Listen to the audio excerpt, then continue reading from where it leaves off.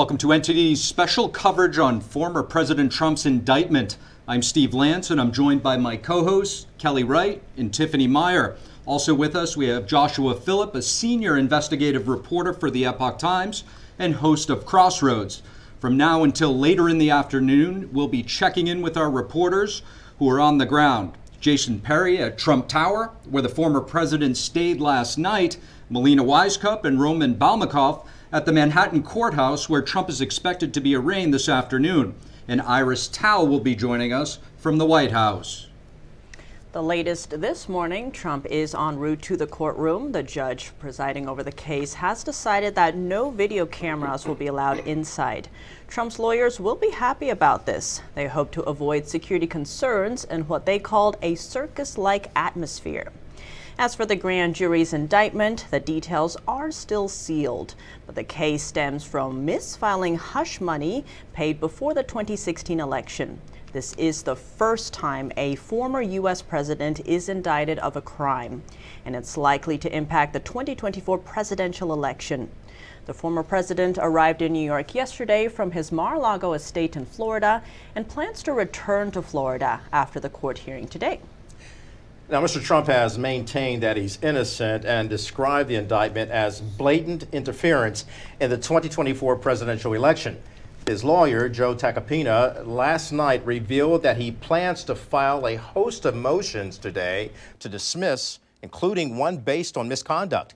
He also told the Epoch Times that Trump is angry, disappointed, and ready to fight. On Truth Social last night, Trump went on the offense against Manhattan District Attorney Alvin Bragg once again. He accused Bragg of leaking details about the indictment. A few sources report that there are 34 counts for falsification of business records. It all stems from DA Bragg's investigation into the $130,000 of hush money paid to adult film actress Stormy Daniels in 2016 to keep her quiet about a purported affair. The DA says the Trump organization misclassified the payments and is seeking to prosecute this as a felony. And before we get into more in-depth analysis, let's hear now from NTD's Jason Perry, who was at Trump Tower this morning. I'm here right outside of Trump Tower, where former President Donald Trump spent the night last night as he prepares for his historic day in court. This is the first time in U.S. history where a former president is facing criminal charges. The Manhattan District Attorney Alvin Bragg is a Democrat, but prosecutors say the charges are not politically motivated. We talked to some people walking by to see what they think. I think he should be prosecuted because he's a normal citizen, so I don't think it's politics, it's just the law. Nah, politics are definitely part of it, but politics are part of everything. We need to get politics out of everything. I'd like to think they don't. I know that the polls that were released yesterday seem to think that a large majority of Americans do think politics are engaged, but I would say minimally in this case, I would think they would, and I would hope that the Manhattan DA's office is looking much more at the facts of the case. After Trump appears in court today, he's expected to return to Florida and hold a rally. NTD will live stream the event. Well, that's all we have for now. Back to you in the studio. All right, thank you for that report. So here we are on an historic morning, an historic day, the unprecedented. We've heard this a lot through the Trump presidency, if you recall, that he did a lot of unprecedented things. This moment in history is unprecedented. The fact that a former president of the United States has been indicted and is facing arraignment in a Manhattan courtroom. Josh, you're here with us today. Weigh in on this for us issue. What's your perspective as we're seeing this history unfold today, and what does it mean for America? Well, you know, for the United States, this actually means quite a bit. A lot of people, and I would agree, believe this is a crisis for the Republic and what the Republic stands for. Keep in mind the way that we know that past empires fell. The United States, of course, was formed heavily after the Roman Empire. Around the time of the founding was written the book, The Decline and Fall of the Roman Empire. And typically, republics fall from first a republic to a democracy to a tyranny. And you could argue America is on the way to that. Let me explain. So a republic is defined by representative democracy. We have people who represent us in the democratic process, who cast the votes and so on. The concern is that once the representatives no longer represent the people, you start having mob rule. You start having unions and parties and so on, because I'm not going to go to the local governor office every day and listen to everything being said and cast my vote every single day. Typically, groups take over that, and that's what happens with really pure democracy. The concern then is what happens when you go from a democracy to a tyranny. And that's usually when the boundaries that separate the branches of government become dissolved. For example, the fall of the Roman Empire was slated as, one of the main ones being once the legal system became politicized. Because as soon as the legal system becomes politicized, as soon as the Senate becomes pretty much controlled under the centralized power, the divisions of power become annihilated, and you're left with a tyranny. And when it comes to the United States right now, this is what a lot of people believe we're facing. And this is what Trump is saying, right? That you have the Democrats who've taken over mostly the three branches of government, and including, unfortunately, the legal systems. And that's why they're saying this looks like it's politically motivated. That is, I think, the crisis that America is facing as a republic. That's really a mouthful, and you're talking about the historical aspects of this. And if you just look at the fact, the irony of this is that in 1789, George Washington, the first U.S. president, was actually inaugurated at Federal Hall here in New York City, which is now near the Ground Zero location, which, of course, there's a wonderful church there that survived that attack. But can America survive this attack on democracy? The world is watching, and integrity is on the line. I think a lot of our adversaries are watching to see what is the integrity of the rule of law. Will America be able to stand up? And this indictment, does it mean anything in terms of the guardrails of our democracy of which you speak? Well, you mentioned a lot of nations are watching this, and that's another really key thing that's taking place, because America represents something on the world stage. Even if a lot of Americans don't feel that anymore, and as much as we might criticize our own government, and as much as we might groan when we pay taxes, I know I do, America still stands for something. And when people look to America, they think rule of law, they think fair elections, they think free people, they think self-governance, and they think the ability of people to live life as they choose. And when America exports its system, it represents a type of specific order, that we stand against tyranny, that we stand against governments throwing their political opponents in prison. And when Americans are doing something like this now, a lot of countries are watching and they're saying, well, is this legitimate? Is this legitimate, or is this what we were concerned was going to happen here? Is this what our dictator 20 or 30 years ago, with a lot of countries were under communism, is that what our leader did 20, 30 years ago? Because a lot of countries have had experience with this type of thing. The American idea, unfortunately, is under threat, the Pax Americana. And I think the order, the idea of human rights that America brought to the world is under threat. And one last point of that. I think for Americans watching this now, we should understand that things are not past the point of no return. I don't want to be clear on this. There's still, you can still come back, but that's going to be on the justice system. And you do have, of course, House Republicans challenging it, looking into whether, for example, there are political motives in this.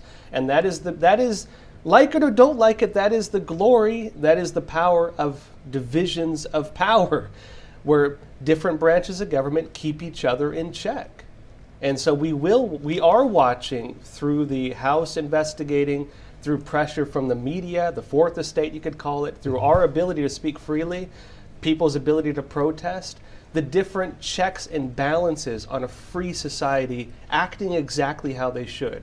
And we will see if this is politically motivated. Joshua, if I could just chime in here and get your thoughts when it comes to the point that you made that, have we reached the point of no return? There are a lot of Americans that are asking if, indicting the former president does indeed pass the Rubicon, if you will. When you look back at modern history, you have General Flynn in Crossfire Hurricane, you have Paul Manafort, a whole plethora of others. If you could just kind of paint that picture for us.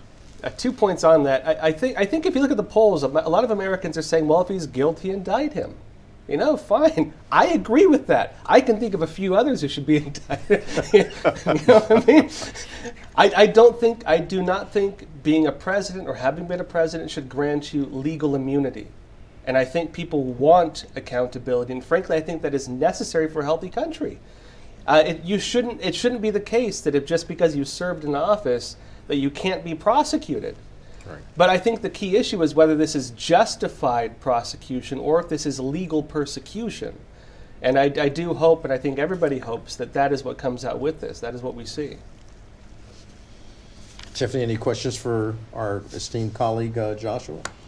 I mean, I am curious how you see this playing out for Trump politically, because it seems just within the first 24 hours of this indictment, he already earned about $4 million in donations for his campaign. Already, yeah. I think now it's growing. past 7. So how do you see this playing out for him? Is he going to come out stronger, or are people not going to vote for him? Well, this is the grand shooting in the foot. I think it's going to backfire on the Democrats with this, because you have to understand what Trump's political message was. Trump's campaign message would be deemed kind of extreme under normal circumstances.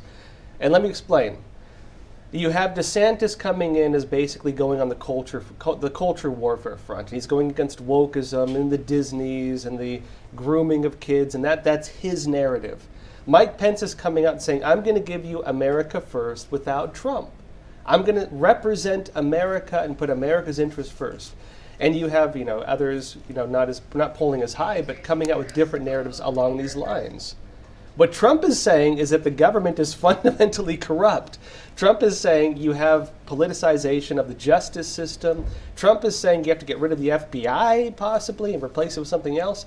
Trump is saying he needs to come in and fire tens of thousands of people to eliminate corruption from within the American government. For a lot of people, that is a very extreme, like it or not, for a lot of people, that is a very extreme proposition. Ironically, what's happening to Trump now is proving him right for a lot of people. And they're saying, well, what you told us, I see it happening right now. And they're taking that as a lived experience of the problem he's warning us about, and he's the only one presenting a solution to it. I do believe this is going to help him very, very much at the polls. Because again, that is his campaign message, that this exists.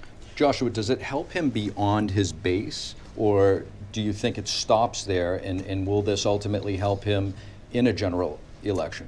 I'm not sure about Democrats. I don't think they're going to budge this, because generally a lot of people who still vote Democrat typically would still believe in a lot of the narratives against Trump anyways, that he was, Trump Russia, even if that was kind of debunked. They would have already believed a lot of other things about him. So I don't know if it's going to budge the Democrats. But when it comes to Republicans, a lot of them were split. A lot of them were going to DeSantis. A lot of them were going to other people.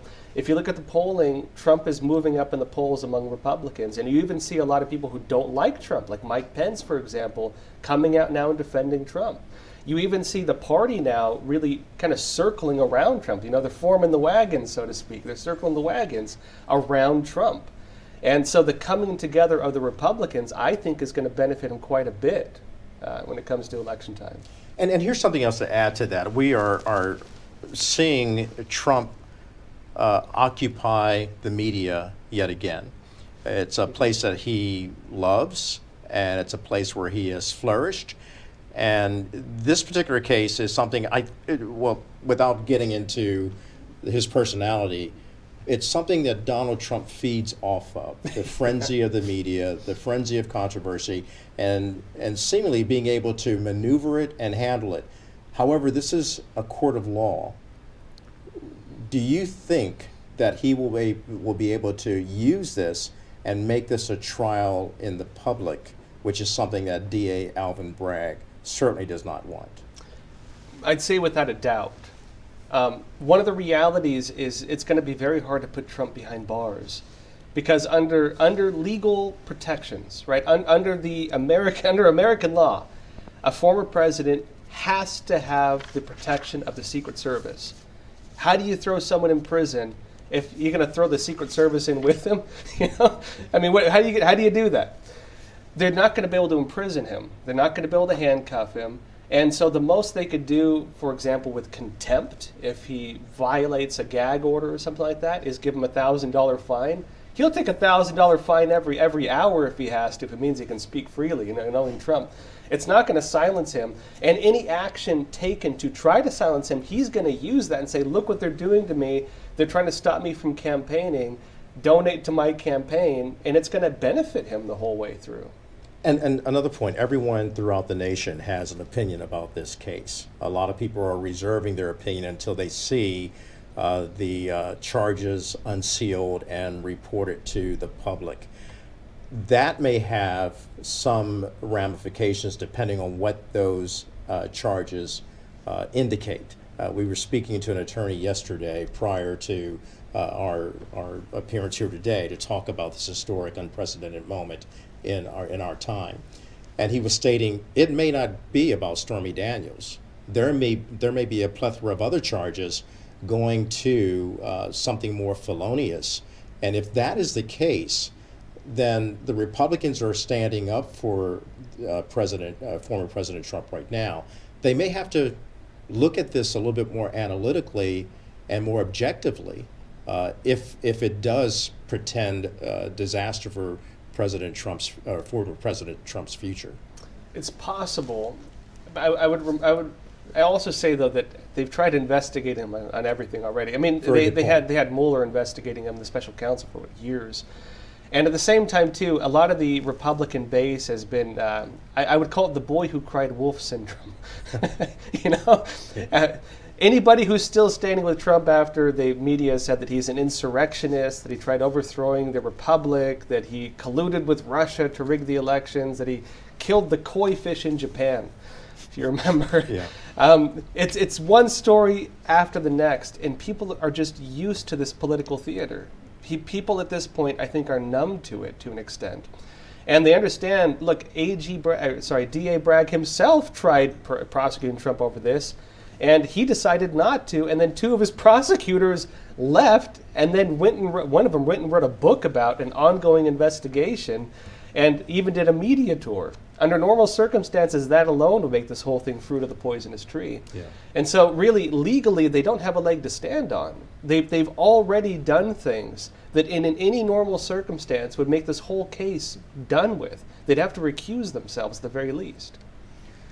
And Joshua, the media, mainstream media, it almost appears that they're framing it in a way that Trump almost wanted the indictment to benefit from. What role does the media play in all of this? Well, so I'd say on two fronts. First of all, I can say, I spoke at CPAC recently. Trump also spoke there. The energy was very low. And I'm just being honest with y'all. The energy was very low. And I know a lot of people who've seen Trump speak recently say that he's much more kind of like down-tone, he's much more calm, and it doesn't have that fire and fury, no, I'm not using that intentionally, but it doesn't have that fire and fury that really defined his 2016 campaign. I think this, ironically, has changed that. Trump is fired up again, as are his supporters. Ironically, they brought back the energy that he had in 2016 through these actions. The other big thing is that when it comes to elected government, right, the way that we engage in our government as a voting populace, right, this is usually formed through debate. And there are usually certain topics that we vote on. We're not voting for a person, we're voting for issues. And normally politicians try to craft those issues very, very carefully, right? It's Queensberry rules. No striking below the belt, no hitting in the eye, no poking in the eyes. And Trump goes out there and calls everybody names and breaks all that. But aside from that point, right? Trump is defining the debate. Normally the debate is things like guns and abortion and maybe taxes. And then there's the cultural debates on the sidelines, which are considered the more extreme debates, like trans rights and so on like that, right? Trump is redefining the issue we are voting on. The issue Trump is defining that we are voting on is government corruption, which is not something I think any of them want to have us voting on, because this is shining a giant spotlight on these issues, not just here in the United States, but globally, and all of this is on the line. America's entire influence, not just its legitimacy among Americans, but its legitimacy on the world stage is on the line with this focus on us. And so there's a lot to lose if this is not done in a fair manner. Joshua makes a very good points that would cause anyone to give pause and think about the ramifications of this historic moment in American history. I want to get back to something else, though, that you stated earlier about America, from my perception of what you stated, is a beacon of hope to the world.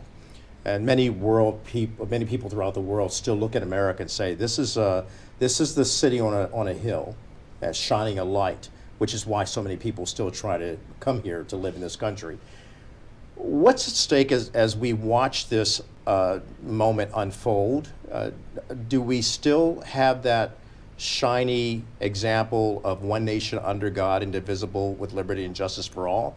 Or as we continue to have this infighting and political division and demonizing each other, does that cause us irreparable harm? I do think it causes, I do think the divisions among Americans is causing us, I wouldn't say irreparable harm, but it's nearing that level. And I think we are at some point going to have to figure out, what we are as a nation. What defines a nation is the harmony of its people and the harmony of people of different viewpoints and different ideas to come together under one common idea. That's the difference between tribalism and an empire, right? Traditionally speaking, if you look at the Roman Empire, if you look at Genghis Khan, and when these guys went and conquered other nations, they often let them keep their own cultures. They often let them keep a lot of even their religions. And so you would have empires with different cultures, different religions, but under one common idea. The American idea was always self-governance and the idea of limited government and the idea of us being able to choose our own destinies. And I believe that this is still why you have millions of people flooding across our border.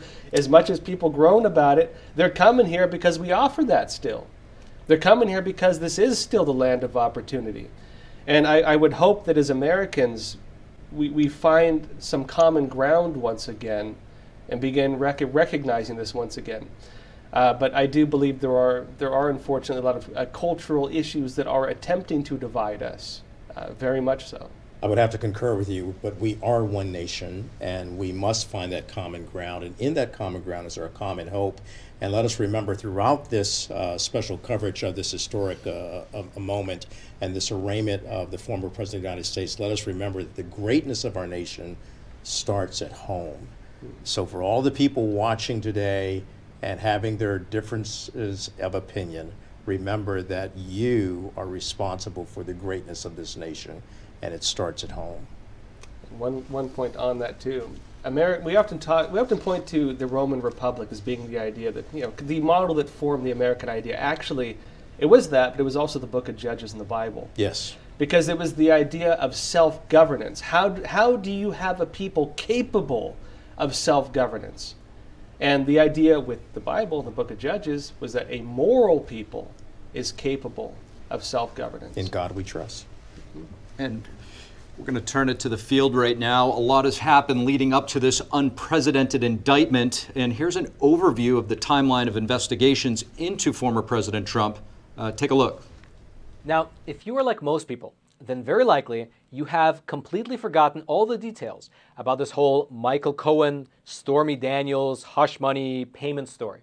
I know that for me, when the Manhattan DA began to float the idea of arresting Trump, I had to go back and refresh my memory about what this whole affair was even all about. And so let me give you a brief timeline of events in order to jog your memory regarding what these criminal charges against Trump are really all about. Let's start all the way back in the year 2006. While Donald Trump was already married to Miss Melania, a woman named Stephanie Clifford, who goes by the stage name Stormy Daniels, she claimed that her and Trump had an affair. Now, whether this really happened or not, well, that's quite frankly anyone's guess. But that's the allegation, at least, that in 2006, Donald Trump had an affair with Miss Stephanie Clifford somewhere in a hotel room in Lake Tahoe. Then, around that same time period, from 2006 to 2007, another woman named Karen McDougal, who was a former Playboy playmate, she claimed that her and Donald Trump also had an affair. Again, whether this is true or not is anyone's guess. For his part, it's worth mentioning that President Trump denies that either of these two affairs took place. But regardless, that's what the women are claiming. However, at this point, in 2006 and 2007, these alleged affairs are not publicly known about. This is just when the women alleged they took place. Then we fast forward the clock to the year 2011. That was when a magazine called In Touch Weekly interviewed Miss Stephanie Clifford about her alleged affair with Donald Trump. However, after conducting the interview, In Touch Weekly wound up not publishing the article because at that time, Donald Trump's lawyer, Mr. Michael Cohen, he threatened to sue the magazine if they did. He threatened to sue them if they published the story, and so they wound up killing it instead. Then we fast forward again to the year 2016. The presidential election is in high gear. Trump is, of course, the Republican nominee running against Hillary Clinton, and it was at this time that both of these women came back to the forefront. In August of 2016, Ms. Karen McDougal, she sold the rights to her story about this alleged affair to the National Enquirer for a cool $150,000. However, the National Enquirer, they never published the story. That's because this $150,000 payment, it was what we call in the industry a catch and kill agreement. It's where a media outlet buys the rights to a story in order to bury it and prevent it from ever being published, to prevent it from ever seeing the light of day. A later investigation actually found that Donald Trump's lawyer, Mr. Michael Cohen, was coordinating with the National Enquirer in order to bury the story. Regardless, a few months later, still in 2016, Ms. Stephanie Clifford, who is the other woman, she also came out and she began to threaten to bring her story to the public. And this was happening, by the way, right around October, which happens to be just a month from Election Day. And at that time, Mr. Michael Cohen, he arranged a $130,000 payment to Ms. Clifford in exchange for her signing a non-disclosure agreement regarding this whole sordid affair. She took the money and she signed the agreement. Now, what happens next gets a little bit tricky, and what the facts are sort of depends on who you believe. Because this story, about these two women, was buried for about 2 years. But then, in 2018, the Wall Street Journal broke the story and told the whole world for the first time about these hush money payment affairs. However, when the story first broke, Mr. Michael Cohen claimed that he paid these women himself for money that came out of his own pocket. But eventually he reversed himself, and he told the court that he made these payments at the direct behest of President Trump, and that furthermore, he was actually reimbursed by the Trump organization through what he referred to as routine legal expenses. What Michael Cohen essentially claimed here is that President Trump was reimbursing him for these hush money payments through a series of $35,000 checks. And the way that these checks were at least allegedly sent is that Michael Cohen, he would send in monthly invoices to Trump's company for a quote-unquote retainer fee, and the Trump organization would, in turn, send them checks and account for this payment on their books as a quote-unquote legal expense. Michael Cohen was eventually sentenced to several years of prison for tax evasion, bank fraud, and campaign finance violations. However, despite the fact that Michael Cohen admitted to making these payments at the behest of President Trump in order to, as he claims, influence the outcome of the election, President Trump himself has maintained his innocence. And in fact, just 2 weeks ago, President Trump released this letter here on social media. It was a letter that was written by Michael Cohen's lawyer, and it was sent to the Federal Elections Commission on February 8th of 2018. And here's what the letter said in relevant part, quote, "In a private transaction in 2016, before the U.S. presidential election, Mr. Cohen used his own personal funds to facilitate a payment of $130,000 to Ms. Stephanie Clifford. Neither the Trump organization nor the Trump campaign was a party to the transaction with Ms. Clifford, and neither reimbursed Mr. Cohen for the payment directly or indirectly." Meaning that Mr. Michael Cohen's lawyer was essentially telling the Federal Elections Commission that neither Trump nor his organization had anything to do with these payments, although of course later Mr. Michael Cohen did change his story and plead guilty. Regardless, though, it is the case that in 2021, the Federal Elections Commission, they wound up dropping the case themselves. Specifically, the Federal Elections Commission, who was interested in whether or not these hush money payments constituted campaign finance violations, they decided to drop their case against President Trump in the year 2021. And at that point, pretty much everyone assumed that the case was closed. A couple of times it came back into the news cycle, but each time it did, the Manhattan District Attorney, who was at first Mr. Cyrus Vance and then later Mr. Alvin Bragg, they both said that there was not enough evidence for an indictment. However, despite these earlier assertions, and despite the fact that the case was dropped at the federal level, just earlier this year, the new Manhattan District Attorney, Mr. Alvin Bragg, he revived the case, he assembled a grand jury, and he has now indicted President Trump. And so that brings us perfectly back to the present day, wherein President Trump is in court, getting arraigned, and hearing the charges that have been filed against him. And moving forward, the two questions which will likely need to be answered will be, for one, whether there was indeed bookkeeping fraud on the part of the Trump organization, and that secondly, whether or not that alleged bookkeeping fraud was done in service of hiding campaign finance violations. We'll just have to see how this case plays out over the coming days. Excellent analysis right there. And the latest updates fold under this. Former President Trump should be leaving the Trump Tower any minute now and make his way to the Manhattan District Attorney's office for processing. His arraignment is set for 2:15 this afternoon. but he'll likely arrive at the courthouse around 1 p.m.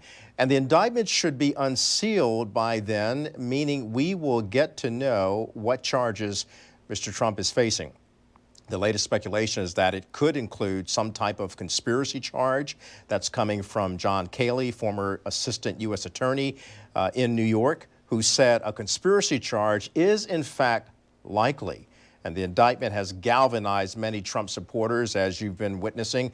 Jason Miller, senior advisor to Trump, announced that Trump's campaign has now raised a record $7 million in just 3 days since the news of his indictment.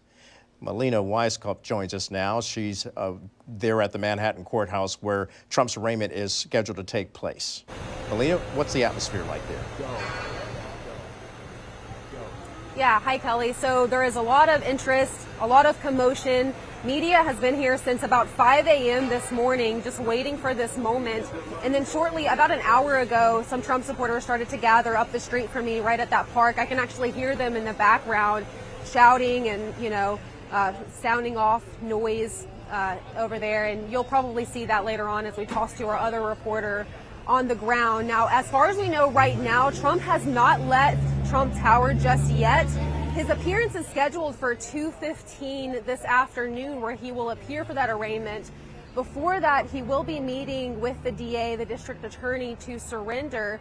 But as for how all of this will play out, optics-wise, it's still unclear because this is unprecedented. For example, we know that the certain procedures that court officials will be making, some of them may be skipped. For example, Trump's lawyer says that he's not expecting Trump to be handcuffed, as would usually happen in these types of cases. Now, as for the case itself, well, as of right now, Kelly, it's still unclear exactly what charges former President Trump is being charged with. We know there were media reports floating around last evening and this morning that he could be charged on more than 30 felony counts related to campaign finance violations, although NTD cannot officially confirm that until we get that official document from the court.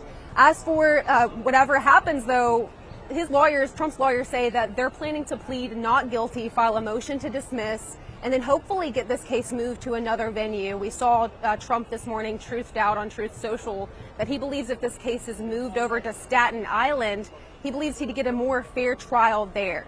Now, I want to bring you inside the courtroom for a moment. So Judge Merchan last evening ruled that no broadcast organizations will be allowed to do live broadcasting to film the arraignment itself. However, there will be still photographers allowed to take photos at the top of that arraignment. So that's what we can expect to see throughout the day. As of right now, we have not heard that Trump has left Trump Tower. So we'll be on standby here and providing coverage for you throughout the day. Melina, we appreciate the update, and joining us now is former Assistant Attorney General Jeff Clark for legal analysis right now. And Jeff, what are some of the things that we know and maybe things that we'll see as all of this unfolds today? Well, I think one of the key points was just made by your commentator on the ground there that we have to see the indictment before we can really get into the details. But I think one of the things that emerged overnight is that there's a serious issue here about the judge's impartiality and whether the ethics rules here should require his recusal. If you'll bear with me, I'll actually explain to you why I think that the judge should recuse himself here. And that's based on the fact that his daughter represented the Kamala Harris campaign, and then she has a political company that represents the Biden-Harris campaign, right? And obviously this action is one that, directly is one that would benefit Biden and Harris if they wind up as the Democrat candidates against President Trump, right? Anything that damages President Trump, the presumptive front runner of the Republican Party, is something that would benefit President Biden and would benefit the judge's daughter. So here's what the ethics statute says about that. And it says that a judge shall disqualify himself or herself in a proceeding in which the judge's impartiality might reasonably be questioned. it just right there, I think the judge's impartiality could reasonably be questioned because his daughter would stand to benefit if Joe Biden and Kamala Harris were reelected.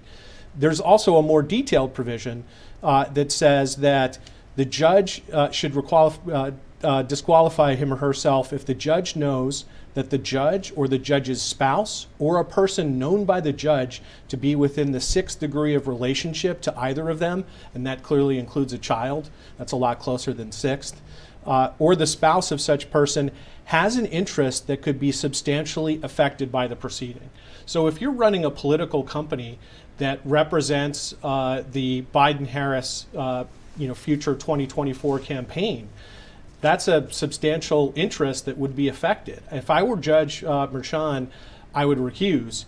And if I were President Trump's counsel, I would advise that they file a recusal motion and preserve that for future appeal, even if Judge Merchan denies that.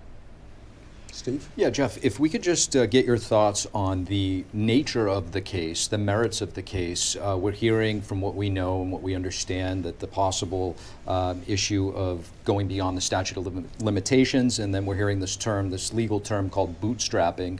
If you could put that all into perspective for us and just, let us know what your thoughts are on that. Sure. So the merits of this, I think, have been in doubt, Steve, for some time based on the leaks that have come out. Again, we're going to have to see the indictment itself before we can get into precise detail. You mentioned the issue of the statute of limitations. It seems as if this case is time barred, and there's going to be some kind of argument, we anticipate, that the statute was told because of Trump being outside of the state. I don't understand how that argument's going to work, given that Trump was not outside of the state sort of continuously. I mean, he has Trump Tower. I believe he's visited the state in the meantime. I'm going to really be interested in what the paragraphs of the indictment, and many have said they expect it to be a speaking indictment, say about the issue of the statute of limitations. I think that's a big problem.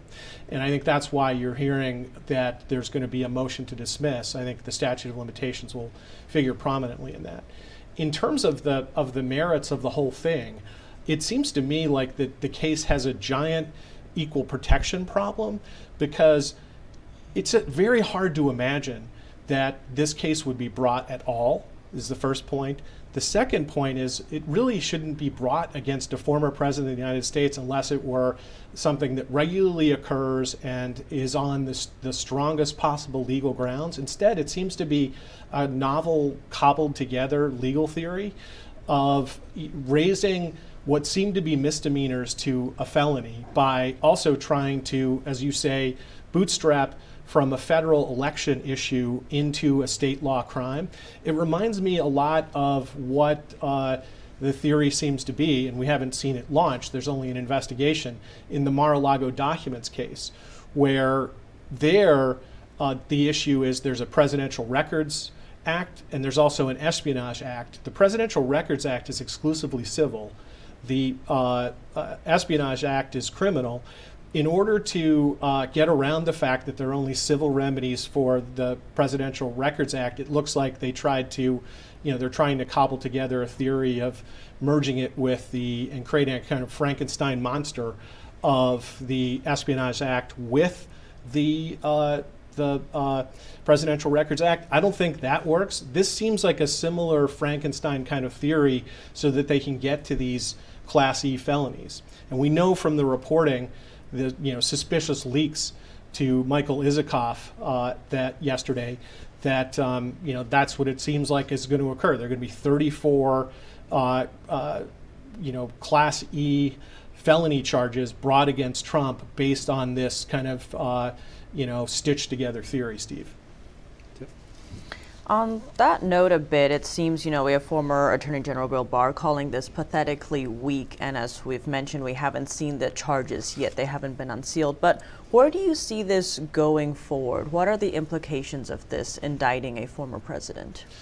I think, Tiffany, in short, that it's, it is banana republic level. It is something that should be beneath the United States.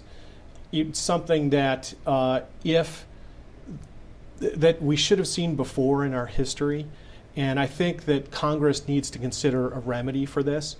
Alvin Bragg has been pushing back on, requests for documents and potential testimony by Jim Jordan of the House Judiciary Committee, saying, this is a state matter, but out, essentially.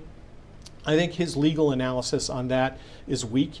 And I think that because it looks like this is a selective prosecution that is singling out President Trump and candidate Trump, that it raises, as I said, serious equal protection issues, which are issues under the 14th Amendment of the Constitution. So, I think it's outrageous, and I think the implications are to make the U.S. increasingly, a place where there have been a degeneration of our political norms.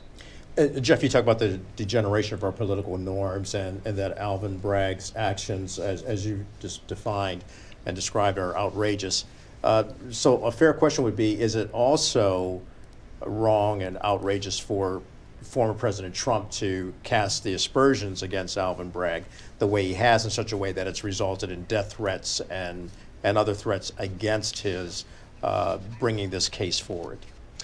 I don't think that anyone would endorse violence, and I don't think that President Trump is endorsing violence. I think that President Trump is roll up his shirt sleeves, get into a political scrum kind of a president and candidate. I think that he sees that political hardball is being played against him. And certainly in the media, MSNBC, CNN, he's constantly being attacked. On social media, the level of attacks on him are very strong. So I think his first instinct is to push back in kind. But I don't think that he's remotely calling for violence. And, I think that these issues of threats, they occur on both sides. I know that, as a result of my work for the administration, and in particular issues that I touched about the election in 2020, that I've received death threats. I received a death threat, for instance, that I should go to the Pine Barrens in New Jersey, and there I would be chopped up into little pieces, right? I don't think that President Biden would endorse that. So I don't think you can kind of connect those two things as I kind of flip that around to President Trump. I think President Trump is a rough and tumble politician, but I don't think that he would ever endorse violence.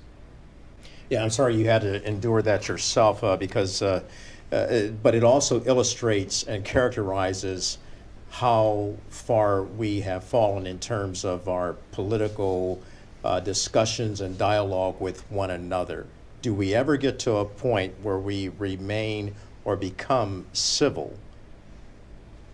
I think that that is the goal, Kelly. I think we should try to return to civility. Historically, though, I would say that things have been rough and tumble going back to the age of the framers. Indeed. I mean, if you read some of the press fighting back and forth, or the fights between Adams and Jefferson, it estranged them for a long time until they got closer to the end of their lives, and then they reunited and returned to being friends. So I think that there's a tendency to romanticize the past, but I do think that we should have a more civil era. And that's not to say that politicians shouldn't defend themselves in forceful terms, yeah.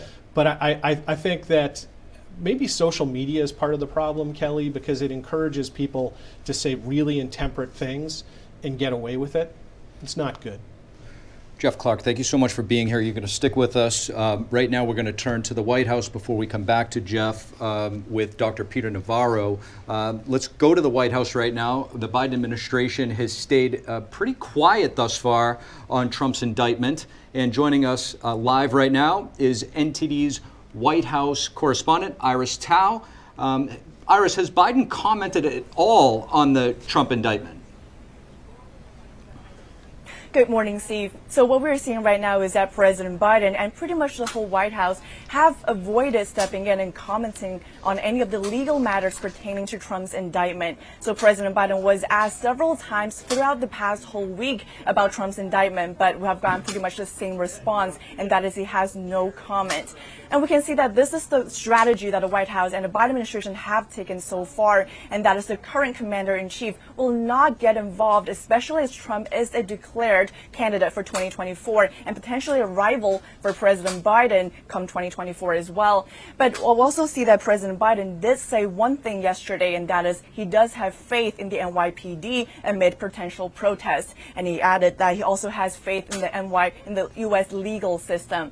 And meanwhile, we also see that other potential 2024 contenders have been speaking out, especially on the GOP side, and most of them are rallying behind Trump. We see that Florida Governor Ron DeSantis said that this is a flimsy prosecution against a former president. And also former Vice President Mike Pence also says that the majority of the American people do see it as a political prosecution. And we also see that at the White House here, the White House press secretary will hold a press conference this afternoon at 1:30 p.m. So we do expect to see more back and forth on this topic, and we hopefully will get more comments on that. Steve. Thank you for that, Iris. Joining us next here, we're happy to have former Trump senior advisor, Dr. Peter Navarro, who's Trump's chief China hawk and author of the book, Taking Back Trump's America. Peter can also be found at peternavarro.substack.com. Peter, from the lens of not only a scholar and a former Trump administration official, how are you viewing this indictment from a legal standpoint? It's pure persecution that stems from the clear weaponization of our government for partisan purposes. Jeff Clark knows that well. I know it well.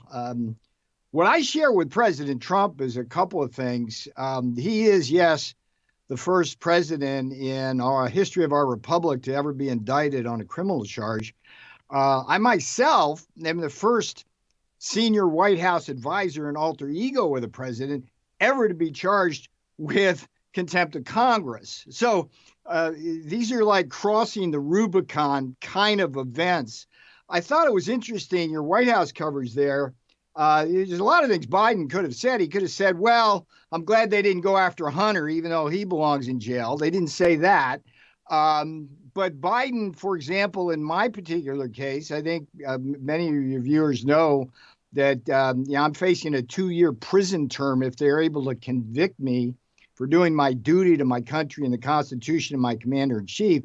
But during my prosecution, the Biden White House intervened heavily because they sent a letter from their White House legal counsel at a critical period trying to strip President Trump and myself of executive privilege. And executive privilege, just so your viewers understand it, is something that goes back to the days of George Washington. It's a institution in this country designed to enhance effective executive decision-making by ensuring the separation of powers. And of course, Biden has attacked that one head on. Today, look, one of the things I want to just warn people about, because I've seen this movie before. I spent 4 years in the White House, and I was with the president on the campaign. I'm only one of 3 senior advisors that can say that. I'm very concerned in both New York and at Mar-a-Lago that there will be agent provocateurs, Antifa, BLM, maybe even FBI informants trying to provoke a crowd to violence. Because one of the Democrats' spins, for example, on the Jan 6 thing, is that somehow we're extremists and we incite violence. We now know, based on very good reporting, for example, from Darren Beatty at Revolver News, and I'm sure you all have covered these issues as well, that there was FBI informants, one or more in the crowd on Jan 6th, inciting people to violence there. So I would urge everybody in MAGA land to stay calm tonight, both in Florida and in New York. If anybody tries to incite violence, take their picture and let's find out whether they're in Antifa, BLM, or the FBI.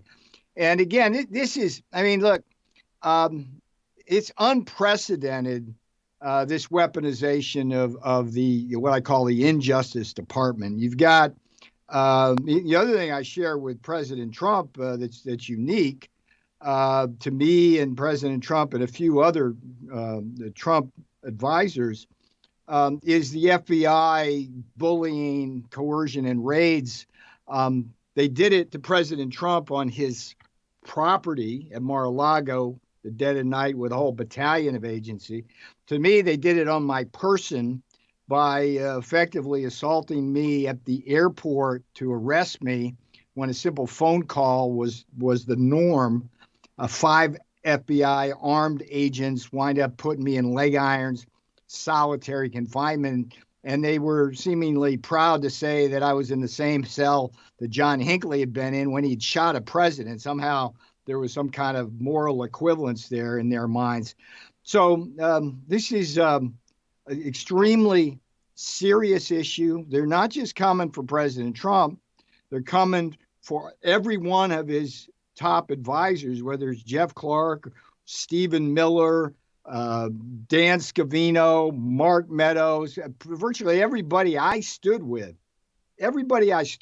fighting to create jobs at the White House and save lives during the pandemic has been under some kind of judicial assault by the Democrats in Congress and or the White House and their Department of Justice, subpoenas, arrests, whatever it is.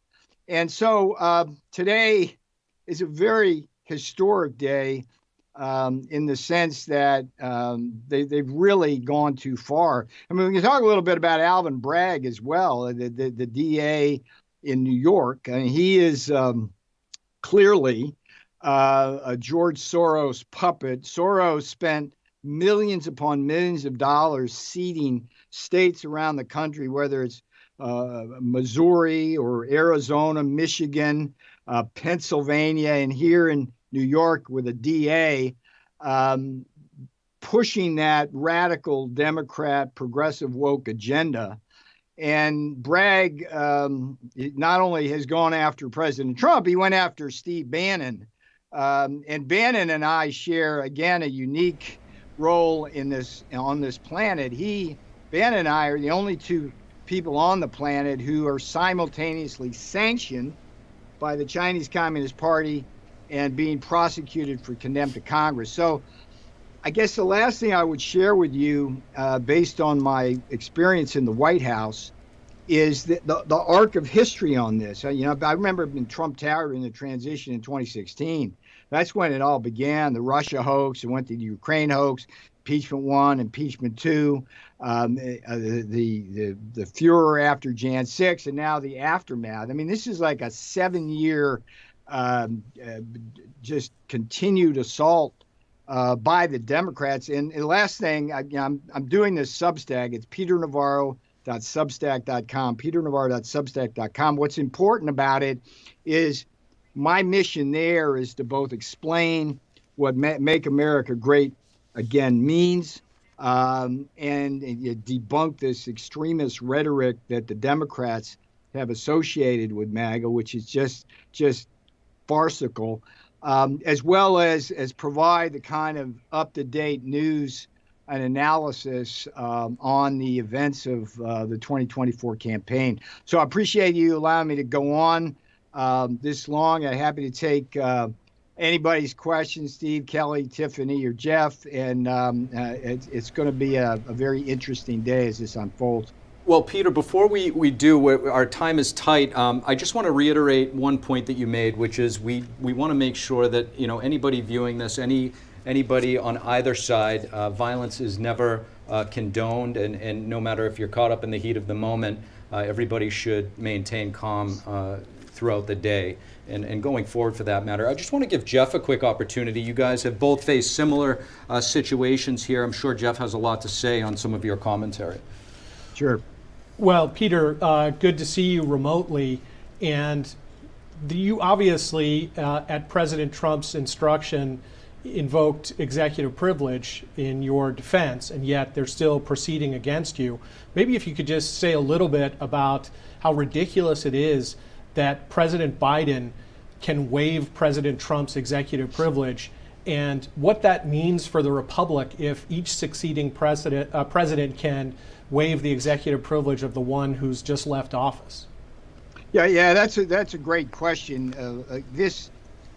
I want to again reiterate what executive privilege means. The word privilege has kind of got a sketchy connotation these days, the way it's been bandied about by the woke left. But executive privilege, again, goes back to George Washington when he was president, and he noticed that the legislative branch, that is Congress, was trying to encroach upon the executive branch's responsibilities. So the principle of separation of powers says that the president himself and his top advisors, who are treated identical to the president, that is as alter egos, have this executive privilege, meaning that they cannot be subpoenaed by Congress to testify or provide documents. That's the kind of essential thing. So to keep that separation of powers, and the Department of Justice, interestingly enough, for more than 50 years, has supported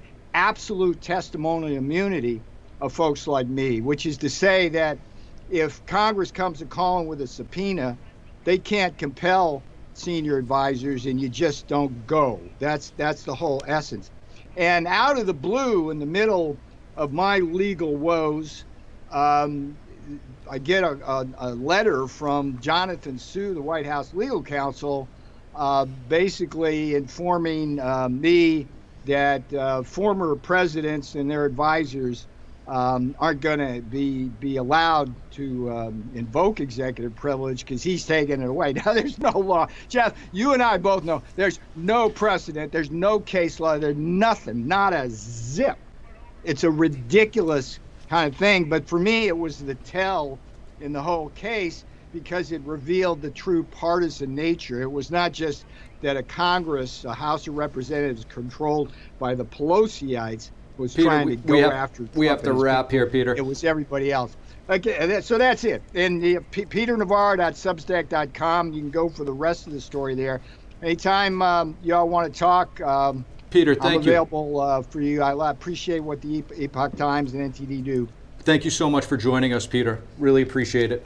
And we asked people in Washington, D.C. what they think of Trump's indictment, and here's what they told us.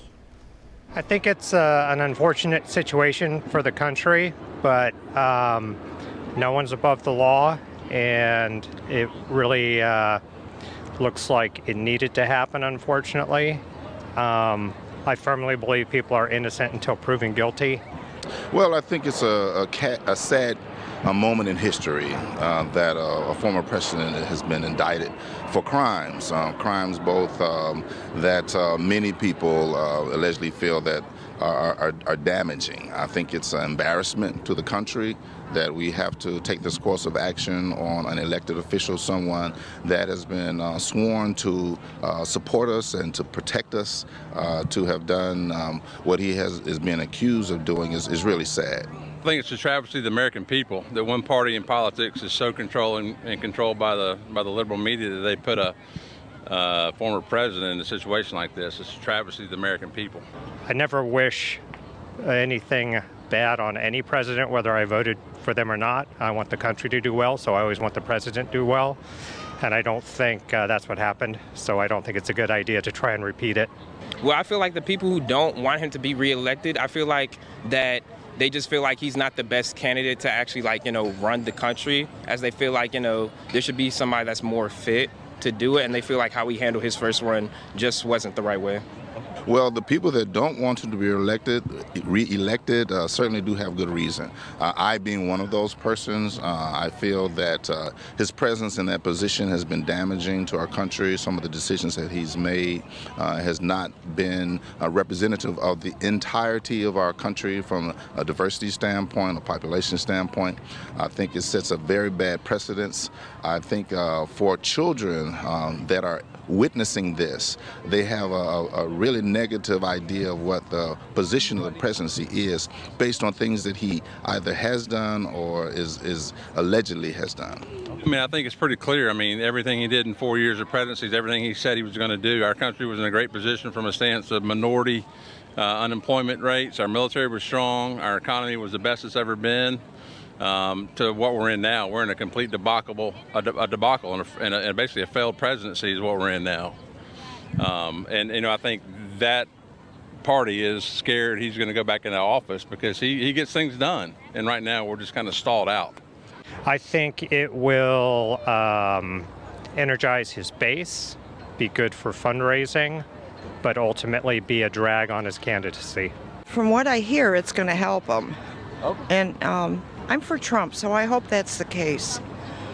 Because they've been after him since before he was sworn in, you know, back in 2016. So, you know, give the guy a break, get off his back, let him do his job. I want to say it's going to hurt him, but I don't really think that it's going to hurt him just the fact that he was able to become president.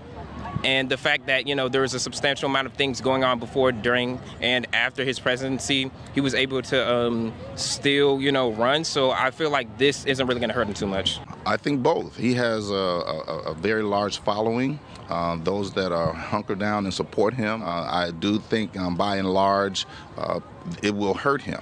I think it will sort of reaffirm what many of us think of him or have thought of him. It's just a sad time in our country's history that I hope we can get past. We've had pretty bad situations in the United States before, but this being one of them as well. So yes, I do feel that it will hurt him in the more general sense, and in another sense for those supporters that he has, which is a very large number of people, millions of people that support him. It'll help that in that regard. I think that where he's currently at is going to benefit him.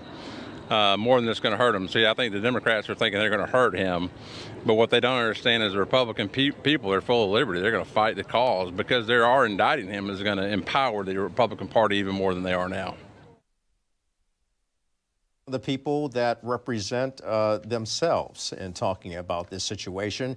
Let's bring you an update now. Former President Donald Trump just sent out his last email to supporters before his arraignment later this afternoon. He wrote, quote, "Today, we mourn the loss of justice in America. Today is the day that a ruling political party arrests its leading opponent for having committed no crime," he states. Trump has also been posting on Truth Social today about the case. He calls the courthouse a, quote, "very unfair venue," and says the case should be moved to nearby Staten Island. Of course, we heard Melina Weisskopf report on that. And now we've heard that the judge who's handling the case, Judge Marchand, could issue a gag order on Trump, preventing him from discussing the case with the public at all. And several of Trump's allies, including Congressman Jim Jordan and James Comer, today voiced their concerns over that potential gag order. And now we go to Roman, who's checking in with Epoch. We're going to check in now with Roman Balmakoff of Epoch TV about the protests that's going on. And he's hosted by Republican Congresswoman Marjorie Taylor Greene, going on near the courthouse. Roman, what can you tell us so far about what the Congresswoman and other protesters are doing? All right, so we are here live in downtown Manhattan. Behind me is what's known as Collect Pond Park. It's where the young Republicans are putting together an event in support of President Trump. We're a few blocks away from the actual site of the arraignment. However, if you've ever been to a conservative event here in Manhattan, you can pretty much imagine what it's like. The ratio of reporters to protesters is about 4 to 1. For every 4 reporters, there's 1 protester. So you get sights of 1 protester standing right here, a hovel of reporters pointing at him. What the police did in order to avoid any kind of security problems is that they split the park in half. On one side of the park, you have anti-Trump protesters. On the other side is the reporters and the Trump protesters. So that's pretty much what it's looking like. Maybe 30 minutes ago, Marjorie Taylor Greene was here giving a speech. Lasted for about 3 minutes. There were sound issues. Then she walked away, got into her car, and drove by. We have a protester here. We pulled him out from across the street from the hovel of reporters over there. What brings you out here today, sir? I just want to tell everybody where the real criminals are. What does that shirt mean? Democrat inmate rhino. What does that mean? I mean, both. It just didn't fit, so I just had to, be creative. It's a debacle shirt. No, I just want to. That's a message. It's not Trump. It's these people right here. What's your opinion of the indictment? You think there's legitimate evidence that there might be a crime, or it's politically motivated, or a bit of both? It's all lies since the beginning. It's all lies. Truth was right since the beginning. Wow. So what do you hope to achieve today? What's the best case scenario? You go there and what? You meet some people, you make a scene. What's the best case snenario? I'm here to support Trump. That's what I'm here for. Thank you so much, sir. All right. So so we'll be in there talking to more people, seeing what their opinions are.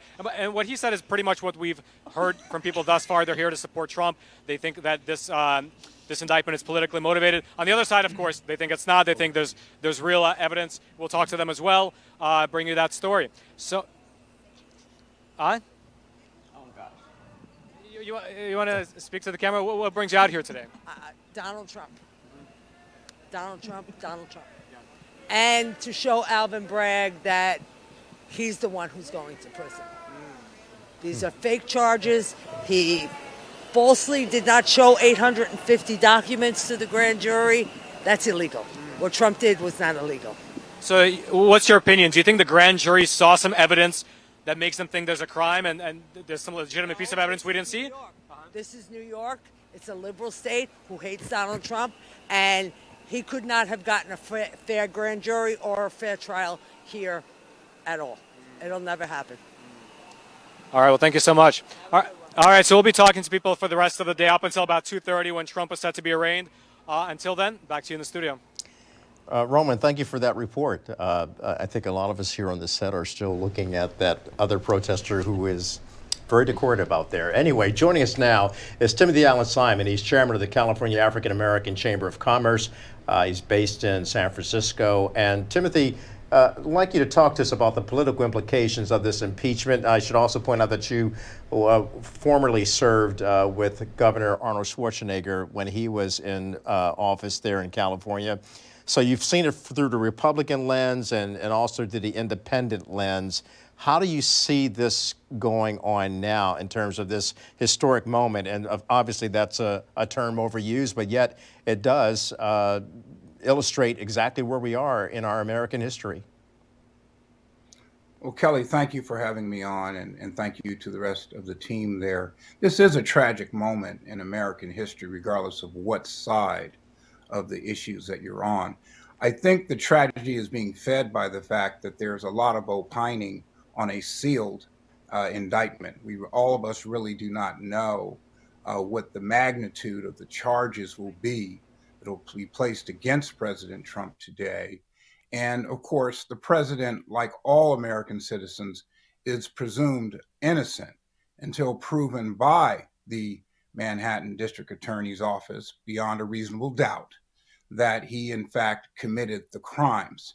I'm hearing a lot about the political side of this, or the weaponization of the judicial or the criminal justice process. District attorneys are elected officials. So you ran for office to obtain the seat. It's not unheard of that politics will come into play. For example, if Alvin Bragg came into office saying, I'm going to be dealing with street drug dealing or violence or whatever the case may be, that is to draw voters. So even for those who are supporting this effort, I think they have to understand that it is very difficult in America to avoid politics, whether you're appointed or elected. It's part of the American process. It's part of our democracy. There is supposed to be blinders. Justice is supposed to be blind and simply looking at the facts and the record.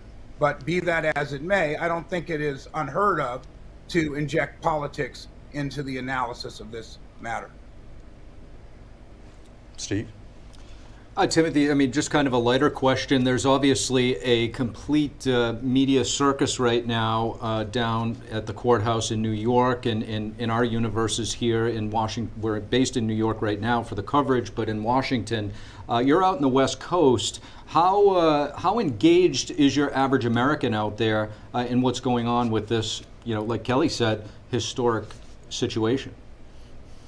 Well, we're a deeply blue state. I think, and there, even though we have solid red pockets within the state, but I think overall there is a heightened focus on this proceeding. This is a precedent.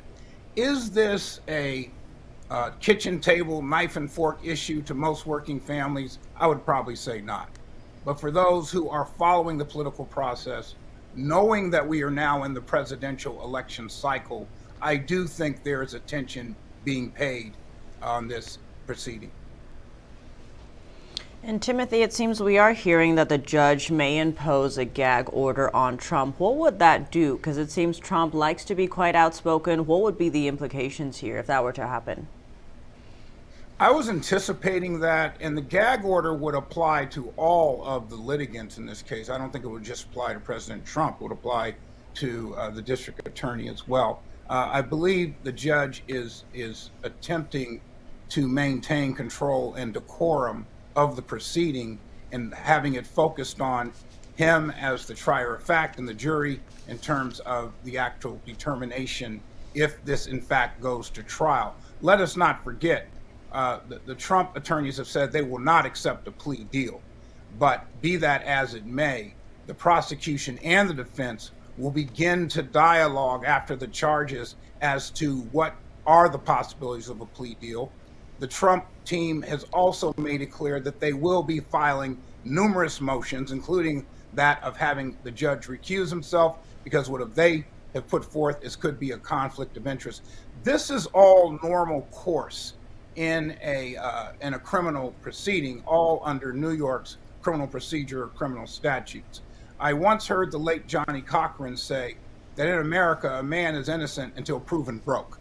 And President Trump has enormous resources. He has proven himself to be one of the best in terms of dealing with allegations or charges being brought against him. I think it's going to be a very fascinating case going forward. Timothy, right here, we're joined by former Assistant Attorney General Jeff Clark. And Jeff, I know you wanted to weigh in as well. And Timothy is one of the brightest minds I know in legal analysis. So anything that you'd like to say to Timothy, please. So, Timothy, don't you think it's interesting that there have been these leaks against President Trump, and then simultaneously the argument that we can't really fully comment on this until we see the indictment, which is undoubtedly true. But whose fault is that? Isn't that the fault of Alvin Bragg for getting things sealed until today? And even then, we don't know for sure that we're actually going to see the indictment unsealed today. What's your view on that? Well, words matter. And for purposes of our discussion, it was a grand jury that indicted President Trump. Now, as you know, as a former prosecutor, there's an old saying that a grand jury can indict a ham sandwich. But, our system of our judicial system is part of us seeking to become a perfect union as the United States. But I do believe keeping the indictment sealed until today, when it will be released, it is said that it will probably be read, was the prosecutorial discretion of Mr. Bragg. And that's within his realm to determine how, in fact, he will progress with the vote from the criminal grand jury to indict former President Trump. Timothy Allen Simon, we appreciate you so much, and I'm sure we will likely be hearing from you again as this historic case continues to unfold. Thank you, Timothy. Meantime, NTD's Melina Weiskopf is at the Manhattan courthouse where everything is about to unfold, and we're following details there very closely. Melina, can you bring us up to date in terms of what's going on there right now? Yeah, Kelly, so from what we know right now, former President Trump has not yet left Trump Tower. What we can expect to see when he gets here could be very similar to what we saw yesterday when he arrived at Trump Tower. So it was a very discreet entrance. The only way that media, although media is, staked up and down this street right here, we may not be able to see him actually enter the door because there could be another entrance that Trump goes in. For example, yesterday at Trump Tower, media was located on one side of Trump Tower. That's where the NYPD had us stationed. But Trump, his motorcade entered from the other side. He briefly waved as he walked inside, so that we could see a similar situation unfold here today when Trump arrives. Of course, the Trump team wants to keep the media coverage on this very low key. They don't want to hype this up any more than it already is. Now, one interesting fact, earlier today we did see Congressman George Santos walk right down the street with a crowd of media surrounding here. He said he came here to support former President Trump. Of course, we know Santos was accused of lying on his resume and, you know, other issues with being untruthful about his history. So that was quite an interesting scene. We'll actually play some of that B-roll for you later when you come back to us in that next hit. So as far as, like you just mentioned, there was a guest on that just mentioned exactly how we will come to know the details of what Trump is being charged with. Because as of right now, like we mentioned earlier and like we've heard throughout this entire live broadcast, those details are still under seal by the DA. And when Trump arrives for his arraignment at 2:15, those details of the charges are expected to be read out loud, and then we will be able to confirm exactly what he's being charged with. Now, it's interesting to see if we could just pan the camera around. I kind of want to show you exactly what we're looking at here. It's an interesting mix of like kind of seeing like the hustle and bustle of the city. So you still have like pedestrians walking down the street. They haven't blocked it off. There's still traffic coming through, so there's still foot traffic, still car traffic. It's just kind of like a little bit more crazy because you have security on one side, you have media, you have protesters, so it's quite interesting. There's the hustle bustle of the city, then you have all of this happening, so it's an interesting mix here, of course, with heightened security. Now, what happened yesterday is when Trump was in his motorcade rolling through the city, they blocked off this, you know, the sidewalk to pedestrians and to traffic, but that only lasted about 30 minutes until Trump very discreetly walked inside. So that's kind of what we're expecting to see play out today. And so you'll find us back here in about an hour or so, and by that time, maybe Trump would have already arrived. Yeah, we're following all of that, Melina. We thank you for bringing us up to date and also panning to show us how it is a typical New York City environment. I've covered many cases there where you're standing, and life goes on. But at the same time, this historic moment taking place, many people are curious and will be there to look and watch and then wait to hear what's in this indictment. But we thank you for bringing us up to date. We look forward and we'll join you again throughout the day. Meantime, joining us now is veteran trial lawyer and former president of the National Bar Association. And she's also quite familiar with the Georgia case that's going on and the other legal battles that are unfolding for the former president. We have C.K. Hoffler joining us right now. And C.K., it's so good to see you, and thanks for joining us at this hour.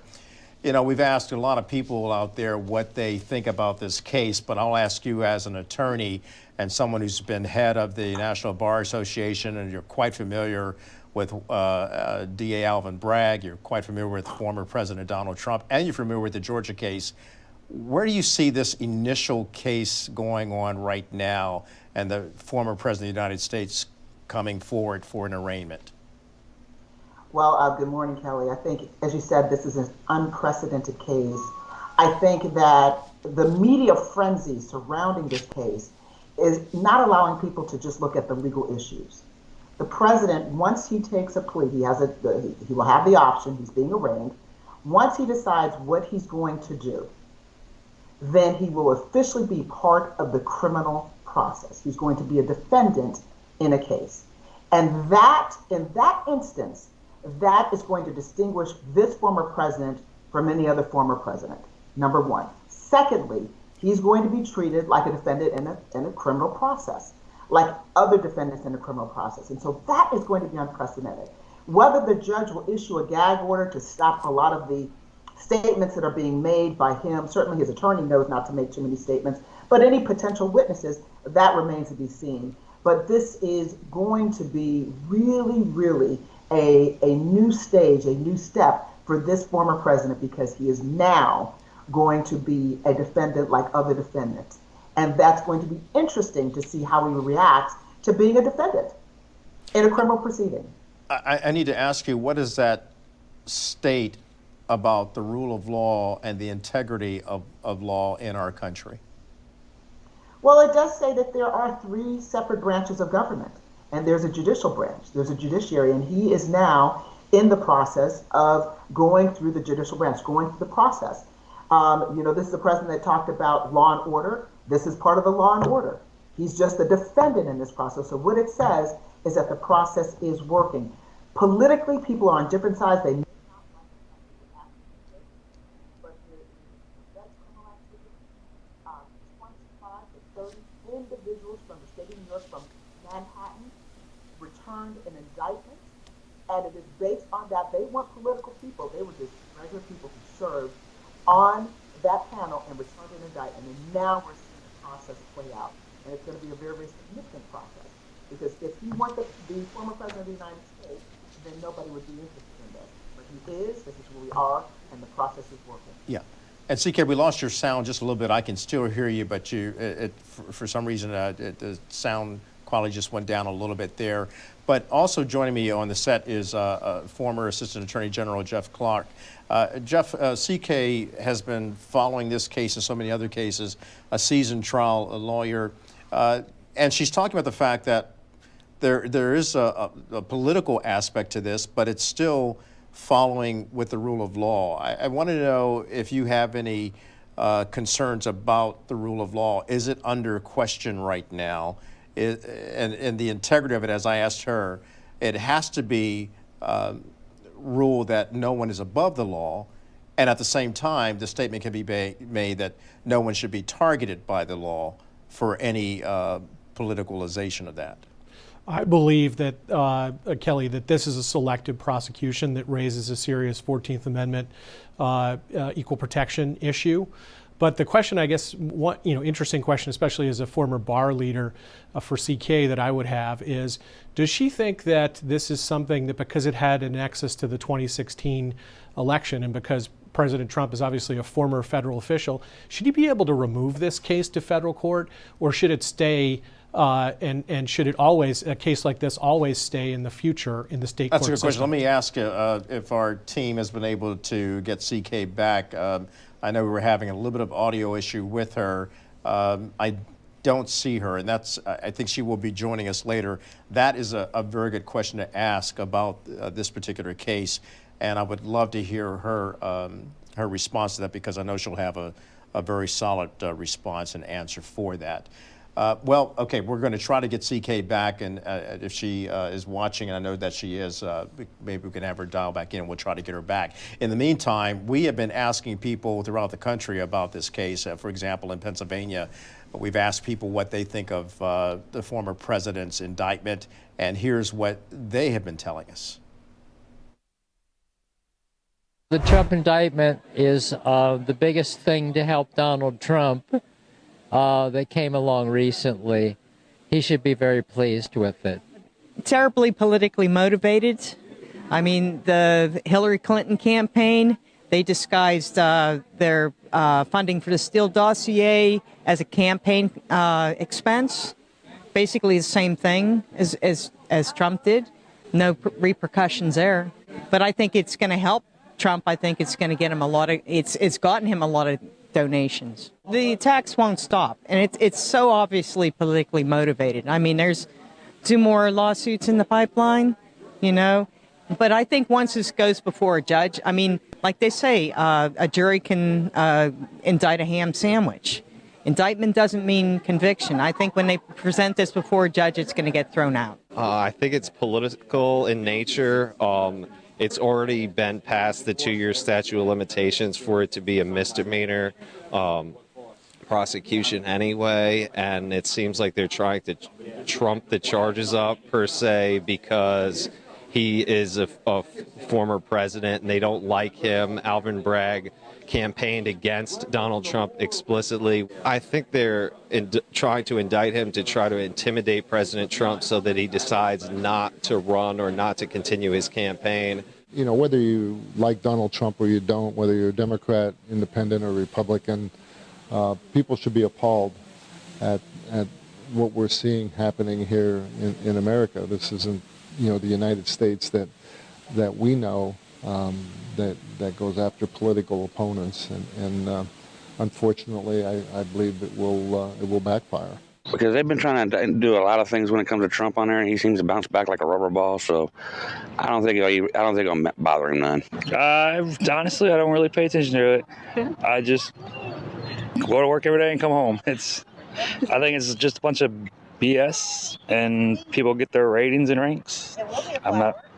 Not really into it. No, I just I'm just a typical person. And I mean, my opinion matters in the long run, yes, but also I feel it doesn't matter. They're going to do what they want, so that's how I feel about it. Well, what do you want to give your true opinion? Like, is there something inside there that you really Want they all go out and get a real job and work for a living and not worry about a big pot of money in their pocket, then they might change their minds on how they do things around here. So do you think Trump will help with that or not? He has in the past, so yes, I would say yeah on that. I mean, I'm looking forward for big changes in the American political system, hopefully. Thank you so much for your time. And what do you do for a living, or what? I'm retired. Yeah. What did you do? I was a pipe fitter. Oh, you're a pipe fitter. Yes. Okay. Thank you so much. Okay. Really. Thank you. NTD is the website. All right. I'll travel around anywhere on the East Coast to see him. He does his all for us. I'm gonna give my all for him. You know, I'm not giving up. We need him back. This economy's a joke. I went shopping last night and I broke my bank account, so feels like the right thing to do. You know, he's got enough supporters, but he could always use more, and it just means the world to me. It makes me feel like I'm a part of something too. He's not the only president that has something against him. Other presidents in line have done things, and they still ran for office. So I feel that this could be a witch hunt. People trying to find things against him so he doesn't run again. And they're trying everything they could to distract him. The community that I'm in, most of them are supportive of him. And I guess everybody's feeling the same way, the tension, the anxiety, the distractions and everything else. And I think we're all praying that everything works out for him, everything comes out good, so that way we could go back to normalcy. He wants to make America great again. And I just think there are some people out there that don't want to see America be great again. And so they're trying to bring him down with everything they can. They're trying to grasp at straws and strings to pull him down. When I was invited to this morning, I automatically came to it. I'm invited to another function tomorrow. I'm gonna go because I love meeting these people that are in support of what I believe as well. We're here to support the President Trump and for what's going on and everything else. I mean, these indictments are a joke. I mean, they said they have 31, but they're not opening them up and looking at exactly what they are. He's definitely going to be going up to New York, and he's going to do the whole thing that they asked him to do. We're giving away hot dogs. They're all the same hot dog. I just came up with some funny names: Trump dog, MAGA dog, super MAGA dog, and then of course the deplorable dog. I don't think they're going to be able to stick any charges to Donald Trump, the Teflon Don. I don't see it happening. They've had 7 years to scrutinize Donald Trump's finances, his business dealings, his partnerships, everything like that. All right, so that's some of the comments from people that we talked to on the streets. It was a little bit more than Pennsylvania. It looked like we had some Florida people weighing in as well. But getting back now to the legal aspects of all of this, which goes beyond opinions and gets right down to the rule of law, is C.K. Hoffler. She is the former president of the National Bar Association. She joins us right now. And C.K., we were talking just a moment ago, and I'm so glad we were able to get you back. So we heard from the various people out there, and as you stated, many people will talk about the politics of all of this, but you're talking about the law aspects of all of this. So let's get back to that point, the law in and of itself. We do not know what these charges will state, but we do know that no one is above the law in terms of following the rule of law. And yet we also understand that people should be not targeted for any legal proceedings based on a political partisan agenda. What do you say? Well, you know, it's great to be back. I say this, you know, the president is about to be part of an official proceeding. No one is above the law. Certainly this is unprecedented, and people are going to fall on both sides of the issue because, let's face it, he's a former president of the United States, and we're in a political climate.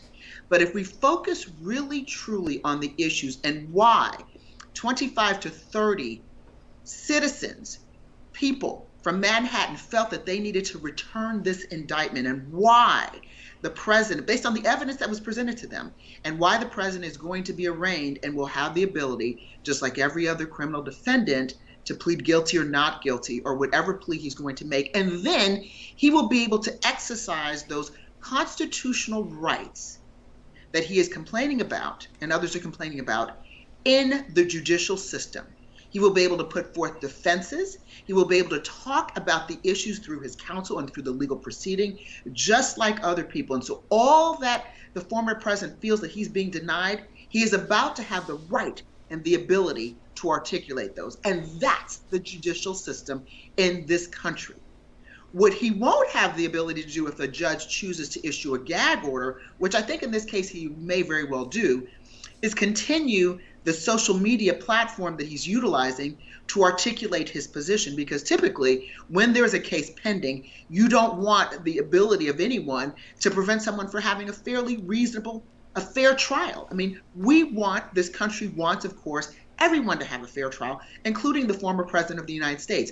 That's not political. That's the judicial system. That's the law.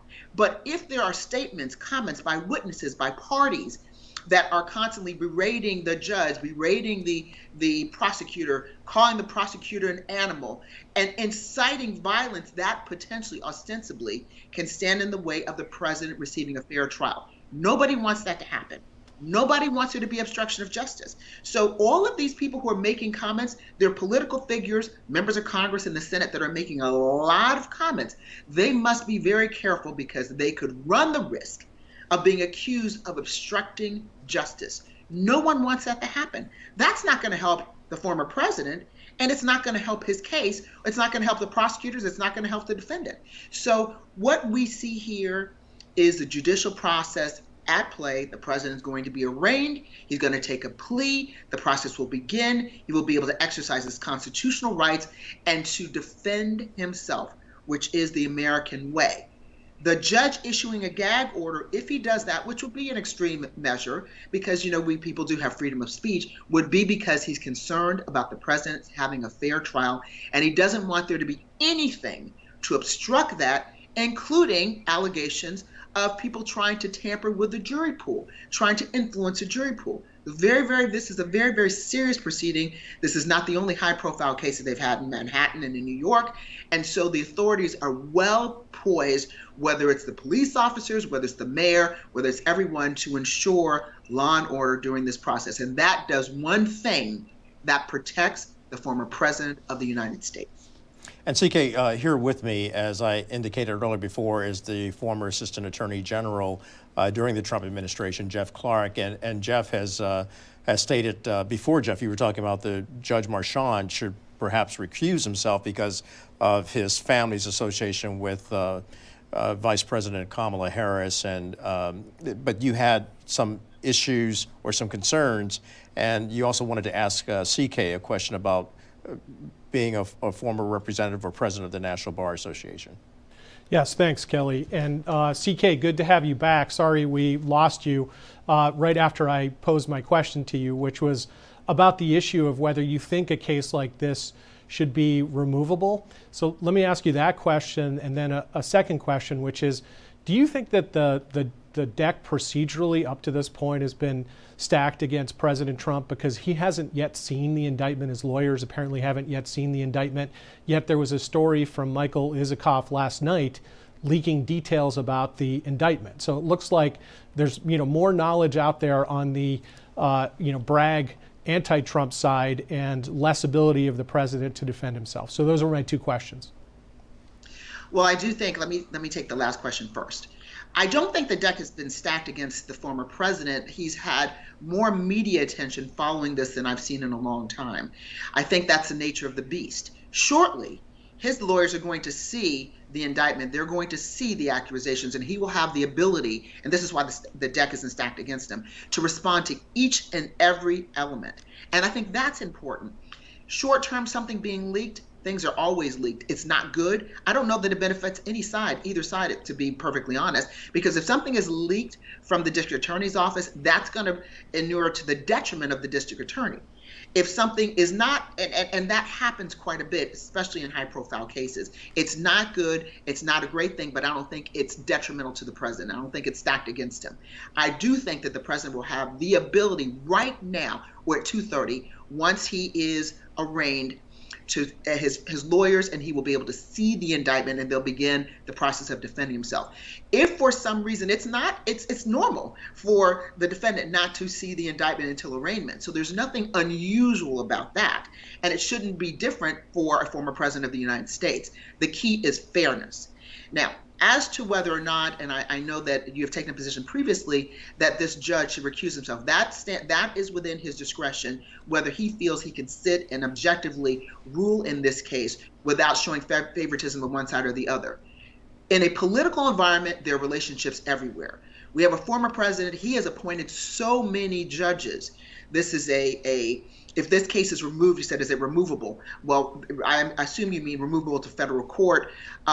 If that were the case, then there would be the same process. In federal court, both sides, whether you're a Democrat or Republican, it'd be luck of the draw who the judge is going to be. The political process is the political process. The key right now, the way I see it, is there's 25 to 30 individuals who had nothing to do with the politics decided on this issue, and that result has been this indictment. That's critical. We vote for our district attorneys in most jurisdictions. We vote for judges in most jurisdictions. That means that people have spoken on these individuals that they've elected in Manhattan, in the state of New York. So we don't need to meddle in that process because the voters have decided. So unless there's something shocking, it can't be a relationship, a political relationship, but something as shocking that would mean that just this judge would not be able to be fair, then he should not recuse himself. First of all, he can't be forced to recuse himself. He would need to make the determination of recusal, but I don't see the grounds thus far, based on all the information that I see and understand to be the case, for him to recuse himself. I do think that the president is going to get a fair shake, and he's going to have ample opportunity right away, right now, today, to begin to mount a very, very robust defense. And this judge thus far on similar issues, and we got to listen to the president's own attorney. The president's own attorney said he felt that there was absolutely no bias with this judge, while he recognized that his client has a right to his own opinion. That's what's important here. If your own attorney is saying that, I believe that that carries some weight. CK, in a short amount of time that I have left, I've got 30 seconds or left, and I asked Jeff this earlier today.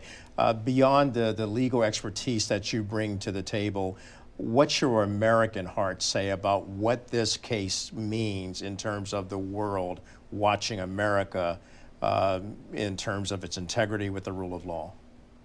You know, as an American, I think this is a sad day. Of course, we have a former president who's being indicted. There's no question about that.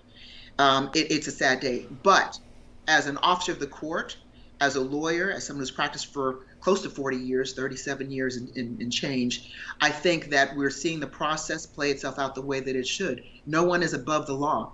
No one is above the law.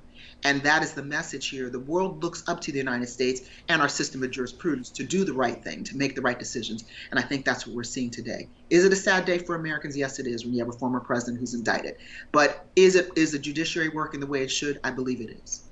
C.K. Hoffler, appreciate you coming on to share your legal expertise and your insights. And Jeff, we thank you as well, former Assistant Attorney General Jeff Clark. Thank you both. And now, before we give you the latest updates, as we've stated throughout the morning, and we've shown you, we've asked people across America what they think of former President Trump's indictment.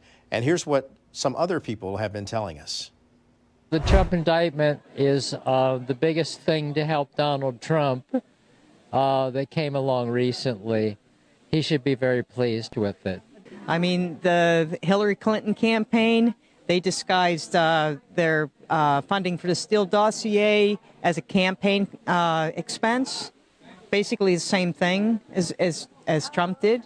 No repercussions there. I think it's going to get him it's gotten him a lot of donations. The attacks won't stop, and it's so obviously politically motivated. I mean, there's 2 more lawsuits in the pipeline, you know.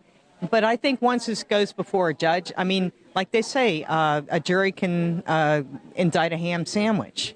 Indictment doesn't mean conviction. I think when they present this before a judge, it's going to get thrown out. I think it's political in nature. It's already been past the 2-year statute of limitations for it to be a misdemeanor prosecution anyway, and it seems like they're trying to trump the charges up, per se, because he is a former president and they don't like him. Alvin Bragg campaigned against Donald Trump explicitly. I think they're trying to indict him to try to intimidate President Trump so that he decides not to run or not to continue his campaign. You know, whether you like Donald Trump or you don't, whether you're a Democrat, Independent, or Republican, people should be appalled at what we're seeing happening here in America. This isn't, you know, the United States that we know, that goes after political opponents, and unfortunately, I believe it will backfire. I'll travel around anywhere on the East Coast to see him. He does his all for us. I'm gonna give my all for him. You know, I'm not giving up. We need him back. This economy's a joke. I went shopping last night and I broke my bank account, so feels like the right thing to do. You know, he's got enough supporters, but he could always use more, and it just means the world to me. It makes me feel like I'm a part of something too. He's not the only president that has something against him. Other presidents in line have done things, and they still ran for office. So I feel that this could be a witch hunt, and they're trying everything they could to distract him. The community that I'm in, most of them are supportive of him. And I guess everybody's feeling the same way, the tension, the anxiety, the distractions and everything else. And I think we're all praying that everything works out for him, everything comes out good, so that way we could go back to normalcy. He wants to make America great again. And I just think there are some people out there that don't want to see America be great again. And so they're trying to bring him down with everything they can. They're trying to grasp at straws and strings to pull him down. When I was invited to this morning, I automatically came to it. I'm invited to another function tomorrow. I'm going to go because I love meeting these people that are in support of what I believe as well. We're here to support the President Trump, and for what's going on and everything else. I mean, these indictments are a joke. I mean, they said they have 31, but they're not opening them up and looking at exactly what they are. He's definitely going to be going up to New York, and he's going to do the whole thing that they asked him to do. We're giving away hot dogs. They're all the same hot dog. I just came up with some funny names: Trump dog, MAGA dog, super MAGA dog, and then of course the deplorable dog. I don't think they're going to be able to stick any charges to Donald Trump, the Teflon Don. I don't see it happening. They've had 7 years to scrutinize Donald Trump's finances, his business dealings, his partnerships, everything like that. And welcome back. Trump is expected to arrive at the criminal court in Lower Manhattan by 1 p.m. As we saw earlier, his supporters and counter-protesters have been gathering in front of the courthouse, along with many members of the media. They swarmed Congresswoman Marjorie Taylor Greene of Georgia after she gave a brief speech. As expected, she calls the indictment a political persecution, twisting the criminal code. She said this is something that happens in communist countries and asked every American to take a stand. The Congresswoman also called the case election interference. We'll check in with our reporter on the ground there in a few minutes. But joining us now is Angie Wong, president of Legacy PAC. Angie, thank you so much for joining us. Thank you for having me. So I heard you made your way through Manhattan to come here. What are you seeing on the ground? What's the feeling there about this indictment? Yeah, no, I'm actually quite surprised how calm Manhattan is this morning. I took a walk around downtown, and yes, the police have their pins up, and there was lots of people there. But generally, since we heard of the indictment last Thursday, New Yorkers have pretty much restrained themselves, right? We haven't seen any riots. We haven't seen any cars burning. So people are taking to media and social media to air their grievances.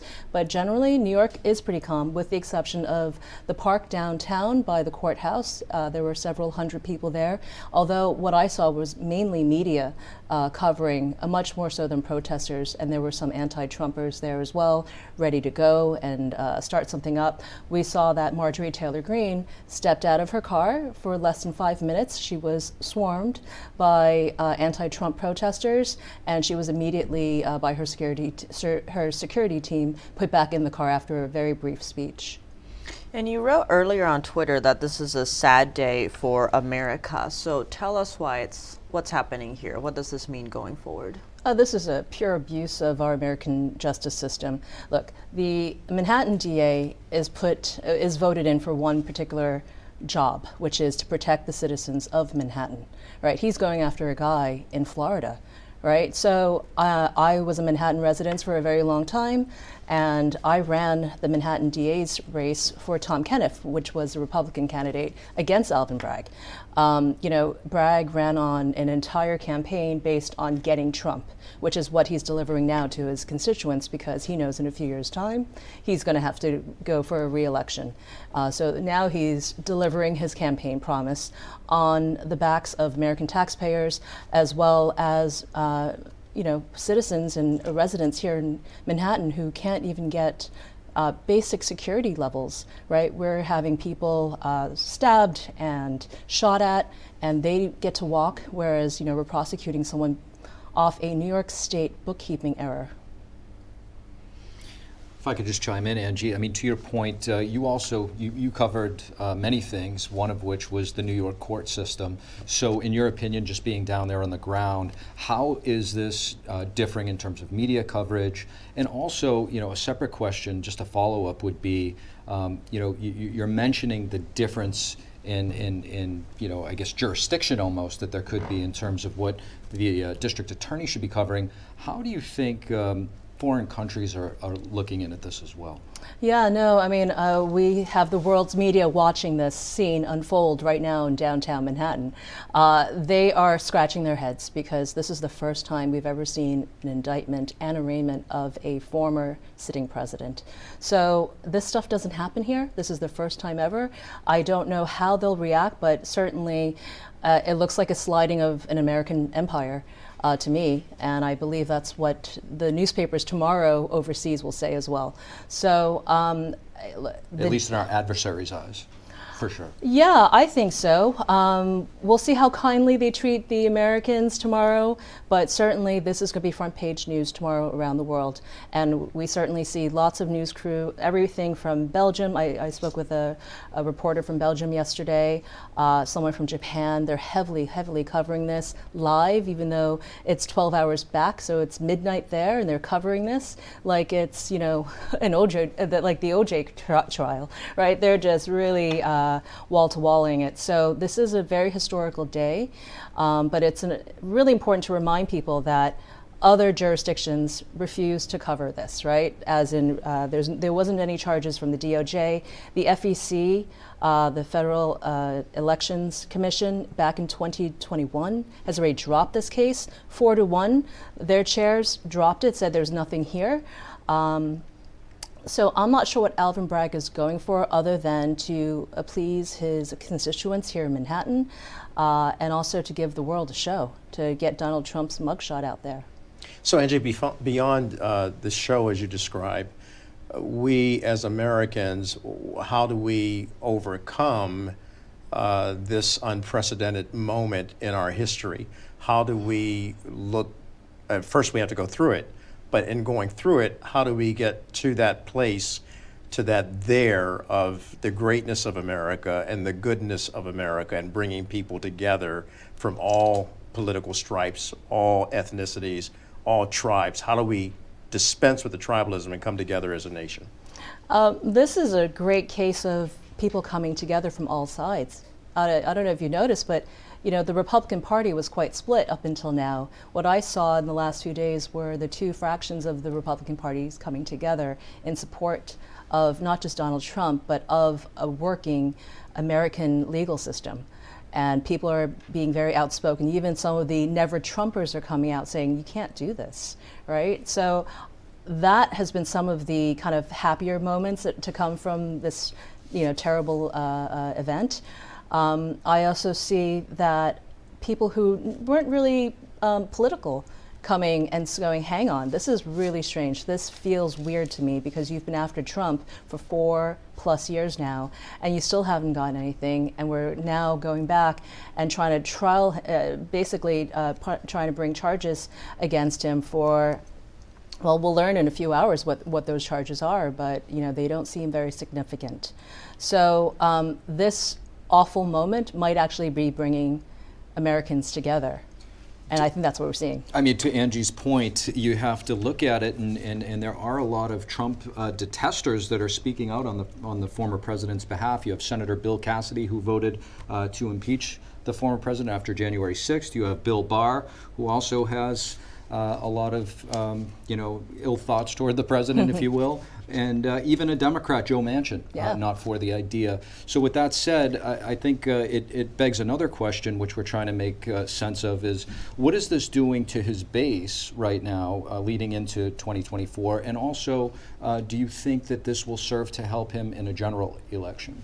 Oh, certainly. I think that his base is always going to be his base, right? There's going to be little movement fractures here and there. But generally, we are in the 24/7 Trump show, all of us right now. And even his opponents who have declared their run for presidency have to talk about Trump, right? So everyone's talking about Trump. And he's going to suck all the media air for the next 15 months, as he did in 2016 and 2020. I think his base is energized. They're ready to go. They've raised $7 million on the backs of the indictment news. And $1 million of that $7 million came from first-time donors. So that, to me, that's great data to have.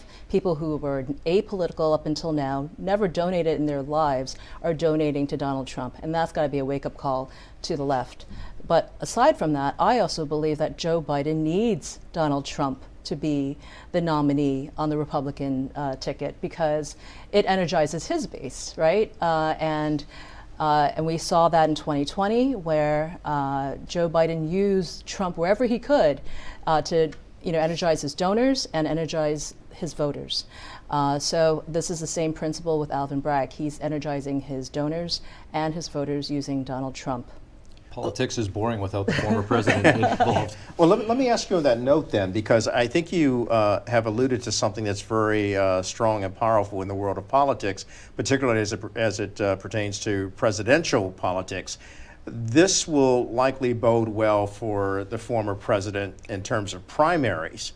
But to your point, how it helps Joe Biden in a general election, the country's still very divided on if they support the former president, and we know that many Democrats do not really support Joe Biden running again. So this really shows us a dichotomy politically. I mean, I can't expect you to read between the lines and forecast the future, but we're really in for a 2024 campaign, perhaps between two men that have not really galvanized all of America. Yeah, it's the same playbook from 2020. We're seeing the same kind of movements, the same kind of structure from both sides, right? Where, as I mentioned, Trump steals the media air. Joe Biden uses Trump to trigger, the Trump derangement that we've seen with the far left, and.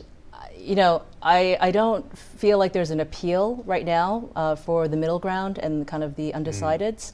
That will have to come with some other campaigning, whether it's the issue of indicting a former sitting president, or maybe it's going to go back to the parents, because that's going to be a big base this round for the 2024 elections. The parents are going to be kind of the sleeping giants here that will wake up and choose a side based on not politics, but schools and their children and their savings. The kitchen table issues. Yes. And yet we have a distraction, a major distraction from those kitchen table issues right now because of what's unfolding here today. Historically, in this country, we've never seen this before, but this doesn't negate what American parents are going through, and that is, how do I take care of my child and make sure that my child gets a great education?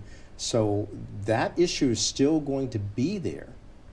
I agree, and this is a nice shiny object to stare at while there's real issues on the ground. We've seen this over and over again. Joe Biden cannot address those non-shiny objects, those real issues at the kitchen table, such as gas prices, egg prices, even schools.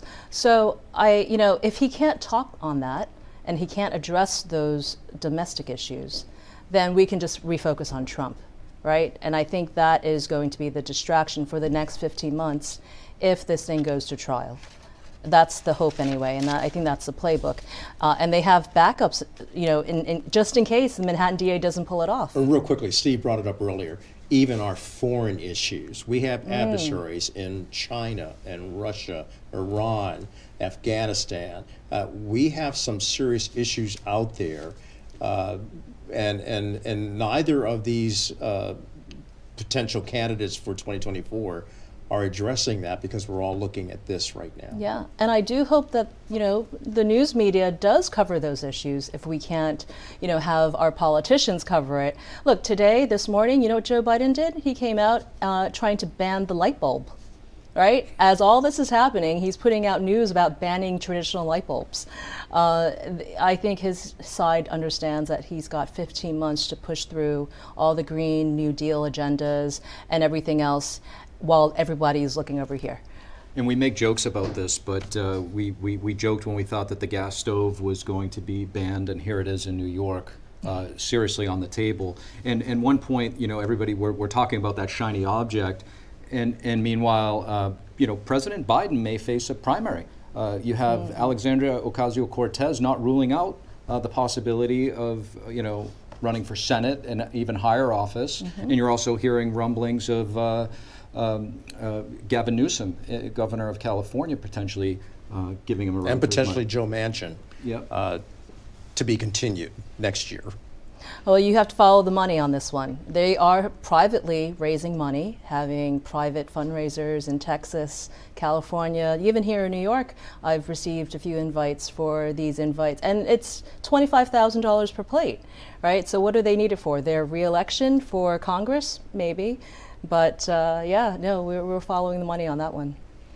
Yeah, definitely a lot of fascinating angles, and we'll be coming back to Angie in the studio. But really quickly, we're going to check in with our Epoch TV host, Roman Balakov, who's at the protest hosted by Republican Congressman Marjorie Taylor Greene, the one that was cut short. Here's him now. All right, so we are here in downtown Manhattan at Collect Pond Park.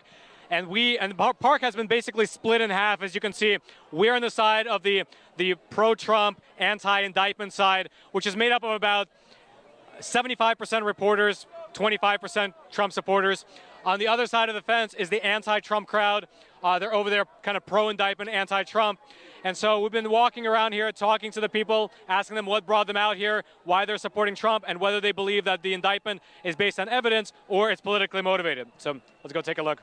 Clearly, to me, this is an unfair political situation where Alvin Bragg, when he was the DA, when he was sworn in, he put out a letter immediately to his ADAs stating that these crimes would no longer be prosecuted, one being resisting arrest.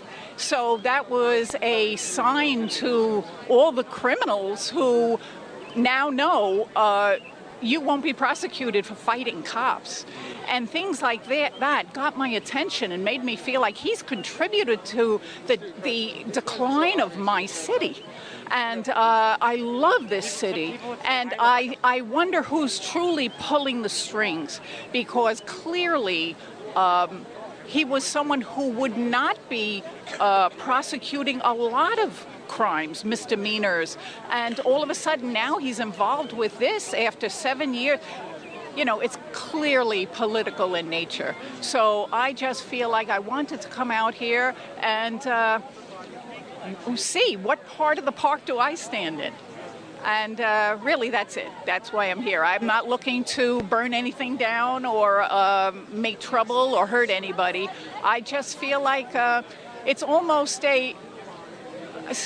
similar to Occupy Wall Street. There are people that I've spoken with who have a lot of discontent about our government, about our local government in New York State.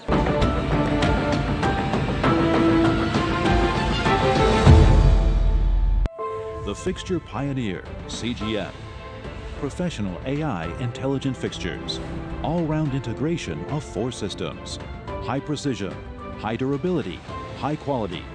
2-micrometer repetition accuracy. More than 80 patent certificates. ISO 9001 approved. Precision clamping to meet your every need. CGM has it all. Pride of Taiwan, CGM. Henry Repeating Arms manufactures a line of classic American-made rifles and shotguns. With over 200 models to choose from and a wide variety of finishes and calibers, there's a Henry that's right for you. Every purchase is backed by our lifetime warranty and award-winning customer service.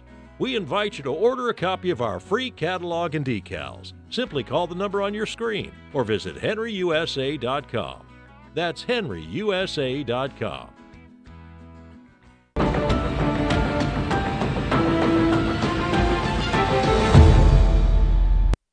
And welcome back to our special coverage of the Trump arraignment, the arraignment of the former President of the United States, Donald Trump, and the former president is still at his Trump hotel. He hasn't left for the courthouse yet, but his legal team is gearing up to see the charges. His lawyer, Joe Tacopina, told NBC News that they might request a recess in order to review the indictment document. That is, if the Manhattan DA's office provides a copy of that document at the courthouse. And as far as we know, and in terms of for how this is playing out for the 2024 presidential campaign, as we just finished discussing moments ago, just last night, the former president, Donald Trump, received a new endorsement from a Republican senator, Senator Cindy Hyde Smith of Mississippi. She said in a tweet, quote, "The prosecution of President Trump in New York is a political stunt by a prosecutor whose campaign was funded by George Soros." In just a minute, we'll hear from another representative, Andy Briggs, to see what he says about that as well. But right now, joining us is Avis Jones-DeWeaver, Dr. Avis Jones-DeWeaver. She's the editor of Max Black Politics, and she is someone who follows politics quite closely. Avis, good of you to join us today. There she is. Dr. Avis Jones-DeWeaver, look, a lot of people are talking about this historic case. We've been stating that over and over again because it is unprecedented that the former president of the United States would be indicted over this particular matter. How do you look at this through your political lens and what this means for the country? Well, you are right. This is unprecedented, but the actions that took place that led to this indictment, which we're still to see the particulars of, by the way, are also unprecedented. And so the fact that he is a former president does not mean that he is above the law. If anything, what's going on today, in my mind, shows us that we are a nation of laws and not of men. We elect presidents. We don't elect kings. As such, as individuals, no matter what station in life you hold, if you do something that runs afoul of the law, you can't get a get out of jail card just because you once inhabited the White House. And with me also, Avis, to weigh in on our discussion as well as Angie Wong, head of Legacy PAC. Angie, to Avis's point, no one is above the law. The rule of law is certainly what a lot of people around the world are watching. Does the United States have the temerity and the integrity of law? Well, no one's below the law either, and this is where law is unfairly applied in the case of Donald Trump's indictment. And also the judge is not a lord. So we have to, make sure that he applies the law today. That is his job for Justice Manchin. I hope that he does that during the arraignment and just applies the law and not politics.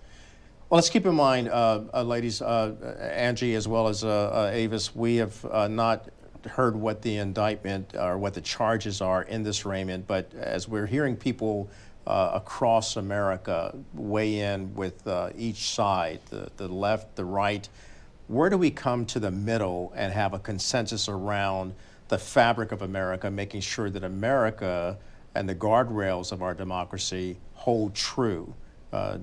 Dr. DeWeaver?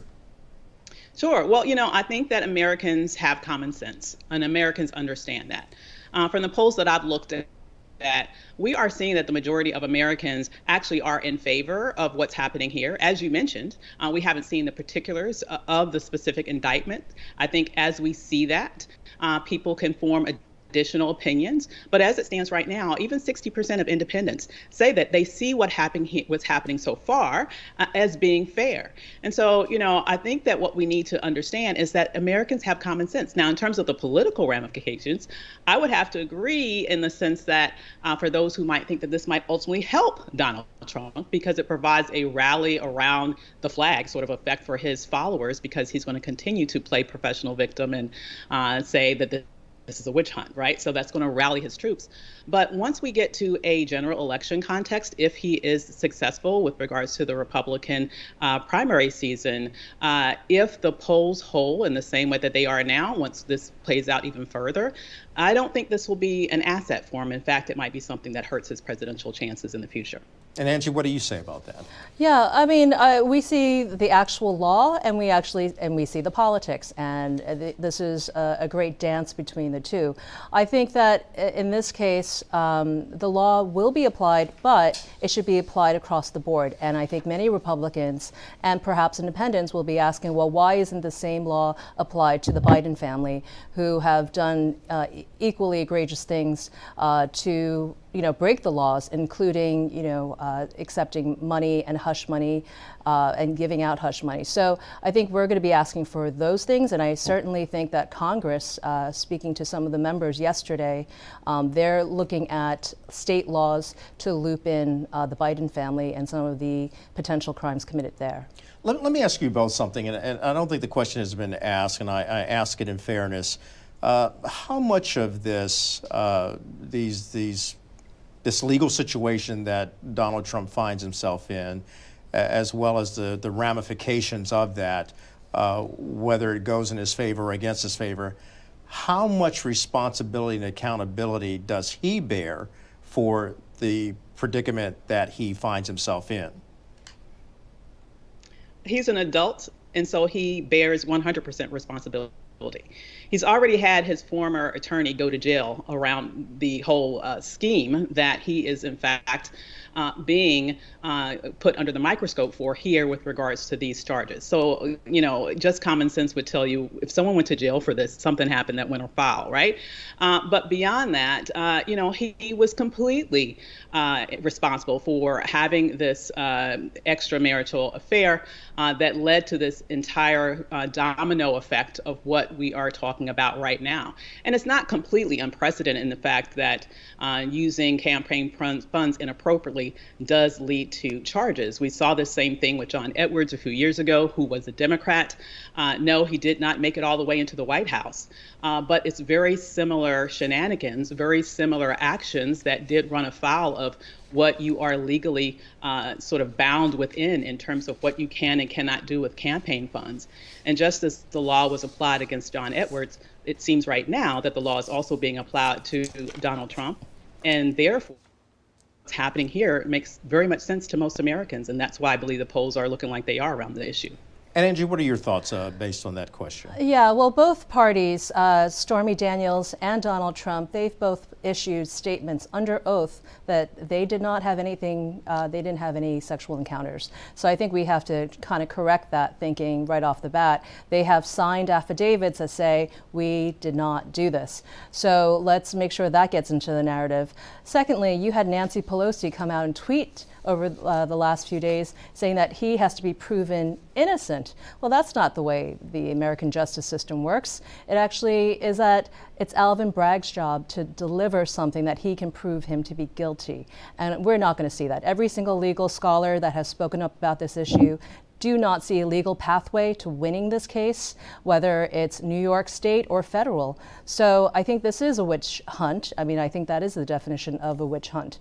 And we're going to go round and round in circles until November 2024, when the American public decides when they vote. Angie, you just said something, round and round we go. It's a merry-go-round of distraction in so many ways, but there is still the veracity of the rule of law in America, which we have based our foundation on. Is that coming under question in your opinion, Avis? And if it is, what can we do to remedy that perception? You know, from my perception, I really don't think that the rule of law is under question in this case. As I mentioned, there is great support around what's happening. The majority of Americans, over 60%, are saying that they see this as fair. Over 60% of independents specifically say that they see this as fair. So I don't see this as something that there is a great divide in America around. If anything, it's increasing people's belief in a system that is fair and applied to all. No matter what office that you've held in terms of your political past, no matter how much money you do or do not have, everybody has the ability or should be applied to the same rules. And just to make a point here, this issue about signing affidavits, is that not what this is probably all about? Because if what is being alleged, and we haven't seen, once again, we haven't seen what this indictment is, but the controversy here is that someone was paid off so that they wouldn't come out, not even someone specifically, Stormy Daniels was paid off so that she wouldn't come out during a campaign at a time in which he was under the microscope around very sexist and very offensive statements that he made around grabbing women's genitals. And so, you know, if someone pays you over $100,000 to sign something, I think it's possible to assume that someone may have signed something that was not true. And so that here is what is at issue here. We will see more specifically once the indictment is released to the public. But I think we need to be very careful about what we're saying is a statement of truth when we don't know yet. And that's why this particular proceeding is so important. As this goes to trial and as people are testifying under oath and as we are seeing evidence as this continues to play out, we will find out what is happened and what didn't happen. And so with regards to that, it's still to be seen. Yeah, of course, at that point, facts really matter, and we'll hear the facts when those charges are given, as you stated. Angie, any response to my question as well? Well, look, hush money is not illegal. That does happen, and it was two consenting parties. The proper term might be extortion or blackmail. We can go into the legal jungle on that, but those are both improper because they were both accepted by both parties.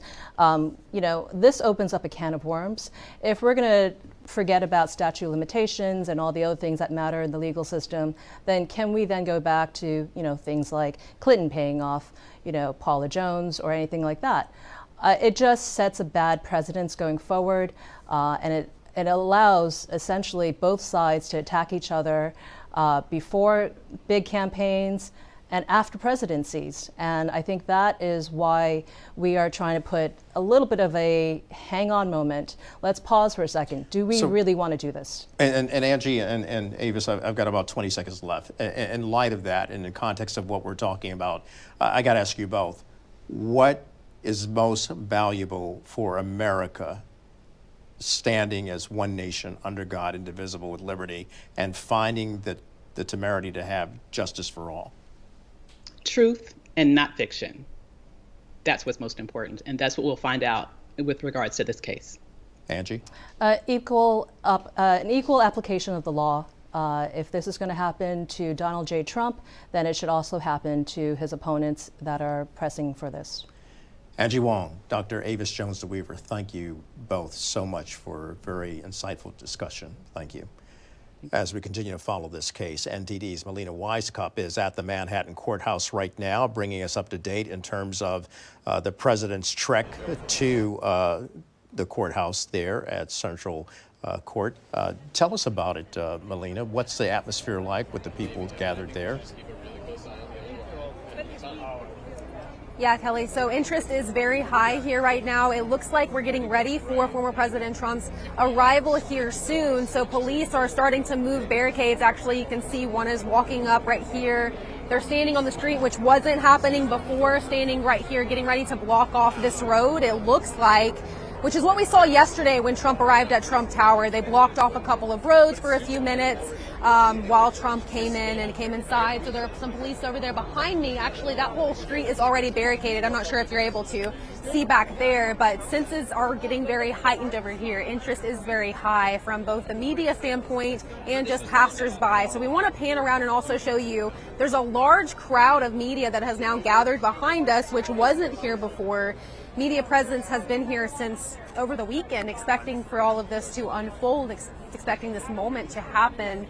Media has been here since 5 a.m., but there's definitely a stronger media presence now as we wait for former president to come.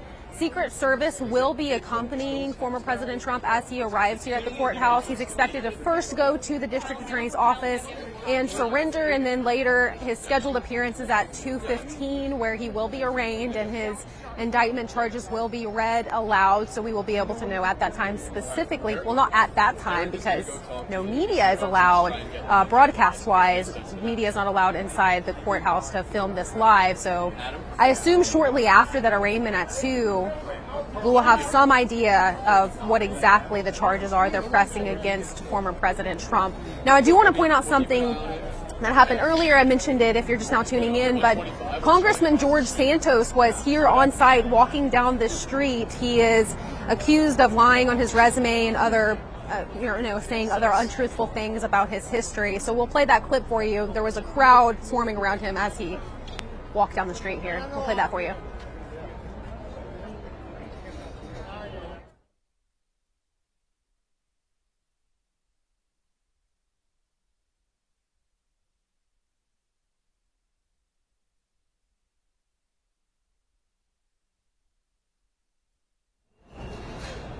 So he was pretty much avoiding questions from media, George Santos was, but he's expected to have been here in support of former President Trump. That was just an interesting note considering how, politically charged his whole case was when, he was going through that whole debacle in Congress. So now we're just waiting. Everybody's getting ready. We have passersby over here waiting with their phones to take a photo of this very historic moment. So we'll have more for you when you come back to us here on the ground. Thanks, Melina. Steve? And next, we'll be going back to Melina shortly as that situation develops, as the former president makes his way downtown. But joining us next is Congressman Andy Biggs of Arizona. We're happy to have the congressman with us. Steve, good to be with you. Congressman, it's good to be with you. We can hear you, but we don't see you on the screen just yet. Oh, there you are. Congressman, as a member of the Judiciary and Oversight Committee, I'm sure you are watching this with a very interested and detailed eye. If you could just give us an overview, how are you absorbing everything right now? Well, I'm watching this thing develop and want to know what the charges actually are. As a former prosecutor and defense attorney, I can tell you that I'm interested in how they're going to try to bootstrap what has been reported to be misdemeanors, state crimes that are misdemeanors that are long past the statute of limitations, and try to bootstrap those into felonies using federal elections commission offenses. Now, I'm told, some people are saying, well, that's not all there is to it, but typically what you would see when there's 30 plus counts on a business transaction type of deal, you would see line by line, and each line itself would be used to be the predicate for another charge, another count. And so I'm very interested to see what's going on here. But in the big picture, Steve, I'm really disgusted by the continued weaponization of our judicial system and all the institutions that the left continues to weaponize against Americans. But this is such a strange historic event, and it's not a good historic event. It is a bad sign for what may yet come and be ahead for political prosecutions. And Congressman, it seems if we zoom in on District Attorney Alvin Braggs, he campaigned on a priority of indicting Trump. And if we look at his own history, he seems to normally kind of make felonies downgraded to a misdemeanor. But in this case, we're seeing the opposite. And it seems the evidence, we still don't know what the charges are because it's unsealed yet, but it seems the evidence was the same that was thrown out by 2 other prosecutorial agencies in the past. So how do you see this playing out in terms of this Trump indictment this time? Well, if the reports are accurate, you're exactly right. They're going to try to take basically misdemeanors, what the statute of limitation has run on, and try to change them into felonies. And you're right. I mean, this is what he said he wanted to do when he was campaigning. It is also contrary to what he's been doing for the rest of New York, where the majority of felonies get busted down to misdemeanors. You have a lot of big cities that do that, but certainly New York is not safe because of that. So when I'm watching this, I want to see what the specific charges are, and I think ultimately they're going to provide their own set of infirmities that will allow for motions to dismiss, and I would anticipate fairly rapidly that the Trump legal team will bring motions to dismiss, because these are going to seem like totally outrageous, outlandish claims, and we'll see what the New York courts do. But I am also concerned about the bias in New York City, in not just in the courts, but in the city, and how someone like President Trump could ever get a fair trial in New York City. Congressman, the committee which you sit on, the Judiciary Committee, chaired by Chairman Jim Jordan, you guys called on Alvin Bragg to submit testimony and other evidence. What are some of the major areas of concern, and does the district attorney have to comply with this letter?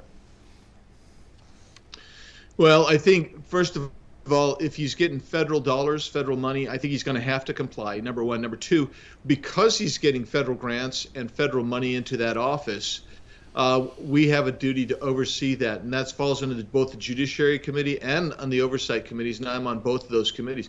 But I think Judiciary is appropriate here. Third thing is, we're looking at truly two other agencies, a state and a federal agency, that looked into these and said there could be no charges. We want to know the basis ultimately to take misdemeanors where the statute of limitations run. I mean, there's a 2-year statute, and these crimes, alleged crimes, they're not even real, are literally 5 years beyond the statute of limitations. So how in the world are you bootstrapping that stuff? And moreover, we want, if this is the weaponization of the judicial system, I would suggest to you maybe even the 14th Amendment allows us to get in there and say, what are you doing in violation of President Trump's rights as well? So, I mean, there's a lot of different angles to get at this, and I do believe Mr. Bragg's going to have to show up to testify for us, even though he has been reticent and said and actually has been belligerent and says he refuses to come. And Congressman, what are your thoughts on what this means for not just 2024, but also America in general, this indictment of a former U.S. president? I think it's a horrible precedent, and it actually opens it up. I mean, it takes the pendulum way, way far to the left and the weaponization. And to get back to equilibrium, we have to hold people accountable who have weaponized our judicial system and all the institutions of our government.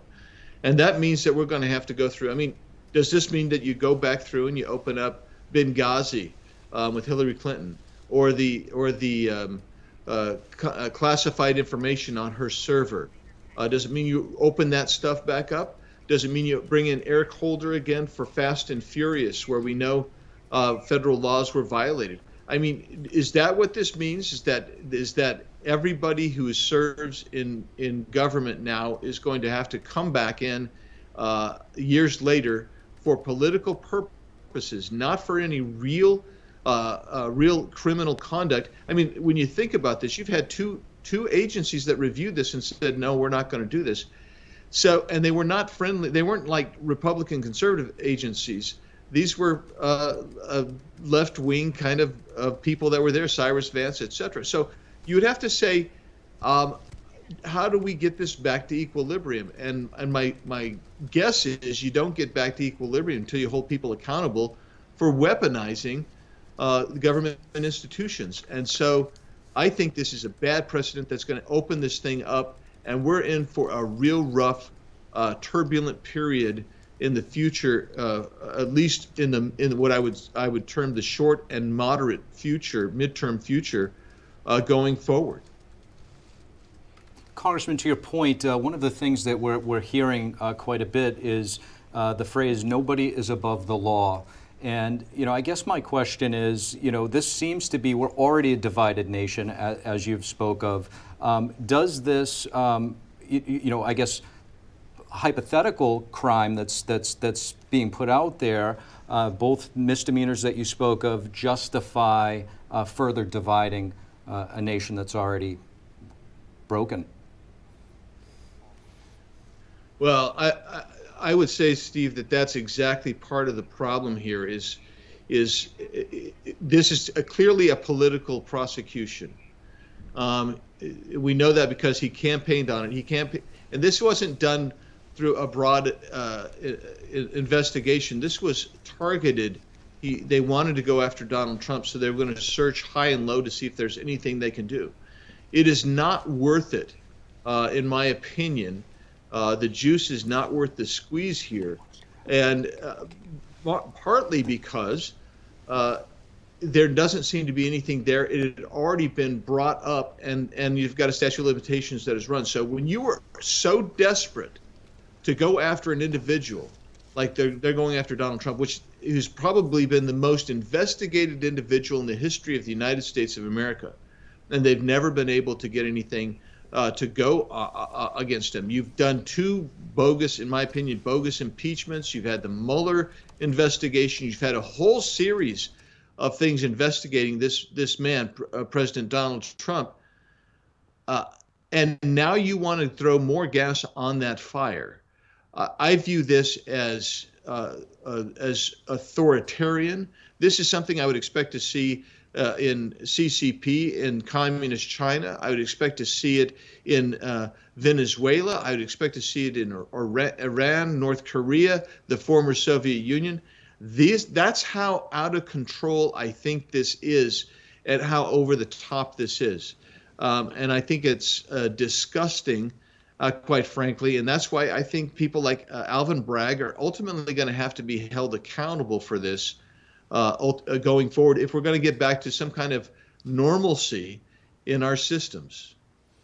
Congressman Andy Biggs, thank you so much for taking some time to join us with your perspective. And to you as Angie, thank you for joining us on the panel. It was great to have you as well. And for our audience who are just tuning in, here's an overview of the timeline of investigations into former President Trump. Here's a look. Now, if you are like most people, then very likely you have completely forgotten all the details about this whole Michael Cohen, Stormy Daniels, hush money payment story. I know that for me, when the Manhattan DA began to float the idea of arresting Trump, I had to go back and refresh my memory about what this whole affair was even all about. And so let me give you a brief timeline of events in order to jog your memory regarding what these criminal charges against Trump are really all about. Let's start all the way back in the year 2006. While Donald Trump was already married to Miss Melania, a woman named Stephanie Clifford, who goes by the stage name Stormy Daniels, she claimed that her and Trump had an affair. Now, whether this really happened or not, well, that's quite frankly anyone's guess. But that's the allegation, at least, that in 2006, Donald Trump had an affair with Miss Stephanie Clifford somewhere in a hotel room in Lake Tahoe. Then, around that same time period, from 2006 to 2007, another woman named Karen McDougal, who was a former Playboy playmate, she claimed that her and Donald Trump also had an affair. Again, whether this is true or not is anyone's guess. For his part, it's worth mentioning that President Trump denies that either of these two affairs took place. But regardless, that's what the women are claiming. However, at this point, in 2006 and 2007, these alleged affairs are not publicly known about. This is just when the women alleged they took place. Then we fast forward the clock to the year 2011. That was when a magazine called In Touch Weekly interviewed Miss Stephanie Clifford about her alleged affair with Donald Trump. However, after conducting the interview, In Touch Weekly wound up not publishing the article because at that time, Donald Trump's lawyer, Mr. Michael Cohen, he threatened to sue the magazine if they did. He threatened to sue them if they published the story, and so they wound up killing it instead.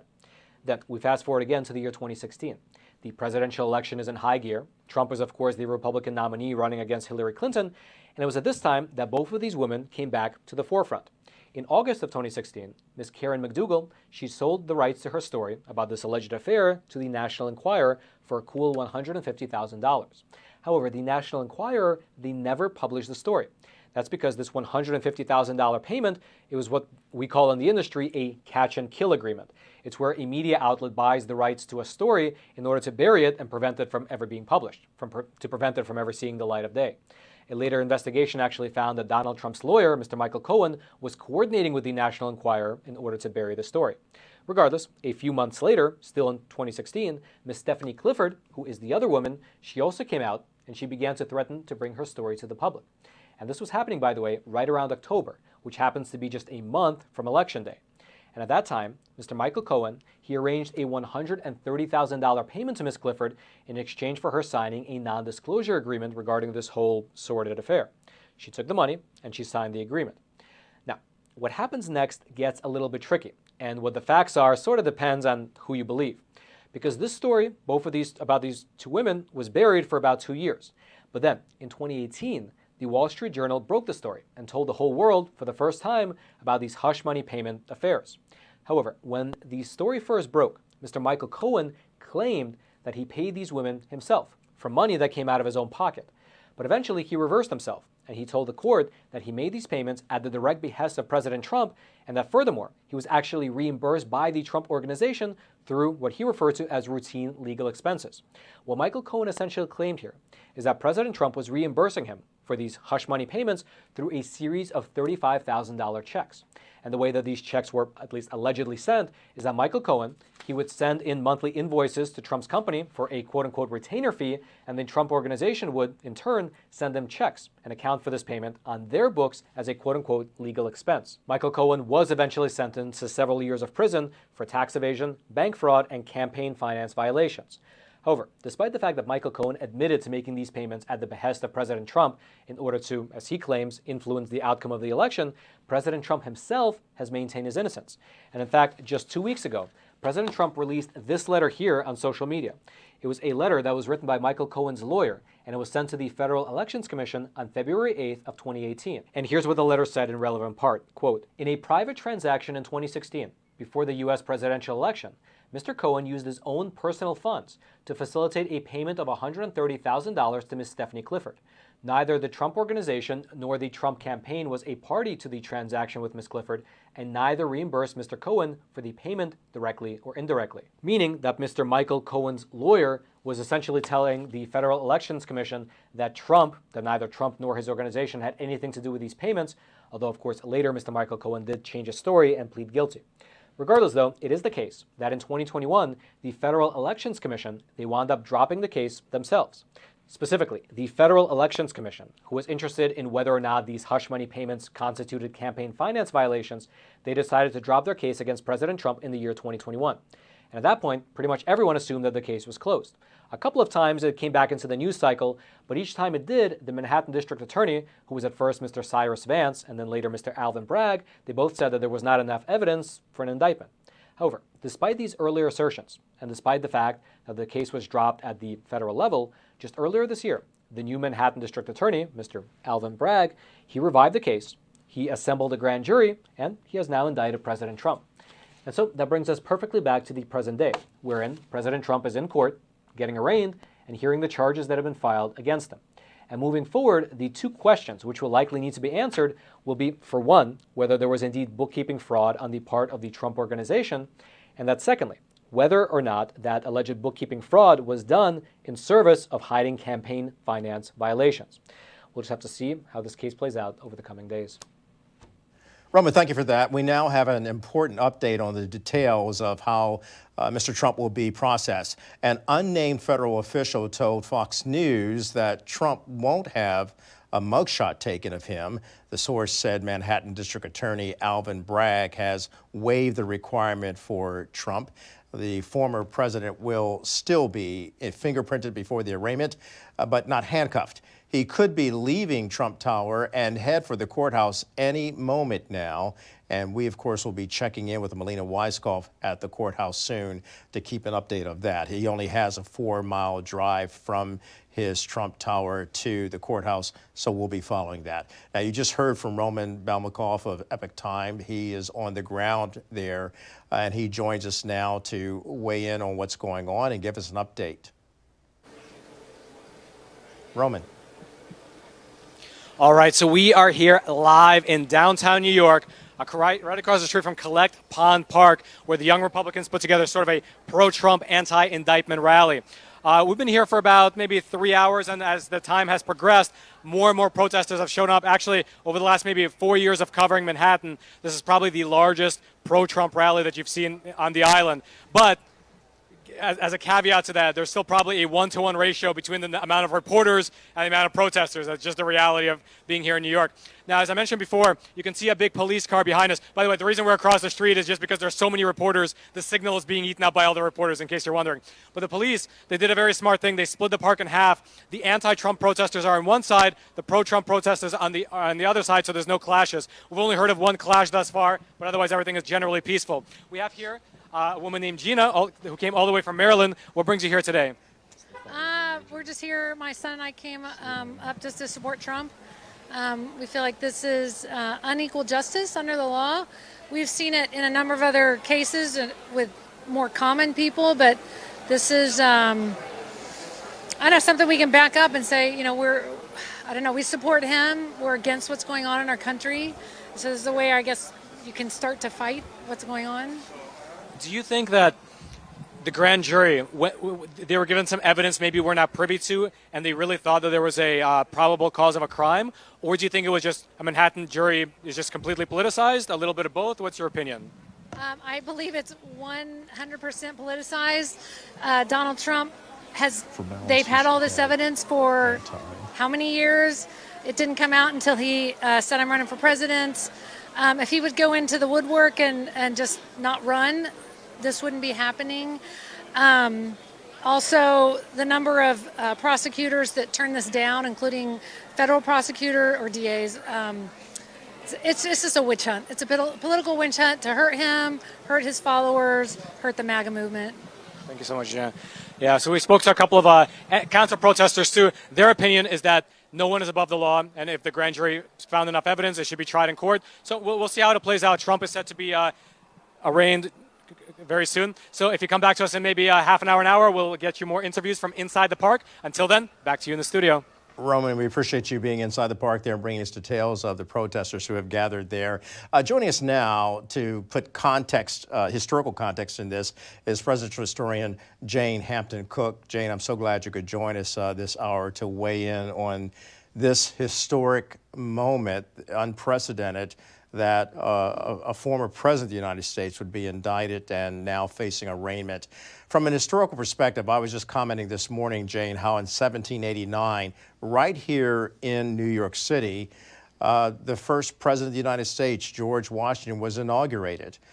Who would have thunk it that so many years later we would see a former president of the United States coming for his first arraignment? Talk to me about how you see this from a historical perspective. Well, it certainly is unprecedented. And you're right. You know, George Washington was inaugurated in New York City. The governor of New York had not supported the Constitution, but he was one of the first people to greet George Washington. So that bipartisanship was a really important part in our culture back then, that we could put elections behind us and move forward. And so this is unprecedented because we haven't had a former president indicted or a current president indicted. The closest thing is almost kind of a humorous story about Ulysses Grant. When he was president, he was driving too fast in his horse and buggy in 1872, and he got a ticket, he got arrested, and he paid a fine and understood. And it kind of makes sense. A former general is probably used to going pretty fast on a horse.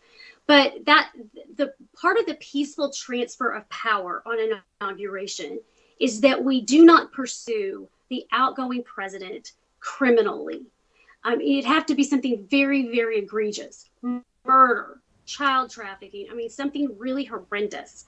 A non-disclosure agreement, hush money payments that, from what I understand, aren't legal in and of themselves, just does not make sense. And, you know, the left is really good about talking about equity, and this is not even equity. You think about the penalties of campaign finance violations that Barack Obama had to pay some fines, Hillary Clinton had to pay some fines. That's kind of what, if this is anything, that's what this could be. But it's really, truly historically unprecedented. And it concerns me a lot just about our country, because Donald Trump is not just that he's a former president, he's a very popular current political figure who is launched his intention to run for office again. And he really represents the people that support him. He is their champion. And that's what really concerns me about this. Fold in present time. I can hear you. Can you hear me? Okay. Okay. Yes. So history is unfolding before our very eyes. And from your historical perspective, I mean, you've worked with the administration of President George W. Bush, and you saw history unfold there in terms of how we had to handle the Iraq situation. Have you ever seen a time in our history politically where the politics have permeated our society and divided us in such a visceral way as it has right now? I mean, you could certainly argue that the Civil War was that kind of tension between people. It was more regional. This is not regional as much. I mean, you have red states and blue states, but you still have a lot of, red state people living in blue states and vice versa. So this is different that way. We've really truly never been here before. And that's because, in the past, for example, with President Nixon, he was pardoned. And the reason President Ford pardoned him was to help the country heal and move on. There's been a sense of what's in the best interest of the country.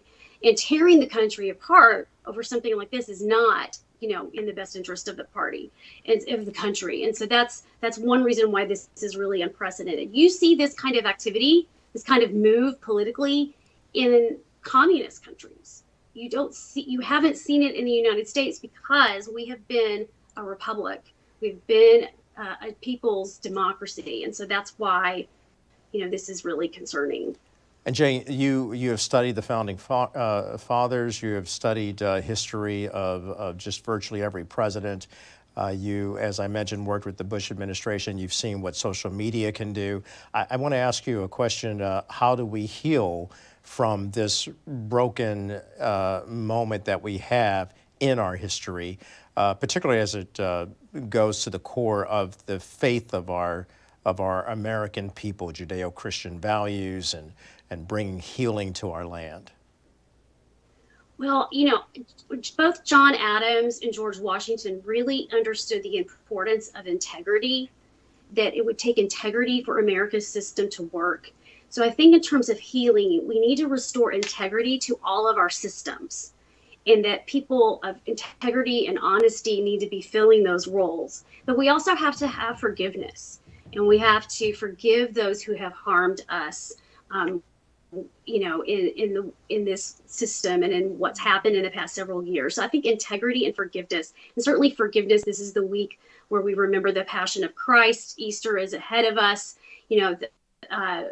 Lord, forgive them, for they know not what they do. That's a spirit of healing, and that's what had to happen after the Civil War.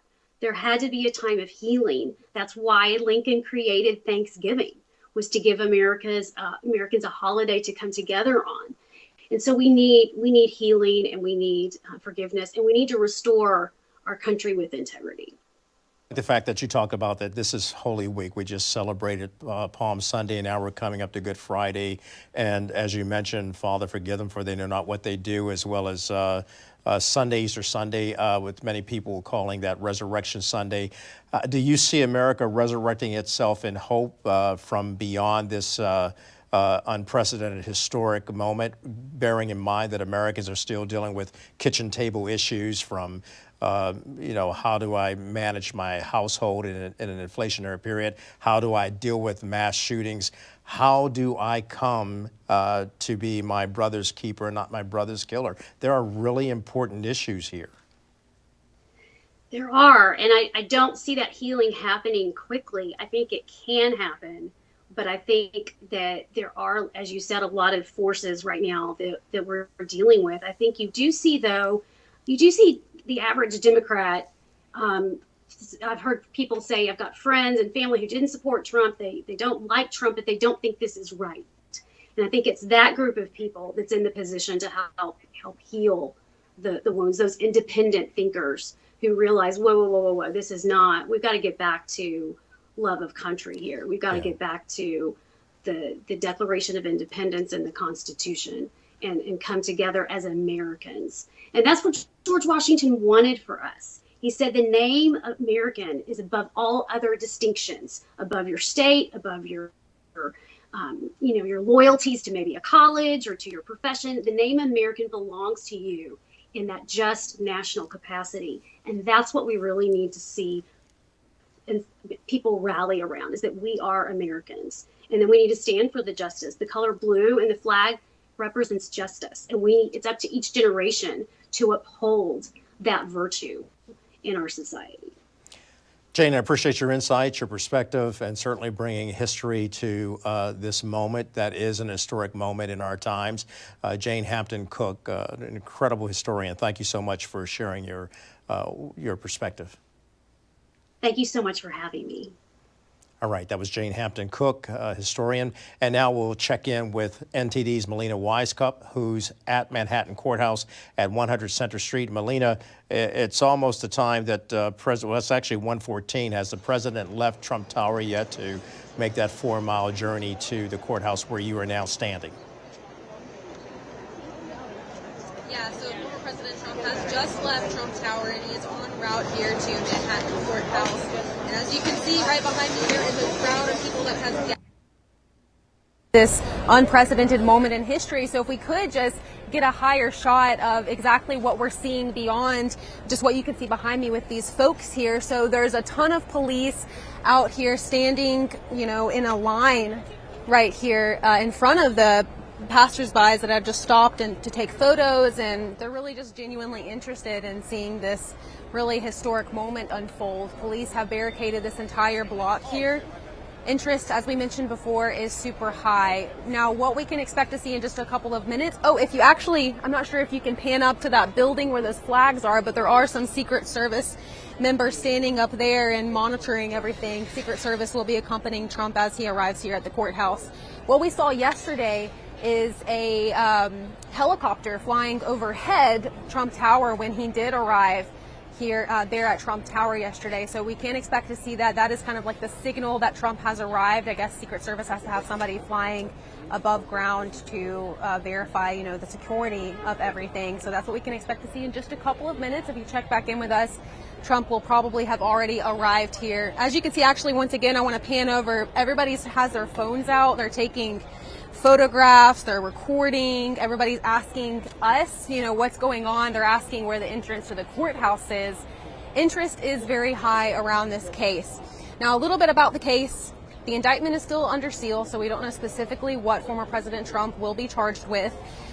Is allegedly going to be charged with, what we've heard is new news reports that he'll be charged on more than 30 felony counts for financial campaign for campaign funds misreported. So that's a little bit about the case. Lawyers are expected to plead not guilty. So we're here. We'll have more for you in a couple of minutes when you check back in with us, Kelly.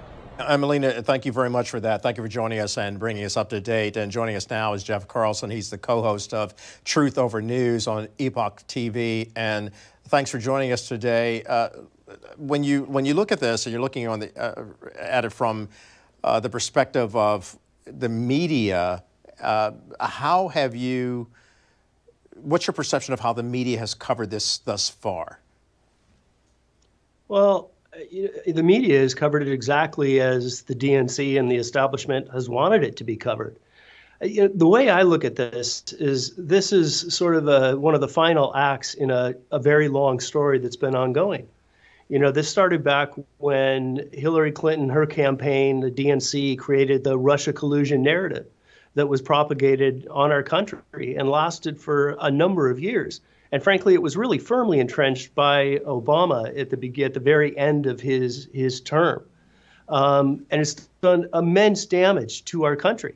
And then as that began to wind down, we then shifted to Trump's and Jeff, call not to with interrupt Ukraine. you as we were talking, please continue to talk, but I just want to point out to our viewers that we are watching the motorcade of the former President of the United States, Donald Trump, making his way to 100 Center Street, which is the scene of the Manhattan courthouse. Many people have been tried there, many people of note, famous people, famous criminals who have been tried there, and celebrities as well, but no one in the status of a former president of the United States.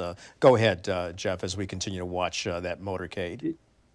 Yeah, thanks, Cully. Frankly, I find it hard to believe that I'm seeing this. It's a sad day for our nation. But as the Russia collusion narrative began to wind down, we then shifted to Trump's call with Ukraine, which now that we've seen the transcript, we know that there was really nothing wrong with that. That led to the impeachment hearings. What's so strange about that is that actually reflected back to Biden's interactions with Ukraine, which was very much a real problem, and we can get into later if there's time. And then we've now shifted to January 6th. And a second attempt to impeach Trump, and that the whole January 6th committee, that's continued with a witch hunt against Americans. And now we move to this, and we're watching the leading contender for the GOP candidate to be president, to receive the nomination, is now on his way to a courthouse that ostensibly is going to be for a same crime that Hillary committed, which was hiding legal fees, hiding her fees to Christopher Steele, to fabricate the dossier. Those were hid as legal fees. Now, she received a fine for that, nothing more. And if indeed this is what Trump is going to be charged with, the left talks about equal justice under law and, that no one's above being prosecuted. I think one of the things that our nation has been so upset about is that these things always seem to be one-sided. And for Trump, it was literally the continuation of a witch hunt. They tried event after event after event. Everything failed. And now we arrive here on what appears to be a process crime. It's difficult to watch. Yeah, and you mentioned difficult to watch, and we are watching it unfold right now.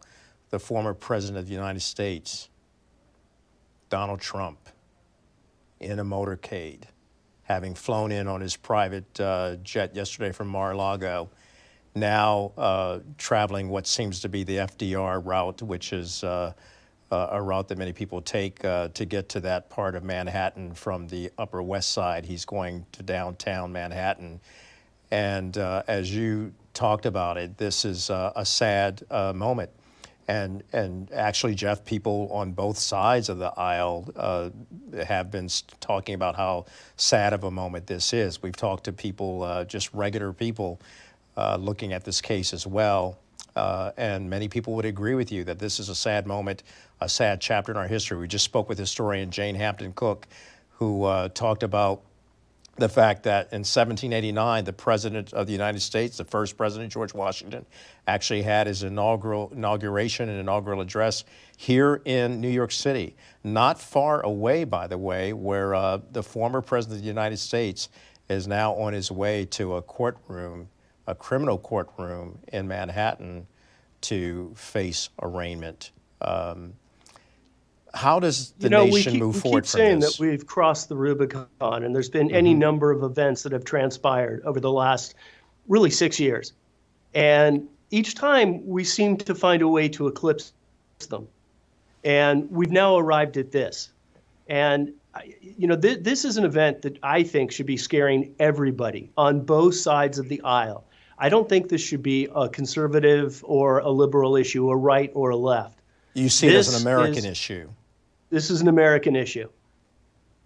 And so we should all be very concerned at what we're seeing transpire. Indeed, very concerned on that, because before we had you come on, we spoke recently with Representative Andy Biggs of Arizona, and he said we've reached a point where we have to get back to equilibrium. He wanted to say we're in for a real rough, turbulent future in going forward. Again, as we're watching the motorcade with the former president going to the criminal court in Manhattan. What do you think he meant by that, a real rough, turbulent future in going forward? Andy's one of the few guys I think that's been out there trying to do the right thing. But I guess my interpretation of what he meant is, where do we go from here? Now, as far as being a conservative, are you supposed to acquiesce to these types of actions, or are you supposed to fight back? Now, at this point, I guess I would sort of argue that we probably have to fight back. But where does that take us? It takes when you us down say the fight same back, path. let's temper that. You don't mean fighting back in terms of physically fighting. Oh, no, not at all. Not we have to say whatsoever. that because I'm talking about yeah. in terms of actions, etc. Yeah, we just lost the signal of the president, by the way, the former president, I should say. He is turning the corner, and he is now in Lower Manhattan. Based on the last shot that we saw, we are now seeing the police out there in front of the courthouse. But again, Jeff, I interrupted you just to bring our viewers up to date in terms of what they're watching. We're seeing police on the scene there to ensure that there is no violence, to make sure that the peace is protected here on the streets of New York City. The New York City Police Department being one of the very finest, not only in the nation but in the world. But again, Jeff, please go ahead and share your insights as we watch this. Yeah. And Kelly, I mean, what I was referencing, I'm talking about precedents being set. Right. Actions being taken, that here we have a presidential candidate. And where does that lead us as a nation if that becomes the operative way to go about these campaigns? You know, there's the potential for a gag order on Trump. And he's going to be... And just to interrupt you again, Jeff, that we understand the president has arrived. When he turned that corner, he was there in the vicinity of Lower Manhattan where the courthouse is located. We don't have a visual of him actually walking in. And again, just to let our viewers know, Judge Marchand has ruled that cameras will not be allowed in the courthouse where the former president, will face his arraignment and hear his charges. But there will be what we call still photographers in there. There will be at least 5 still photographers, and those photographs will go out to the media at large. But Jeff, again, just to conclude your point real quick, as we continue to watch the developments there, you can see the scrum of people, if you will. I hate to refer to them that way, but those are journalists, but there's also a lot of people who are onlookers. Again, Jeff, real quickly, let's sum this up.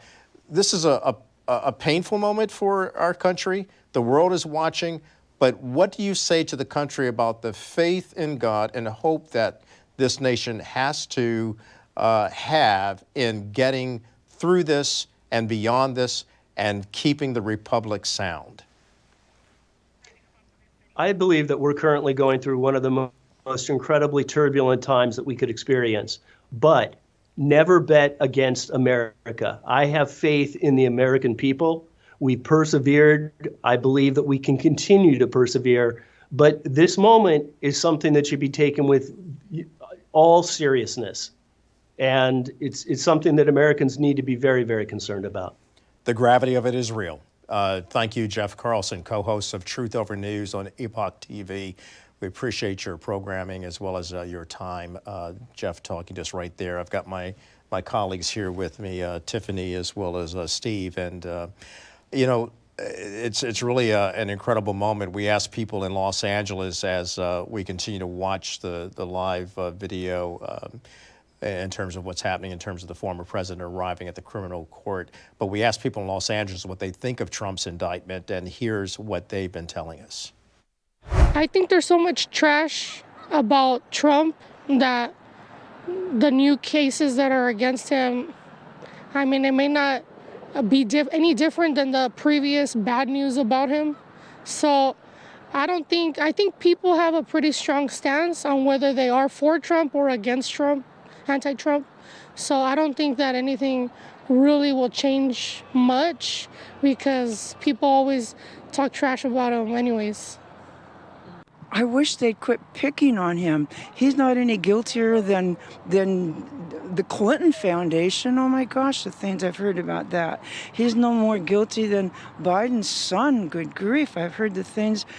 I've heard him being caught in the lies. They don't go after him. I don't think I think they just don't want him to run, and so they wait till now to come down like gangbusters on him. You know, not that he's, you know, the greatest person in the world. I wish he'd stay off of. I like Trump, but I don't like the way he mouths off and he acts. If he could have just watched his mouth and quit, stay off of that Twitter. You know, I think that's what ruined him.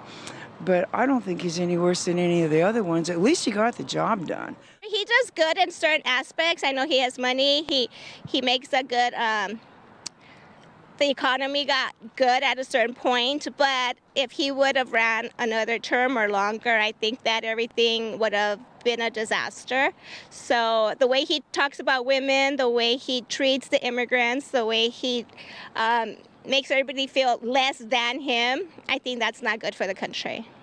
I don't think that they like the way he speaks and the things he says. He doesn't have any filters, and he says whatever he wants because, you know, he doesn't necessarily need the money from the presidency.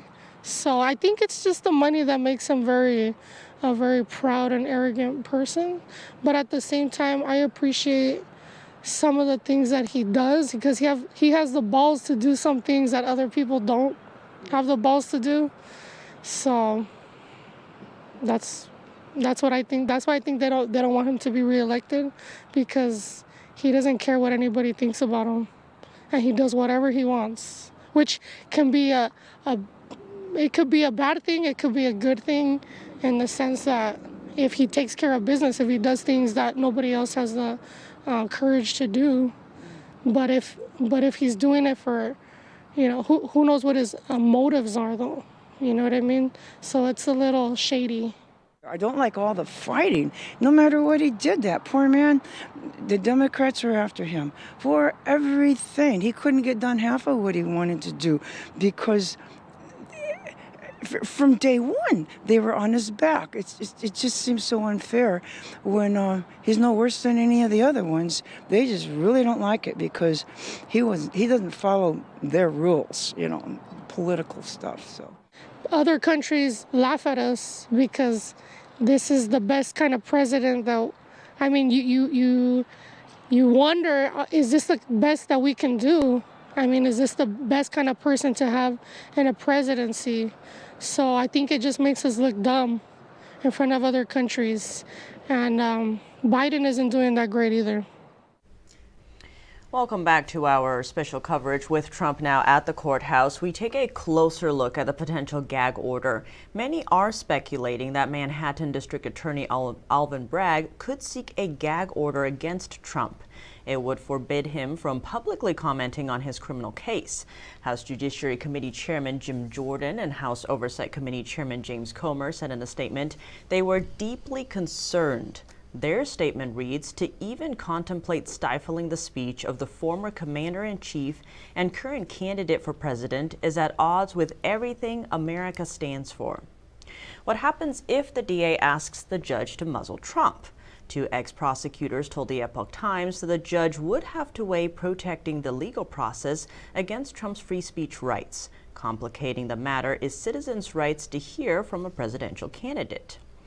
And joining us now is Mark Ruskin. He's in studio here, Epoch Times contributor and former assistant DA for Brooklyn and retired FBI agent, as well as Lee Smith, author of The Plot Against the President and host of Over the Target on Epoch TV. But first, let's quickly go check in with Melina Weisskopf, who is currently at the courthouse, who's watching what's happening there live.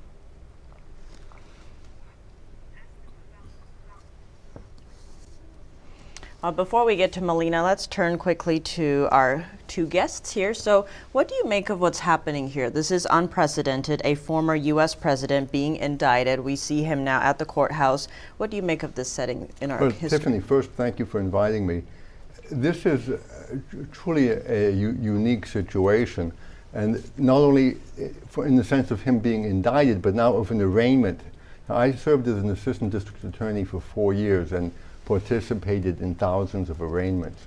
And the issues that come up, such as the gag order, are paramount. It's going to be interesting to see what other issues are going to come up as well. What surprises does Bragg have in mind? The gag order, the purpose of the gag order is to preserve essentially an unbiased jury pool. We don't want in the legal trials to have a jury pool that's been biased by one side or the other by speeches and talk. So here, whether or not there would be any purpose served is really dubious, because already I would suggest that the jury pool has already been as biased as can possibly be, and will probably end up requiring a change of venue. So as far as the gag order is concerned, the other interesting things with regard to an arraignment are there other typical things that occur during an arraignment that are going to occur this afternoon. For example, bail is set at an arraignment. Is Alvin Bragg going to be asking for bail for other conditions from the judge, such as limiting travel? It's going to be interesting to see what happens. Definitely. And Lee, I want to get your thoughts on this too. So Trump is arriving at the courthouse. What do you make of all of this? Yeah, well, this entire situation is not normal. This began with, let's remember how this started. This started in the summer of 2016, so nearly 7 years ago now, when the FBI started to investigate the Republican presidential candidate, Donald Trump. So everything we've seen is not normal, but you'll notice the trick here is to make it look as though Donald Trump is the one who's uniquely malevolent, a uniquely malevolent and abnormal figure in American politics, and nothing could be further from the truth. Donald Trump is squarely within the mainstream of American politics and American culture. The effort has been to make him seem like the abnormal one. What's going on here is what's abnormal. The indictment of a former president, and as importantly, the leading candidate for the 2024 Republican nomination. This is not normal in the United States. This partakes rather of the essence of third world regimes like those that the left, the American left, and that the international left typically warms to. Cuba, the Chinese Communist Party, the Islamic Republic of Iran. That's what we're seeing taking place right here in Manhattan, formerly one of the great cities of the world. Now it's a cesspool and the staging ground for a third world prosecution of Donald Trump. And on that note, it seems a lot of other countries are also watching this very closely. We had Angie Wong here earlier. She was saying she spoke with reporters from Belgium, from Japan. They're covering this live 24/7. They're here in the States. What are other countries watching and getting out of this? I mean, both our allies and adversaries have been watching very closely since 2016. That the United States, that the United States intelligence services, let's remember the core of this. It was political operatives from the Democratic Party, which is hardly any surprise, but that U.S. intelligence services turned against the sitting president. This was extraordinary. It said a lot about how Washington had reconfigured itself during the Obama years, and now they're looking again, and they have to wonder what's happening in the United States. What kind of an ally is the United States? What kind of power is the United States? And exactly what the heck is going on? I mean, look, it's not that Donald Trump has friends all across Western Europe. We've seen how the global establishment has typically responded to Donald Trump, though, of course, he had close allies in Japan and throughout Europe and throughout the world. But there are lots of adversaries as well who are siding with the U.S. political establishment. So I imagine it's a combination of glee and as well as from the more responsible corners of the international community, despair that this is happening in the greatest country in the world. And just to follow up, Mark, I'd like to ask you with regard to some points that Lee just made. On a fundamental level, what do you think has actually got us to this point? And as we dig a little bit deeper, what can be done to prevent certain agencies and instruments of the government from going too far? Well, what's happened here is that this is essentially the culmination of several years of activities which have been occurring kind of under the mainstream and which have not been put to a stop or even noticed to a large extent with regard to the judicial system. Essentially, this is a culmination of an effort to destabilize the American judicial system and utilize it for purposes it was not intended to be used by the Founding Fathers. And what I'm talking about to a large extent is the election, the campaigning and donations and election of district attorneys throughout the United States who are essentially not committed to enforcing the criminal laws of the United States.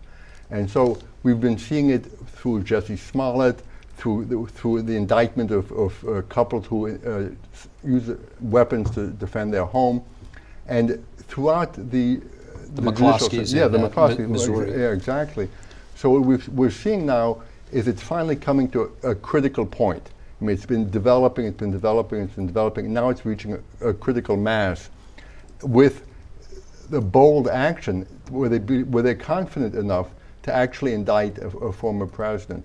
And I think that unless there's a reverse trend within the judicial system back towards a stable system that's working the way it was intended to work, that we're going to reach a point of no return, and it's going to be a sad day indeed if that happens.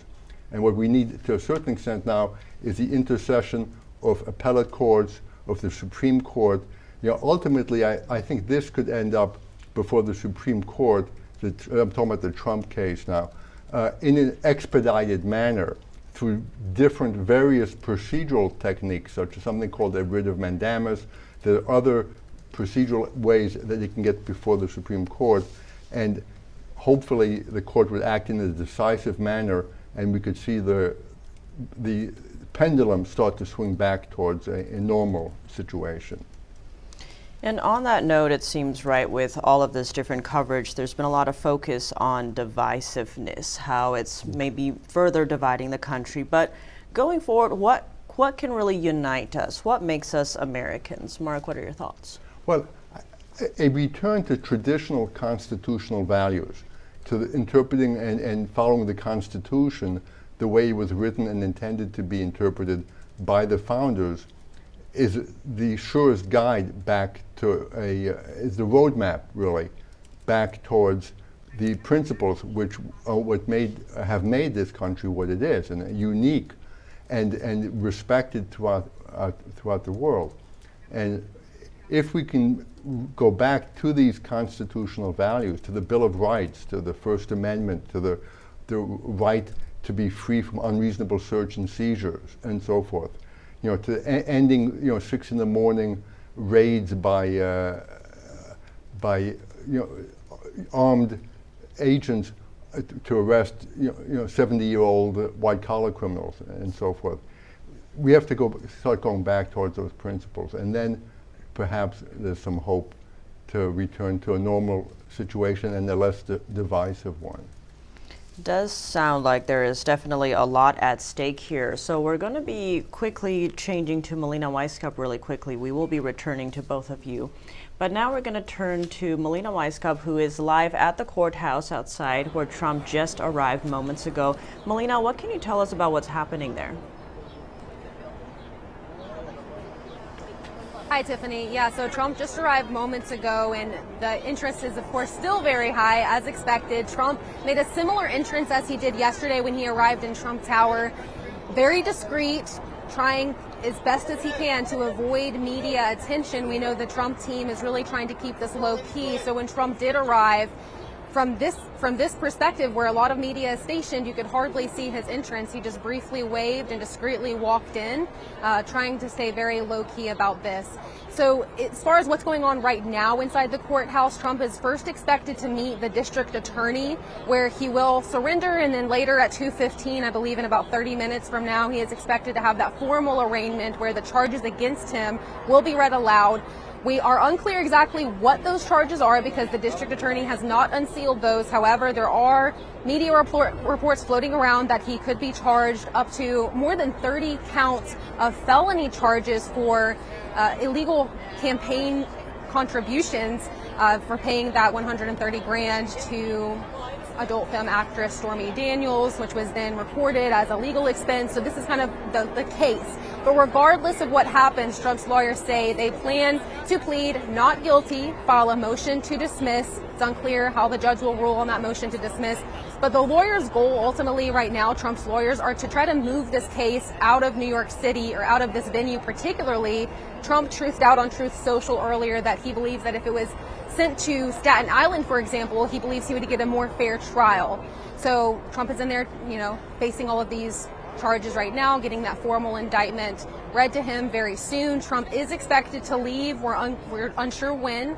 After all of this is finished, he will be leaving, going back to his home in Mar-a-Lago. Well, he will have a speech later tonight. NTD will be there covering that. So this is the feel on the ground. Some folks are starting to head out after crowding back here. So this is kind of what's going on here. Melina, thank you for that update. I'm sure we'll be tuning back to you quite soon for more updates. But joining us now is Mike Davis, Chief Counsel for Nominations on the U.S. Senate Committee on the Judiciary. He's also the founder and president of the Article 3 Project and a former law clerk for U.S. Supreme Court Justice Neil Gorsuch. Thank you so much for joining us. So what do you make of the legal ramifications of all of this? It seems we're seeing DA Alvin Bragg recently appointing Matthew Colangelo. What can you tell us about that? What's happening there? Yeah, so these are bogus non-felonies that Soros-backed Manhattan DA Alvin Bragg is bringing. The prior DA declined these charges at Alvin Bragg's urging when he was in the New York Attorney General's office.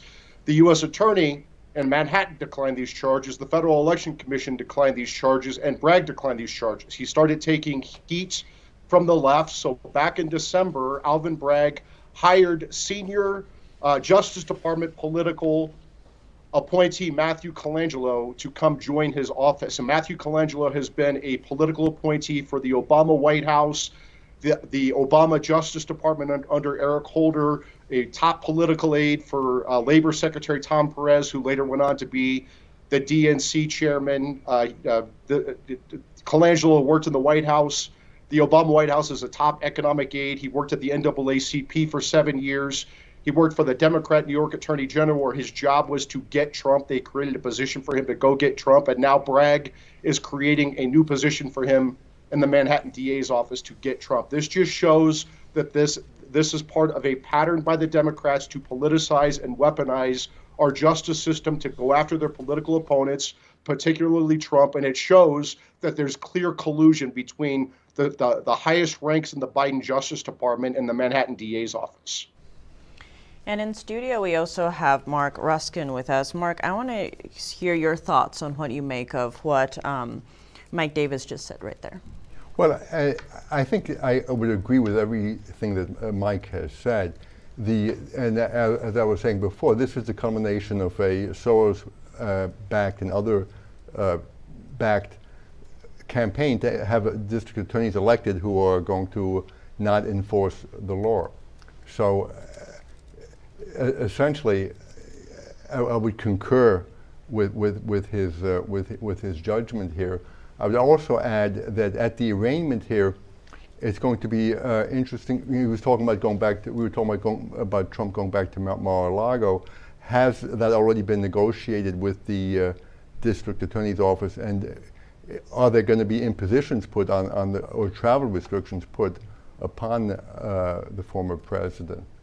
So the other issue that's I'd like to move on to with regard to the arraignment is who is going to be the arraignment judge? I mean, is that something that's been predetermined? Typically, there's a judge who's assigned to the arraignment part for the day and handles all the arraignments in that court part.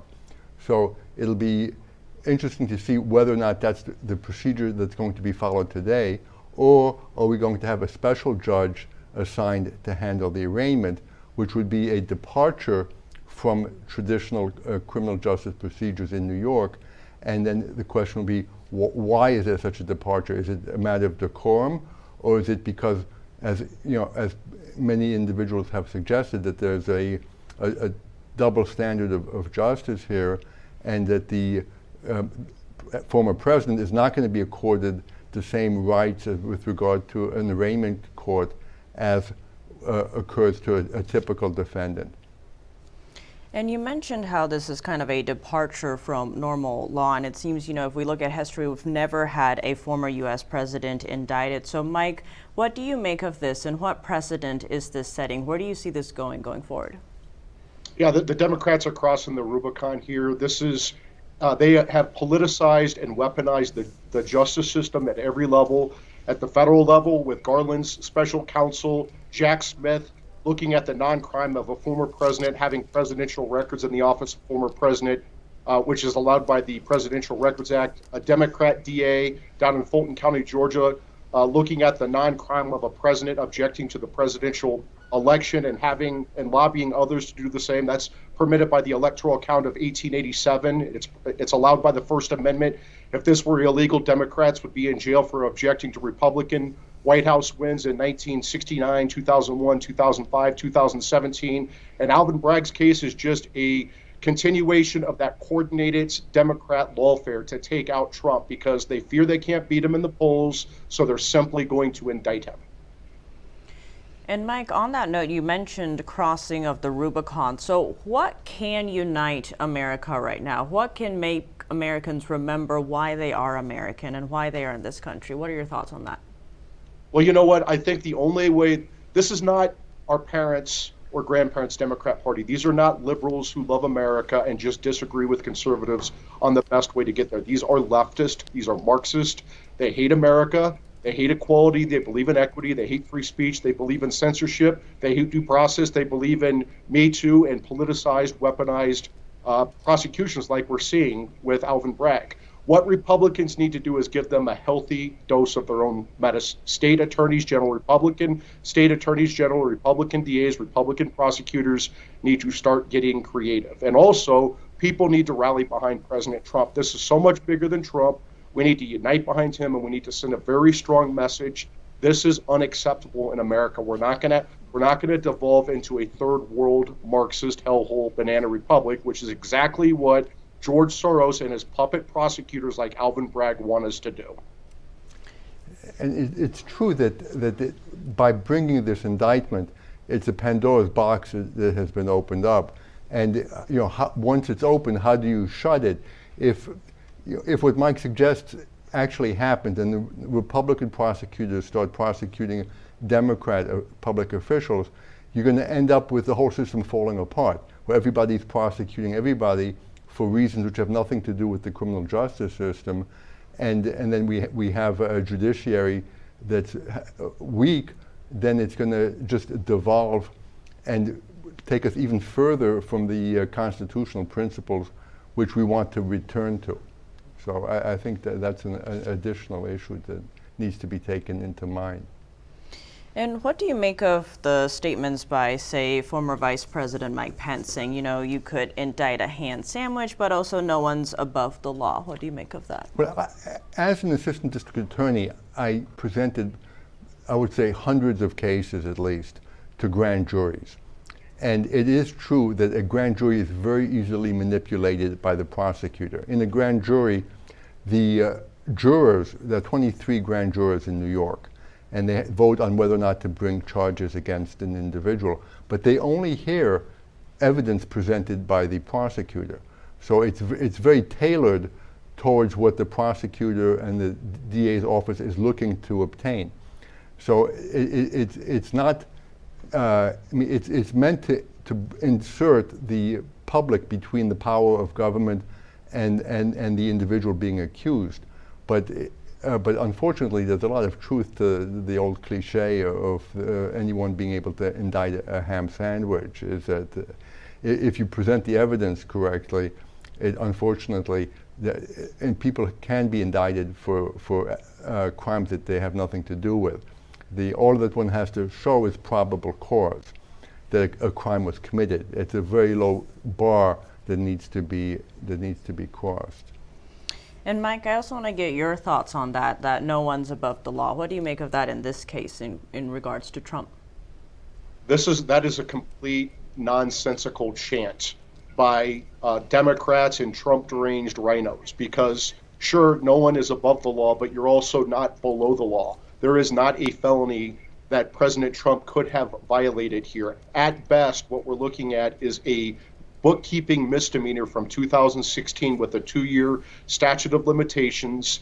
And this Alvin Bragg is taking a legal theory previously rejected by the prior DA, the U.S. Attorney, the Federal Election Commission, and Bragg himself. He's taken federal law, he's bootstrapping it to New York law. He's creating a novel legal theory that he's going to charge Trump with 34 felonies based upon a bookkeeping error, a bookkeeping misdemeanor at best. I don't even think it was a misdemeanor, but bookkeeping misdemeanor at best from 2016. This is purely political weaponization of the New York County, Manhattan DA's prosecutor's office, and I think this is going to blow up in the Democrats' faces.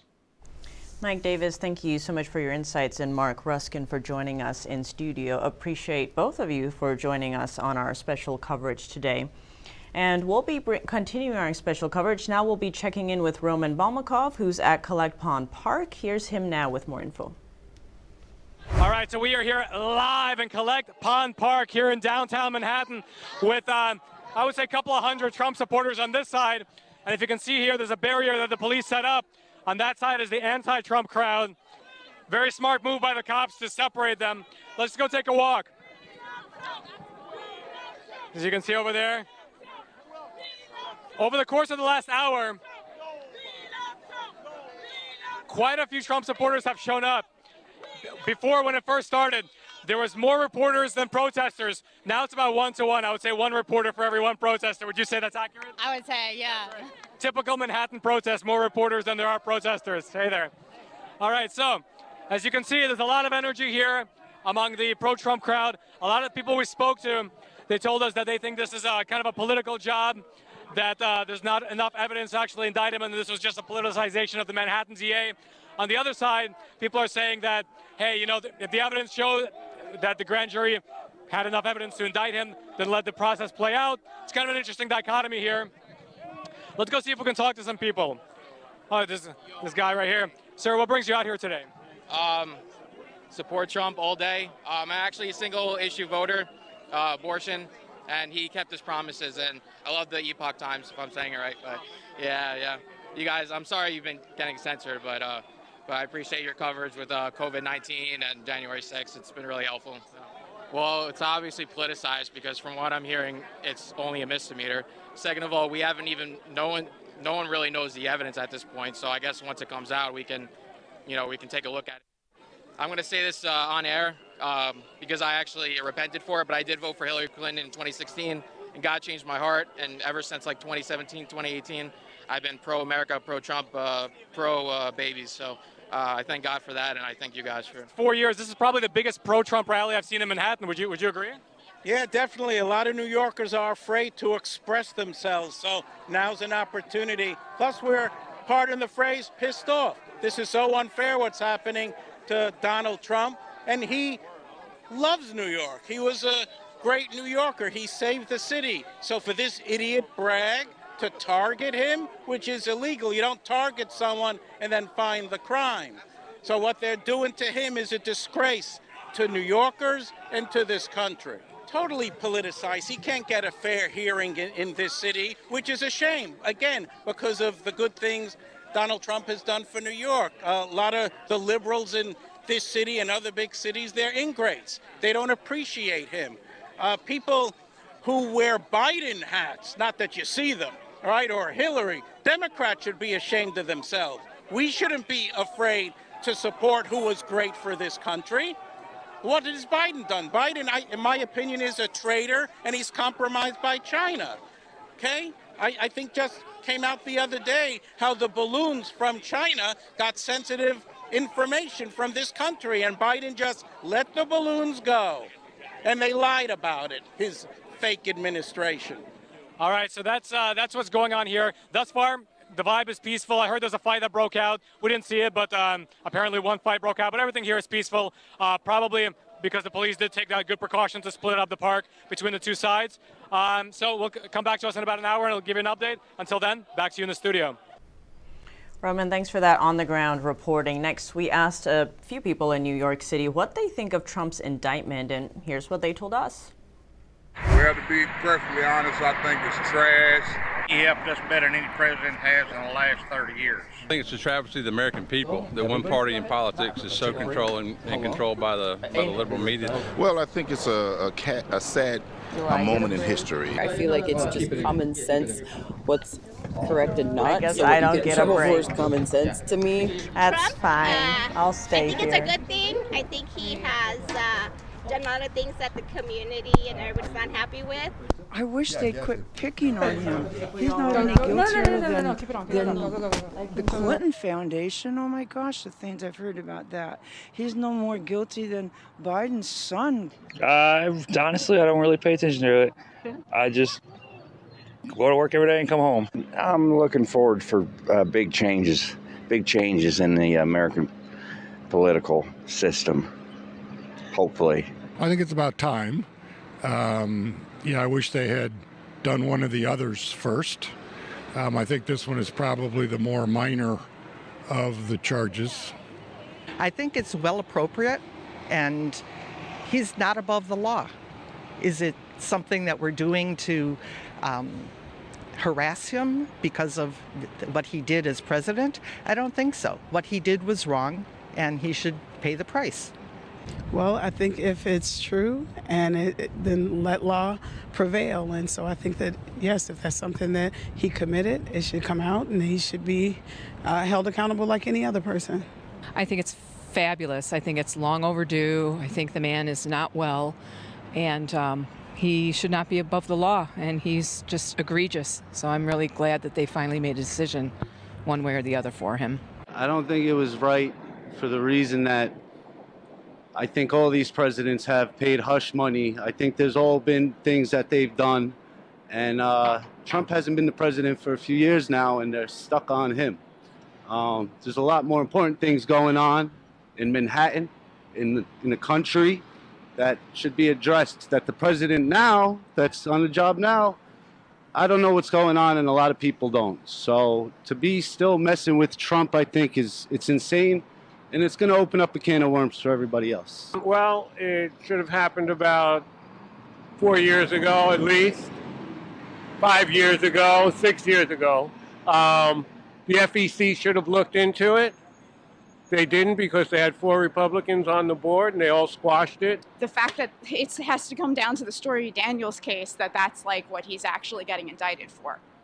There's plenty of insight, the fact that he didn't do anything on January 6th and he just sat there and watched these people, and I feel bad for the people that were roped up into it. They were excited, and they probably don't even realize how horrible it was and how scary it was what they took and did, and they were getting encouraged by him to storm the Capitol. I think it's crazy. I think he's getting what he deserves.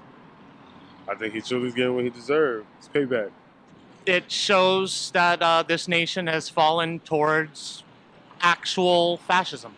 I mean, if he did something wrong, then yeah, he needs to pay. I think it's great that he's being held accountable, at least in some small way, for any of his actions. So yeah, I'm all for it. Send that man to prison. Yeah, details I'm not really too sure about, but I do know that they just pick and choose their enemy whenever they want. And sometimes it's Trump, now it's Biden. It's all different people all the time, so I don't really think that the politicians have anything to do with it anymore. Now it's just like that 1%, I'm kind of a conspiracy theorist when it comes to that. Other countries laugh at us because this is the best kind of president that, I mean, you wonder, is this the best that we can do? I think it's the same reason that he did, that he didn't get elected last time. Well, because for one thing, I think the reason is because he's a businessman. I feel like the biggest one is that they think that he's kind of a joke and that he's a bit nefarious and maybe underhanded. Well, I feel like the people who don't want him to be reelected, I feel like that they just feel like he's not the best candidate to actually run the country, as they feel like, there should be somebody that's more fit to do it, and they feel like how he handled his first run just wasn't the right way. Well, the people that don't want him to be re-elected certainly do have good reason. I being one of those persons, I feel that his presence in that position has been damaging to our country. Some of the decisions that he's made has not been representative of the entirety of our country. And I think that party is scared he's going to go back into office because he gets things done. And right now we're just kind of stalled out. What's the reasons why they don't want him? They don't want him because he gets the job done. He doesn't play along with, he doesn't follow the rules, you know. He does what he thinks he needs to do, and they don't like that. When you're like a powerful man, you have a lot of enemies. He basically he did drain the swamp. We can see the swamp monsters now. So I guess because the next part of draining the swamp is going after the swamp monsters, and the swamp monsters don't want that. So Honestly think that it should hurt his campaign because we shouldn't be promoting like just. I'm way too into the news, and like I'm aware of like all the other things that like he just isn't even being held accountable for. He's done a lot of bad things. Like he's done a lot of bad things with fraud. There's a lot of documents that's not being shown. He's done a lot of like fraudulent stuff. Personal issues that they just don't like him. So, but, everybody can't be liked by everybody. I really just don't trust any politicians right now. I don't. So it's just a muddy situation. There's muddy waters, and it's just a whole bunch of nonsense. I would say Trump is not the typical politician who's just going to do whatever you say for money and stuff like that. He has his own money. He has his own protection. I think people are afraid of that. Not us as walking around human beings, as the cattle. We're not afraid of it. I think the people that are afraid are the people that are in power. How do I say this politely? He kind of has no filters. And I think that he brings out the worst in people. And it's a really sad state of affairs. And I think that we're on the brink of a civil war. And we just need to have a clean slate. I think many people don't want him reelected. I think there's a whole host of reasons why he would make a terrible president. I think most of us were aware of those reasons in the beginning. I think some of those reasons are his bigotry, his racism, his ignorance, his lack of qualifications. Because I think Trump knows a lot of things about them that most common folk don't want to believe. Evil does exist in the world, and a lot of these people, Trump has no reason to come after them. He might not care about everybody in this country as far as his status is above ours, but he does care about the country. The people in charge right now, it's not looking good for anybody.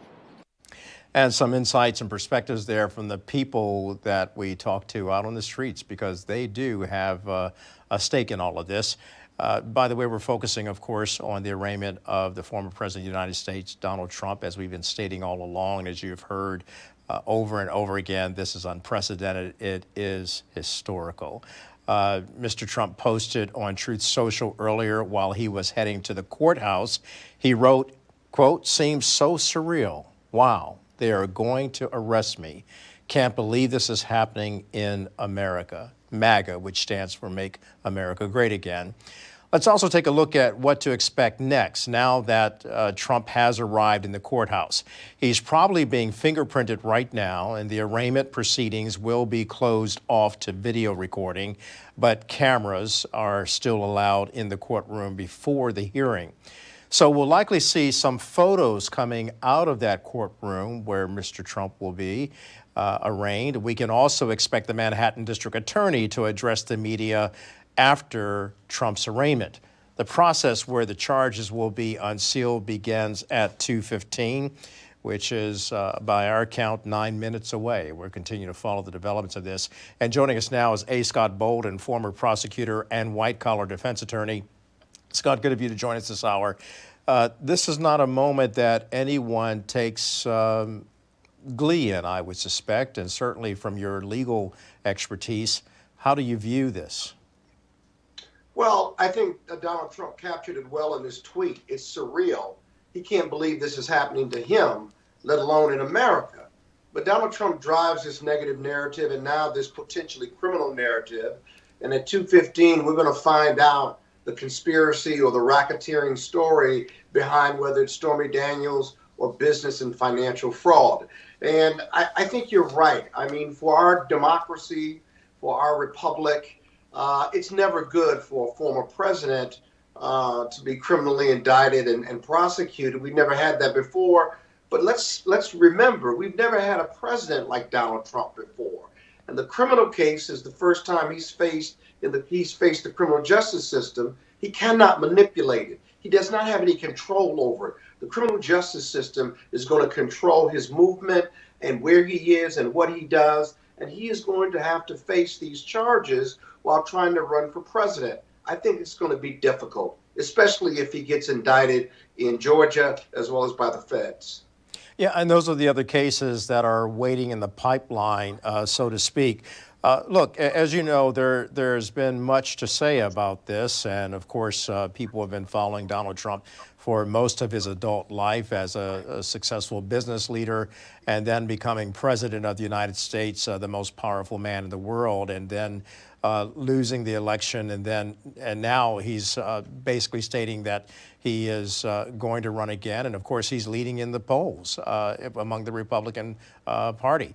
But fellow Republicans who are running against him have come out in support of him, even calling this, as Lindsey Graham stated, Senator Lindsey Graham, legal voodoo. How do you define the prosecution in this case? Well, it's taken several years for them to bring this case. I know Alvin Bragg. He is a very bright and capable prosecutor himself.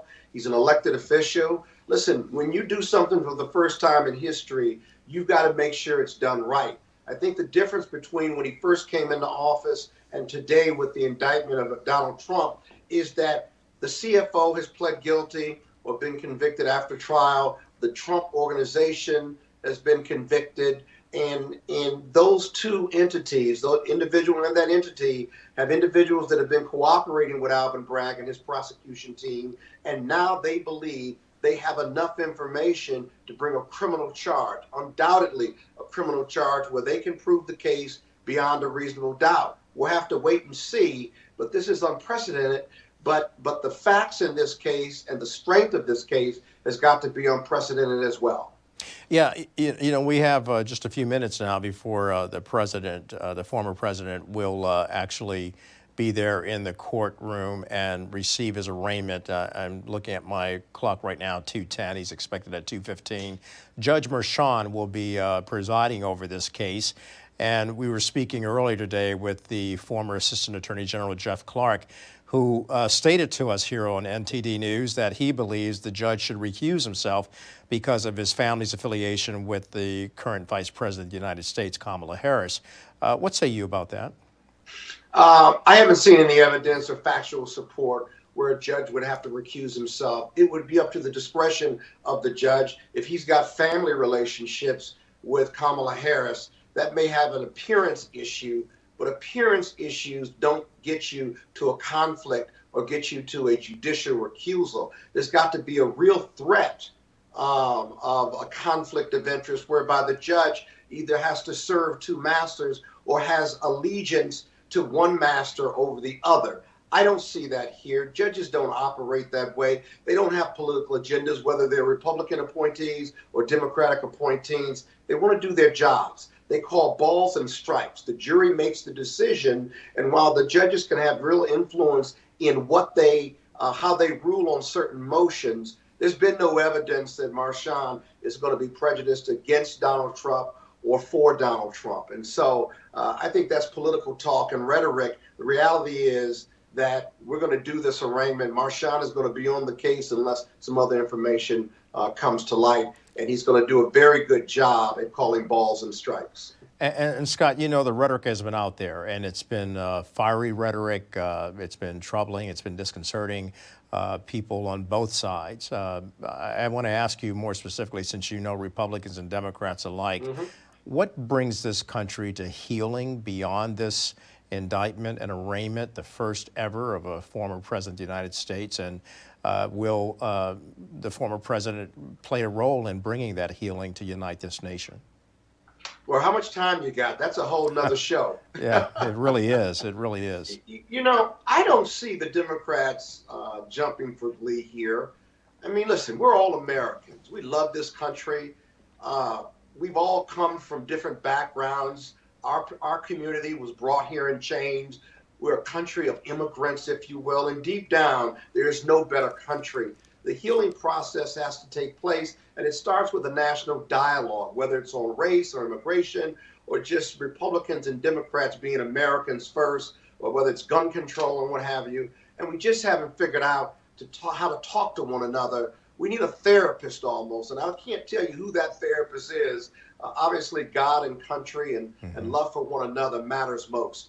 And I hope at some point in time, whether it's this instance with Donald Trump or beyond, that both sides can come together and do what's best for the country, even if we don't get all that we want in legislation or in communication or in contemplation of how we make this republic a better place. Remember, it's an evolving experiment, right? To make a more perfect union. Well, it's a painful process sometimes, but I think we'll get there. I know you're very positive about this country as well.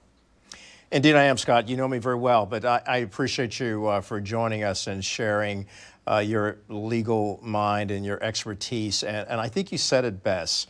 We have to look to God and prayer and each other to help each other through this process.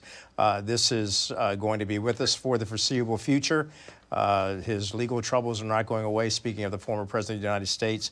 And we've got to be able to sit down and have that conversation with each other. And by the way, I welcome that opportunity to do just that here on NTD, having all minds, all faiths coming together to talk about healing America and uniting America, even through this unprecedented time. A. Scott Bolden, brilliant attorney, thank you for joining us today. Thank you for having me. I'll come back anytime you want. Thank you. Well, as all of this is unfolding before our very eyes in New York, we can kind of coin the phrase of what the former president said, that it's so surreal. Meantime, a White House press conference is going on right now. And joining us live is NTD's White House correspondent, Iris Towle. Iris, what's the very latest there from the White House? What are you hearing?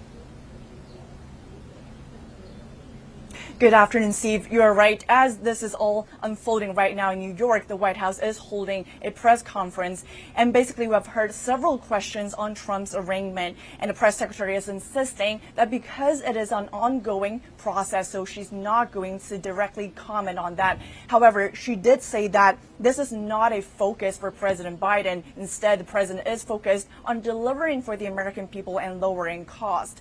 And another thing that she did comment on was whether President Biden will be watching any of the live coverage of the Trump arraignment news today. And basically, she said that when he gets a chance, he will catch up on parts of the news coverage today.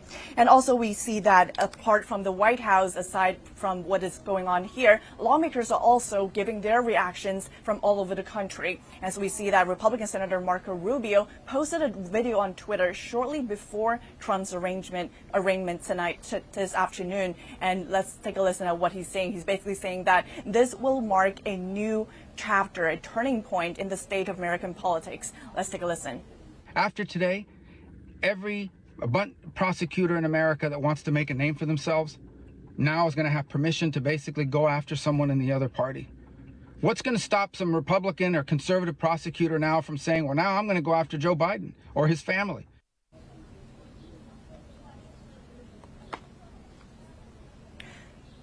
So as House Republicans are using their congressional powers to investigate President Biden's family dealings, we also see that President Trump, what he is facing is very different. He is the first American president to ever face any criminal charges in U.S. history, and that is unprecedented. Steve. Actually, it's Kelly, no problem. Iris, we thank you for joining us and bringing us an update from the White House and what's going on there. Joining us now is Robert Patillo, Democratic strategist and civil rights attorney. Robert? Thank you so much for having me. Hey, Robert, it's good to see you.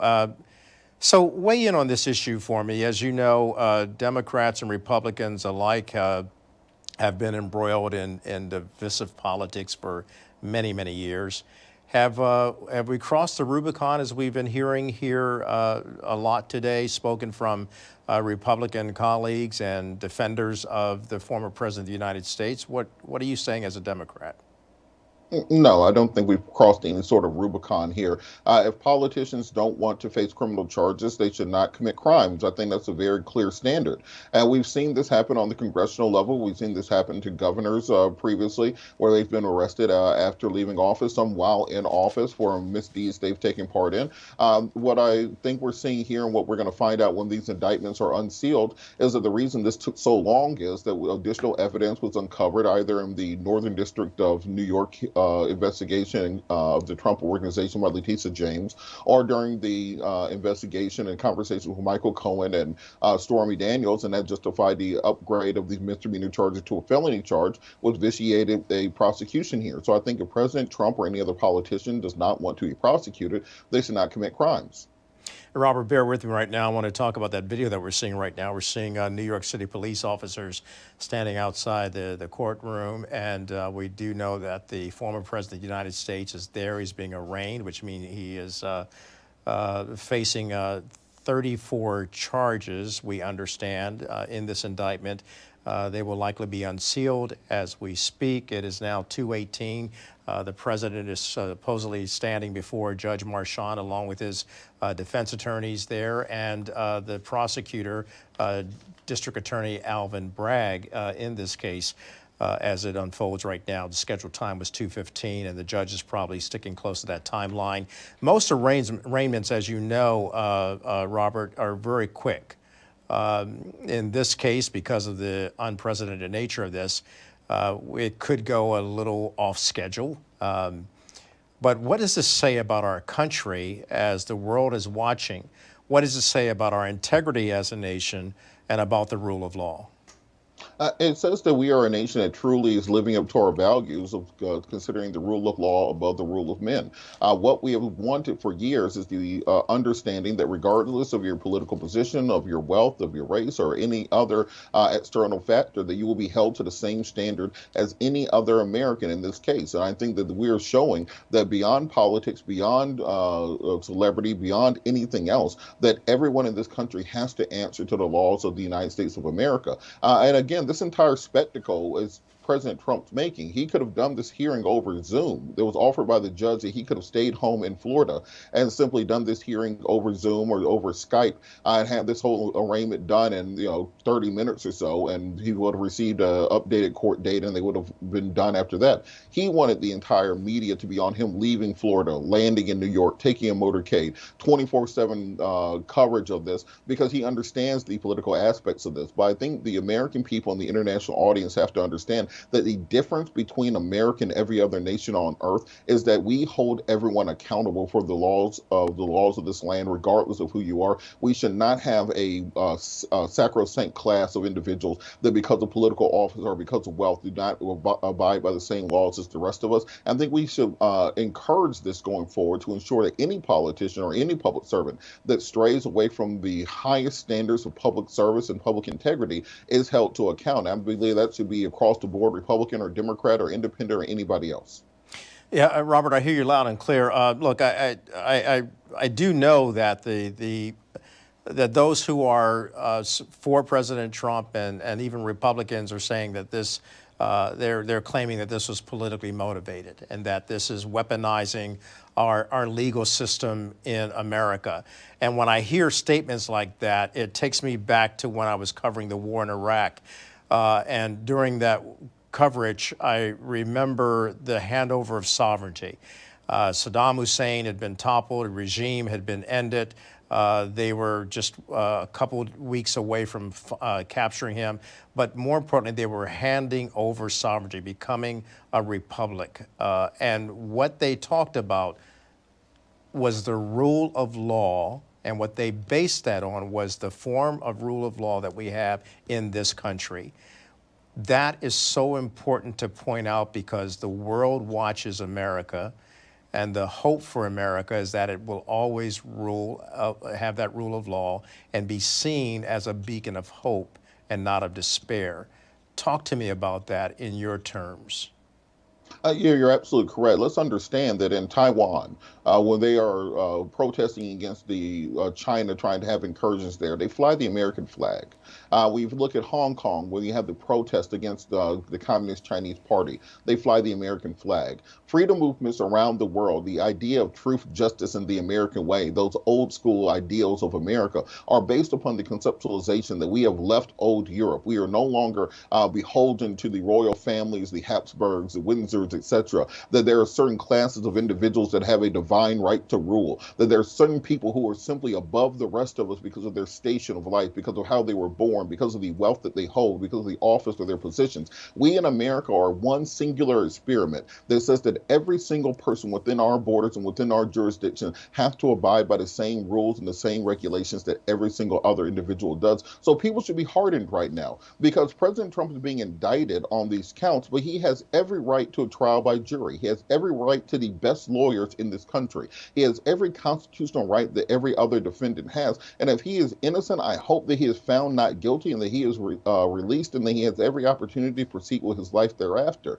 However, if he is guilty, he should pay the same penalty that any other American would, because no one is above the law. And the idea of this, quickly, the idea of this being some sort of political conspiracy doesn't make sense on its face. If you were going to have a politically motivated prosecution, why would you do it in April of 2023 instead of September of 2024 or October of 2024?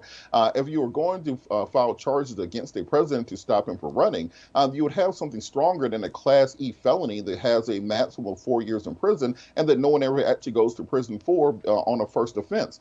This is very clearly a situation where you're dealing with a prosecution that has gotten new evidence that they decided to charge now, but that really has no bearing on any upcoming elections that are 18 or 24 months from now. Thank you so much for your insights. Robert Patillo, thank you for joining us. Great to have you on, by the way. And again, we appreciate you and as we continue to follow the developments going on right now inside a Manhattan criminal court. And once again, we asked Americans across the country, many of you, what they think of Trump's indictment. And here's a sampling of what some of them are saying.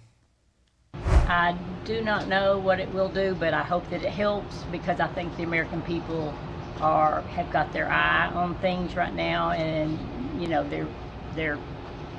it's too hard and heavy on Trump. I think it would help it. Yeah. But then it would really recognize that the other part don't want him in because he's the strongest one. I'm not sure. I think in general, any kind of legal proceedings tend to hurt people's standing with the public. So I would guess that it probably will hurt. I don't think it will really do either. I'm not sure if a whole lot of people are really watching it. Like me, for one, I don't really care. Probably put a little ding in it, but I don't think it would hurt it.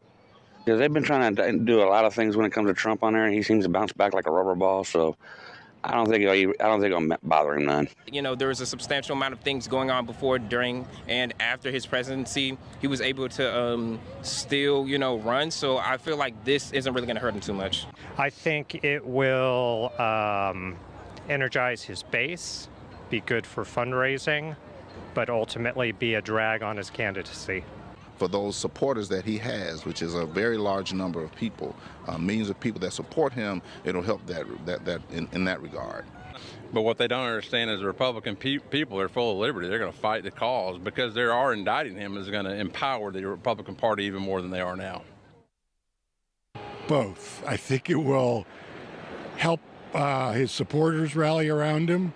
Ultimately, I think it will not help him in the long run, and maybe in the primary, but certainly in the election, it will not help him. I'm hoping it'll hurt. I think ultimately it's going to hurt, which is why he's trying to get so many people to jump on board that it's, someone against him, a conspiracy, when in all actuality, in 2016, if he committed it, then he should have to answer for it. I don't think he should be allowed to run for the presidency with a felony on his record. I think it'll hurt, don't you? I mean, at this point, it should. I know that it seemed like he did a lot of good in office, but when it came down, I'm not saying who's elected now is any better. He can't even come on camera, but we need some change. I think it's going to backfire for whoever's behind it because again, why are you coming after this guy now? What difference does it make? Seems almost obvious that they're trying to hide something or move on, address the problems that are going on now. Oh, as a nominee, it will help. As a presidential candidate, it would hurt. There's no doubt about that. I honestly think that it should hurt his campaign because we shouldn't be promoting I'm way too into the news, and I'm aware of all the other things that he just isn't even being held accountable for.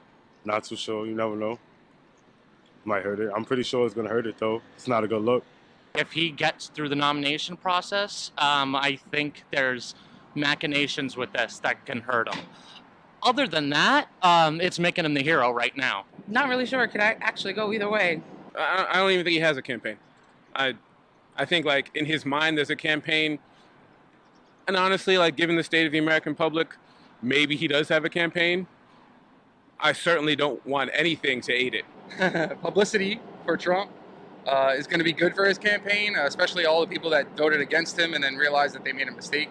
It doesn't matter. Publicity is just publicity. So if it brings light to anything that he does, good or bad, I don't think that would really hurt him in the long run.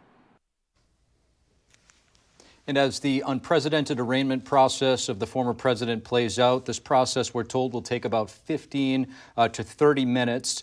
The former president has been arrested. So this means now we can expect former President Trump to leave the courthouse at any moment as we speak. His SUVs have already turned around, which means they've lined up in front of the building. This will ensure a quick departure once the former president is ready to leave the courthouse. Trump's son, Eric Trump, is also now commenting on the case, writing on Twitter, quote, Bragg has shut down the entire city, called up 38,000 NYPD police officers, closed down the FDR highway, and is spending an estimated $200 million of city funds for a $130,000 NDA. We'll check in with Melina Wisecup at the courthouse one last time in just a moment. But in the meantime, joining us now, we have Jenna Ellis, constitutional attorney, former senior advisor and counsel to former President Trump, and Epoch Times contributor. And former Assistant Attorney General Jeff Clark is back with us on studio again, on set. Welcome to you both. Thanks. To see you. Absolutely. Jenna, we're going to go to you first. I would just like to get your thoughts. There's been a lot of rumblings this morning of the former president adding new counsel to his team, attorney Todd Blanche. Some folks speculating on the fact that this could mean that there's trouble in paradise. What do you make of it, given the fact that you were an attorney for the former president? Yeah, I think this is a really good move for his legal team, for someone who's a partner at Cadwalader, Wickersham and Taft, which is a very well-respected firm in New York City. And he is no stranger to the Trump side of things. I mean, he also had previously represented Paul Manafort and a number of other Trump associates previously. So he's no stranger to Trump world. And so I think this is actually a good move for the legal team. But overall, Steve, what I think we all have to remember here in the wake of an unprecedented situation like this of indicting a former sitting president, the Republicans and the conservatives continue to say that this is a weaponization of government. Well, what exactly do we mean by that? Well, this is the very same left that is claiming that institutions of government, specifically the justice system, are systemically unjust and even racist. And now they're wanting us to believe that suddenly in this one instance that this is a legitimate use of the justice system just because it happens to be against former President Trump. This is all about specific outcomes for the left. This is not about actually doing justice. Jenna, I just want to follow up. We've been hearing from both sides, Republicans and Democrats, nobody is above the law and nobody is below the law from the Republicans. If we can't fundamentally agree on the interpretation of the Constitution, we're in big trouble. Absolutely. And this is about more than just Donald Trump. He's almost become an icon and a symbol for American freedom and liberty. When you look at the weaponization of government and the targeting of American citizens, not just including President Trump, but including educators and parents around the country who have been labeled by the Biden Department of Justice and the FBI's domestic terrorists. You look at pastors and Christians who've been targeted by the LGBT agenda and those actors, and outside of abortion clinics simply for exercising their constitutionally protected right to faith. And so, this is about the entire scope of what we understand as the rule of law and the constitutionally protected civil liberties in our country. And so I think moving forward, this is going to have a huge political impact on the 2024 election, because you're seeing that even people who haven't been involved in politics at all are now donating to President Trump's campaign. They're speaking out, they're wanting to get engaged because they're seeing that our system and our way of life as Americans is really under permanent threat from the left. I want to go back to the studio here with former Assistant Attorney General Jeff Clark. Jeff, I want to get your thoughts on the Mar-a-Lago documents case. Do you think that this case may have lost some steam because of former Vice President Mike Pence and President Biden now being implicated? In terms of that case, Steve, yes. I think that that's a situation where President Biden, I think, is clearly in a far worse position than President Trump, because his issues go back not just to his time as vice president, and vice presidents typically don't have the power to declassify documents in the same way that a president does, unless they were specifically delegated that power. And I haven't heard a peep from Obama that he had delegated any power like that to Joe Biden. But they go back as far as the time that Joe Biden was a senator, when he had no control over that, because classification is an executive branch power unless the full Congress can pass a law. So this is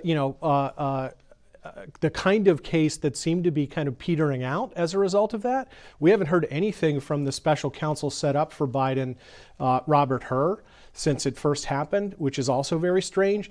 But now we've recently started to see leaks, and those leaks say that they're trying to line up an obstruction of justice charge against President Trump because he was looking through some of the boxes of documents. So it just seems like each layer of the onion that gets peeled back, to me, reveals an overarching effort at all costs to get Donald Trump however they can try to get Donald Trump. And to Jeff's point, Jenna, there are other cases brewing in Georgia and in the Mar-a-Lago case as well. What are your thoughts as to where all of these cases will ultimately end? Well, of course, the Democrats are going to want to throw as much against President Trump as they can to just see what sticks. And he has been absolutely correct that this has just been one witch hunt after the next, starting, of course, with Spygate and what we know of the Democrats that were actually spying on the Trump campaign before he even took office. And yet, really, nobody has been remotely held accountable for those types of actions. And so we're seeing this double standard that the left, when they use the power of government in office, will try to come after Donald Trump and all of his allies and associates, or anyone conservative, with whatever means possible. But then for their own, they don't want to have anyone held accountable for anything, even when there is a clear violation of the law. And so this is the type of double standard that we're seeing applied here. And I think as we move forward, if any other of those instances, whether it's Fulton County, Georgia, it's the special counsel in Washington, D.C., it's the Mar-a-Lago issue, if any of those result in indictments, I think we're going to see a continued coalescing of the conservative movement and even people who care about our rule of law that will come together and say, enough is enough. This is not how we run the United States of America. And Jenna, you mentioned a double standard that we're seeing. So how do you see this playing out in not just 2024, but also for the country going forward? Well, I think that the weaponization of government select committee that Congressman Jim Jordan is heading, and also some of these other special committees like Congressman Mike Johnson, they really are trying to investigate all of the instances of weaponization of government, which is that implementation of a double standard against conservatives, to try to bring forth common sense legislation to make sure that the executive branch does not run amok of that and is not political more than they're concerned about holding the standard of the rule of law. Because listen, justice is supposed to be blind. Liberty is supposed to be for all. And so while, yes, there shouldn't be anyone that is above the law, there isn't anyone below the law either. And we're seeing that double standard play out, where it's the Democrats that are above the law and any conservatives are clearly below the law. That needs to stop. Jeff, Republican Senator of Louisiana, Senator Cassidy, voted to impeach the former president, yet he's still putting out his sentiment saying that it's wrong. I'll put it this way: no one should be the target of the law. And, you know, some Democrats are also saying that this was a strategic mistake, albeit for maybe reasons that they think it will boost the former president. What do you make of this? Well, Steve, what I would say is, look, you know, there are people who are going to try to put one foot in and one foot out because they're putting their finger up to the wind. They don't know exactly how this is going to play out. So that some of the people want to be able to sort of move and pivot as the facts and as the legal rulings emerge. You know, I think that people should really have the courage of their convictions to take a position as to what they think about this. I think it's very destructive for the country. And I think that, you know, it's something that Americans should be decrying. I'll remind you of something I said yesterday at the risk of repeating myself, which is that on Sunday on his program, Fareed Zakaria began by noting that pursuing one man, namely Donald John Trump, relentlessly like this, doggedly, is contrary to centuries of Anglo-Saxon law. It inverts that. It turns it on its head because it's making one person the target and looking for a crime. It's not, you know, seeing uncovering evidence of a crime and then trying to find the perpetrator. That's our system, is looking for the perpetrators of crime, not looking at one man and deciding what crime can we pin on him. That is unconstitutional, un-American, and I think it is just destructive of any republic, any democracy. Jenna Ellis, Jeff Clark, thank you so much for joining us. We're going to throw this one last time back down to Melina at the courthouse for a live look as former President Trump begins to make his way out. Hi, Melina. Hi, Steve. Yeah, so not much has changed here. Interest is still very high. We know we just got word that Trump did just enter the courthouse where that formal arraignment will take place. This is where he will be read. The charges that he's being accused of here, that's happening right now. And as for the situation outside, everybody is still just waiting for what happens. I'm sure some of them would be happy to see Trump come out in handcuffs. Others are here protesting this entire case. Like, for example, we'll pan over to this group of gentlemen who are sitting on this bicycle, and they've been out here playing music and, you know, playing, you know, pieces of Trump and just showing their support for him. So definitely a mix out here that we see. I do want to point out a truth that Trump truthed out about an hour ago when he was on his way to the courthouse. So he wrote on Truth, he said, "This seems so surreal. Wow, they're going to arrest me. Can't believe this is happening in America." We know, of course, that Trump's lawyers say they do not expect him to be handcuffed, but, you know, former President Trump is really trying to draw attention to this and point out how unfair from his perspective he thinks this is. I'm not sure when these people will start to leave. Some of them have left. We spoke to a couple of tourists who are in from California. They're just genuinely interested. They tell me this is history in the making. They just want to witness this incident. It's unclear when former President Trump will leave. He will leave, though. He's expected to leave because he does have a speech planned at Mar-a-Lago. So this is what we're seeing on the ground here, and we'll toss it back to you for one last time, Steve. Thank you for that, Melina. Really appreciate your reporting down there, keeping us abreast of the situation. And I'm back here in studio with my colleagues Kelly Wright, Tiffany Meyer, and former Assistant Attorney General Jeff Clark. Jeff, I'd like to get your thoughts when it comes to this potential trial that could play out here in a borough that voted I think it was 70% for President Biden. Does Trump stand a chance of getting a fair trial? Well, I think that there are American people who, even if they're of the opposite political party, can be fair. But I think that there are more than ample grounds to move for a transfer of venue. I think, let's see how strong that motion looks once we see what the president's lawyers put together. I would expect them to file that motion. And I think they should file that motion because it's clear that there was, a forum shopping effort here. I think that the Fulton County situation is also a forum shopping effort. And therefore, the remedy for that is to push back on that by trying to move venue. Yeah, and Jeff, with us, joining us now is Dr. Avis Jones-DeWeaver, editor at Max Black Politics and also political commentator. Avis, thanks for joining us along with our colleagues here. You have watched the presidency of Donald Trump from its inception, and he said something not too long ago, in fact this week, how he remembered going down the golden stairs at Trump Tower.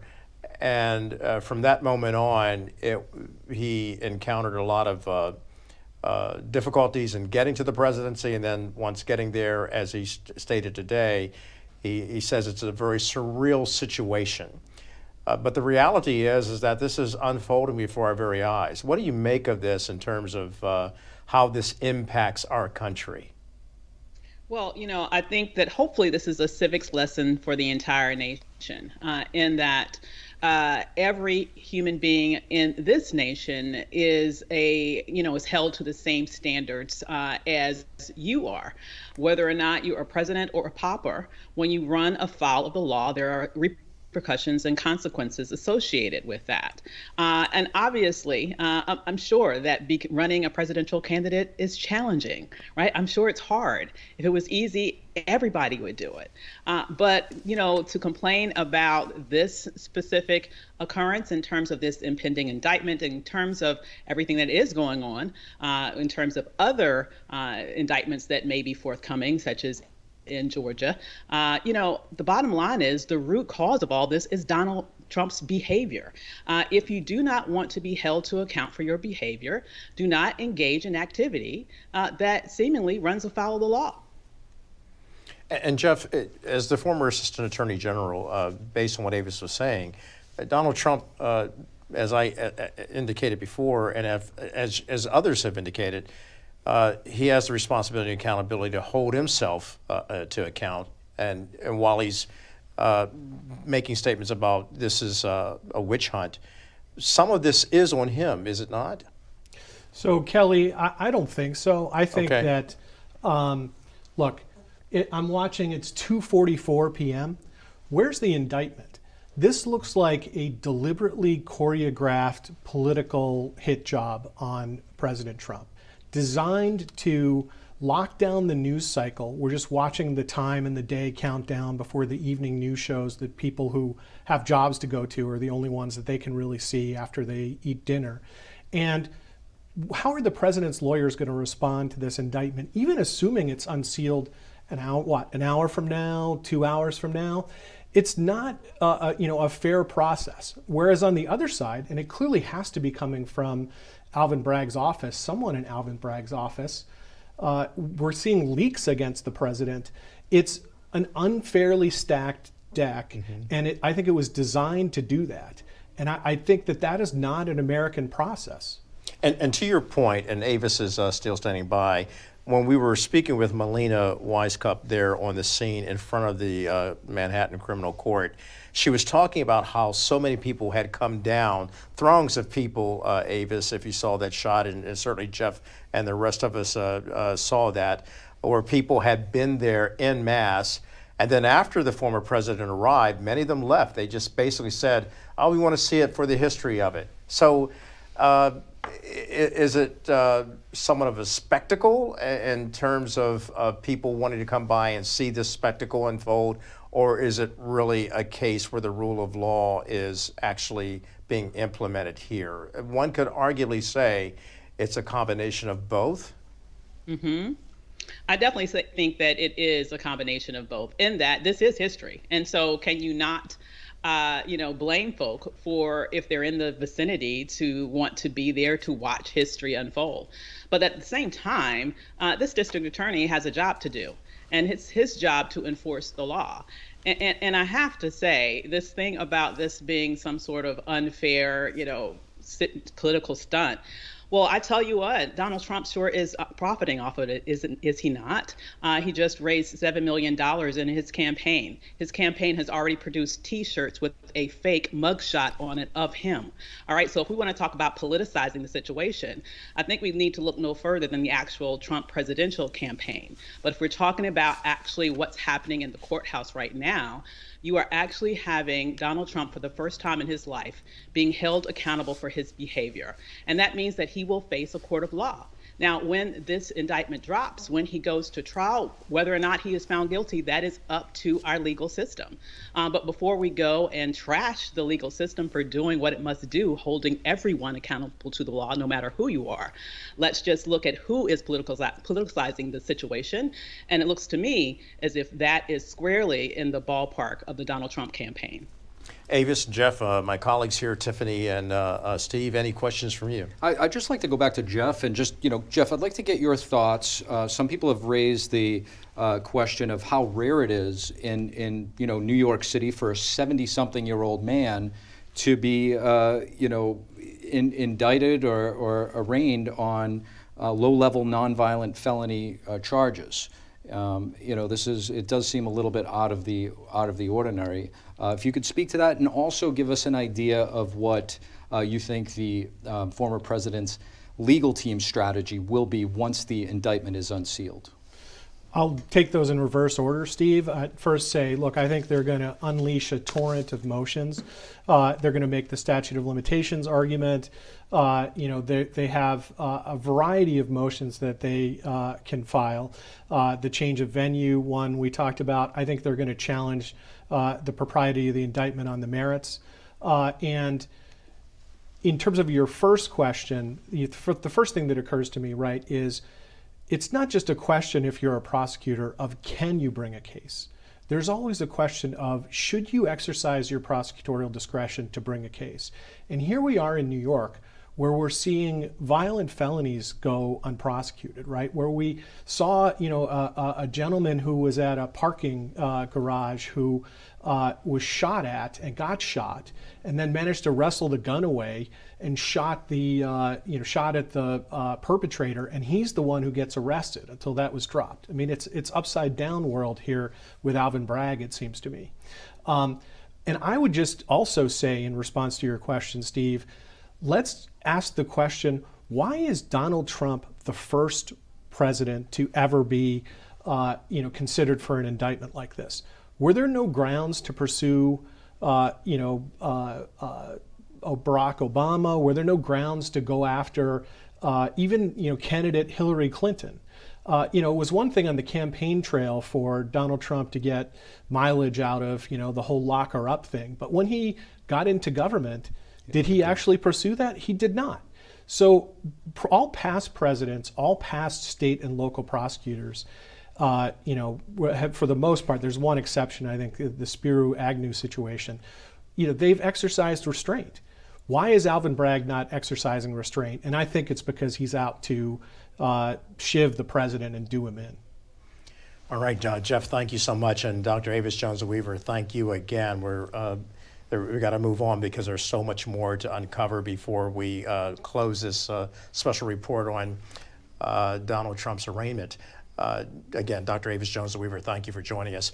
And we have video right now of the former president. You're welcome. Of the former president entering the courthouse earlier today, which we're replaying for you right now. And you can see that Mr. Trump is walking in. And we understand that NBC has reportedly gained access to inside the courtroom, and we've seen some of those images as well. Again, this is just about a half hour ago, and you can see the former president actually walking into the courthouse to be arraigned on what we believe will be reportedly 30 to 34 charges against him. I just have to real quickly say to the panel here, Jeff, seeing this video, as the former president stated on Truth Social, this is so surreal. And for all of us talking here, as well as the nation watching, the world watching, this is surreal that a former president would actually be appearing in a court of law. But what does this say about our judicial system? I know how you feel about what's happening, but again, what does it say about our judicial system, the rule of law, that no one is above the law, no one is below the law, and also, might I add, no one should be targeted by the law? So what I would compare it actually to the Spiro Agnew situation, Kelly, because Spiro Agnew, speaking of the former vice president to President Nixon, yes, who was essentially taking bribes, when he was a Maryland state official, and there were even allegations that he was getting cash to him while he was still at the White House. Right? I mean, this is what a lawyer would call malum in se, Latin for it's evil in itself. What's going on in terms of this prosecution of President Trump, it seems to me, is the contrasting Latin term, which is malum prohibitum.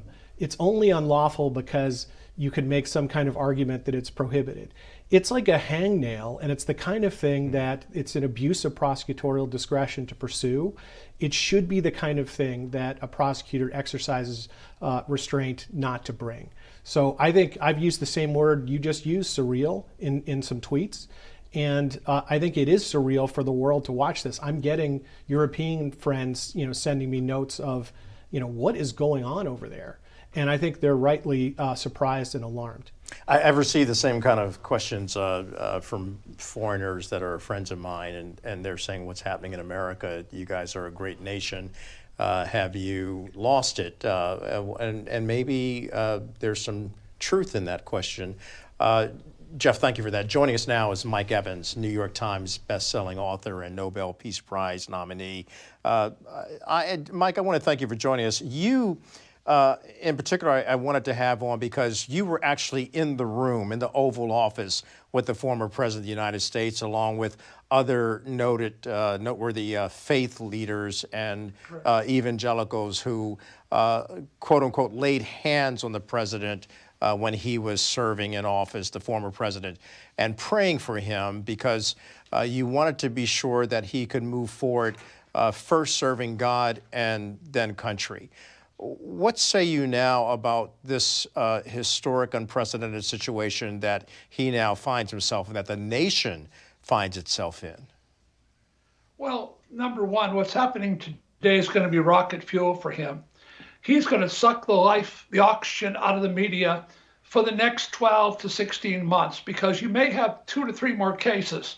So all the Republican primary candidates can go home. It's over. He will win the Republican primary. I predict Ron DeSantis won't even run now because he's 44 years old and he realizes this. He's smart enough to realize what I'm just telling you right now. He who defines the terms controls the debate. And right now, Donald Trump is an expert in knowing how to use the media to his advantage. Mike, when you prayed with the president and you got to know him on a personal basis, and I need to say former president because Joe Biden is the current president of the United States, but when you prayed with former President Donald Trump and continued to advise him spiritually, what do you make of this in terms of our nation? Some people are very concerned that our nation has devolved into different silos and attacking each other.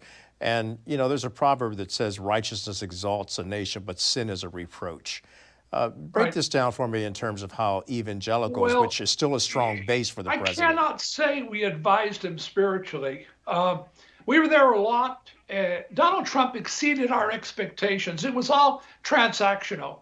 Donald Trump, in my personal opinion, I never saw the evidence that he was a follower of Jesus.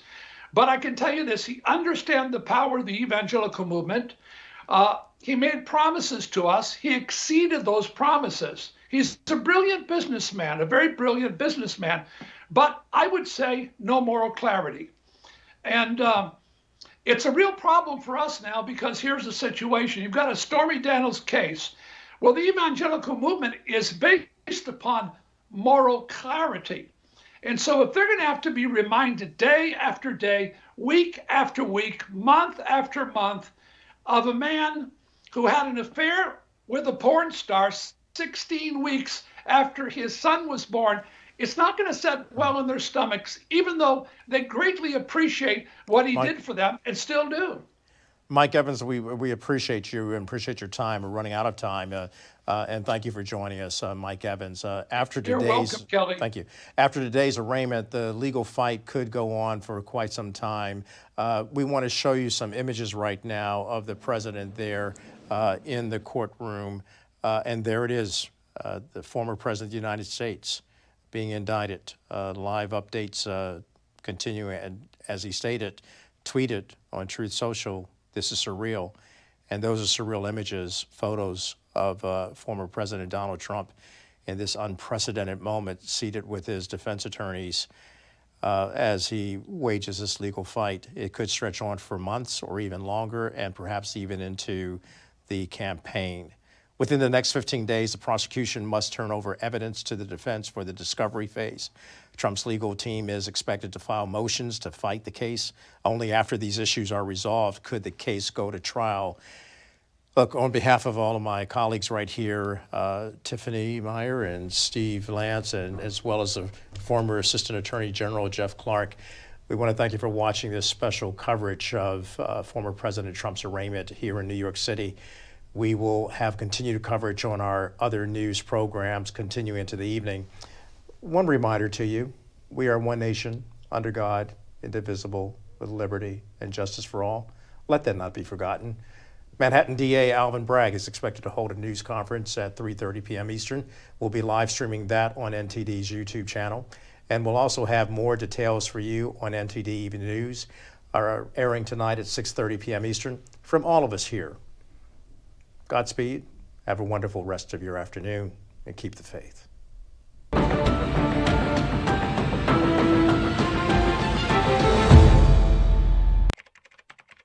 What's happened to this world we're living in? Why?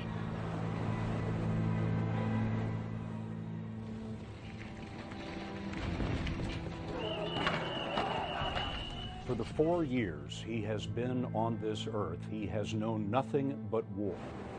Wherever I go, the things I see, I just want to turn away.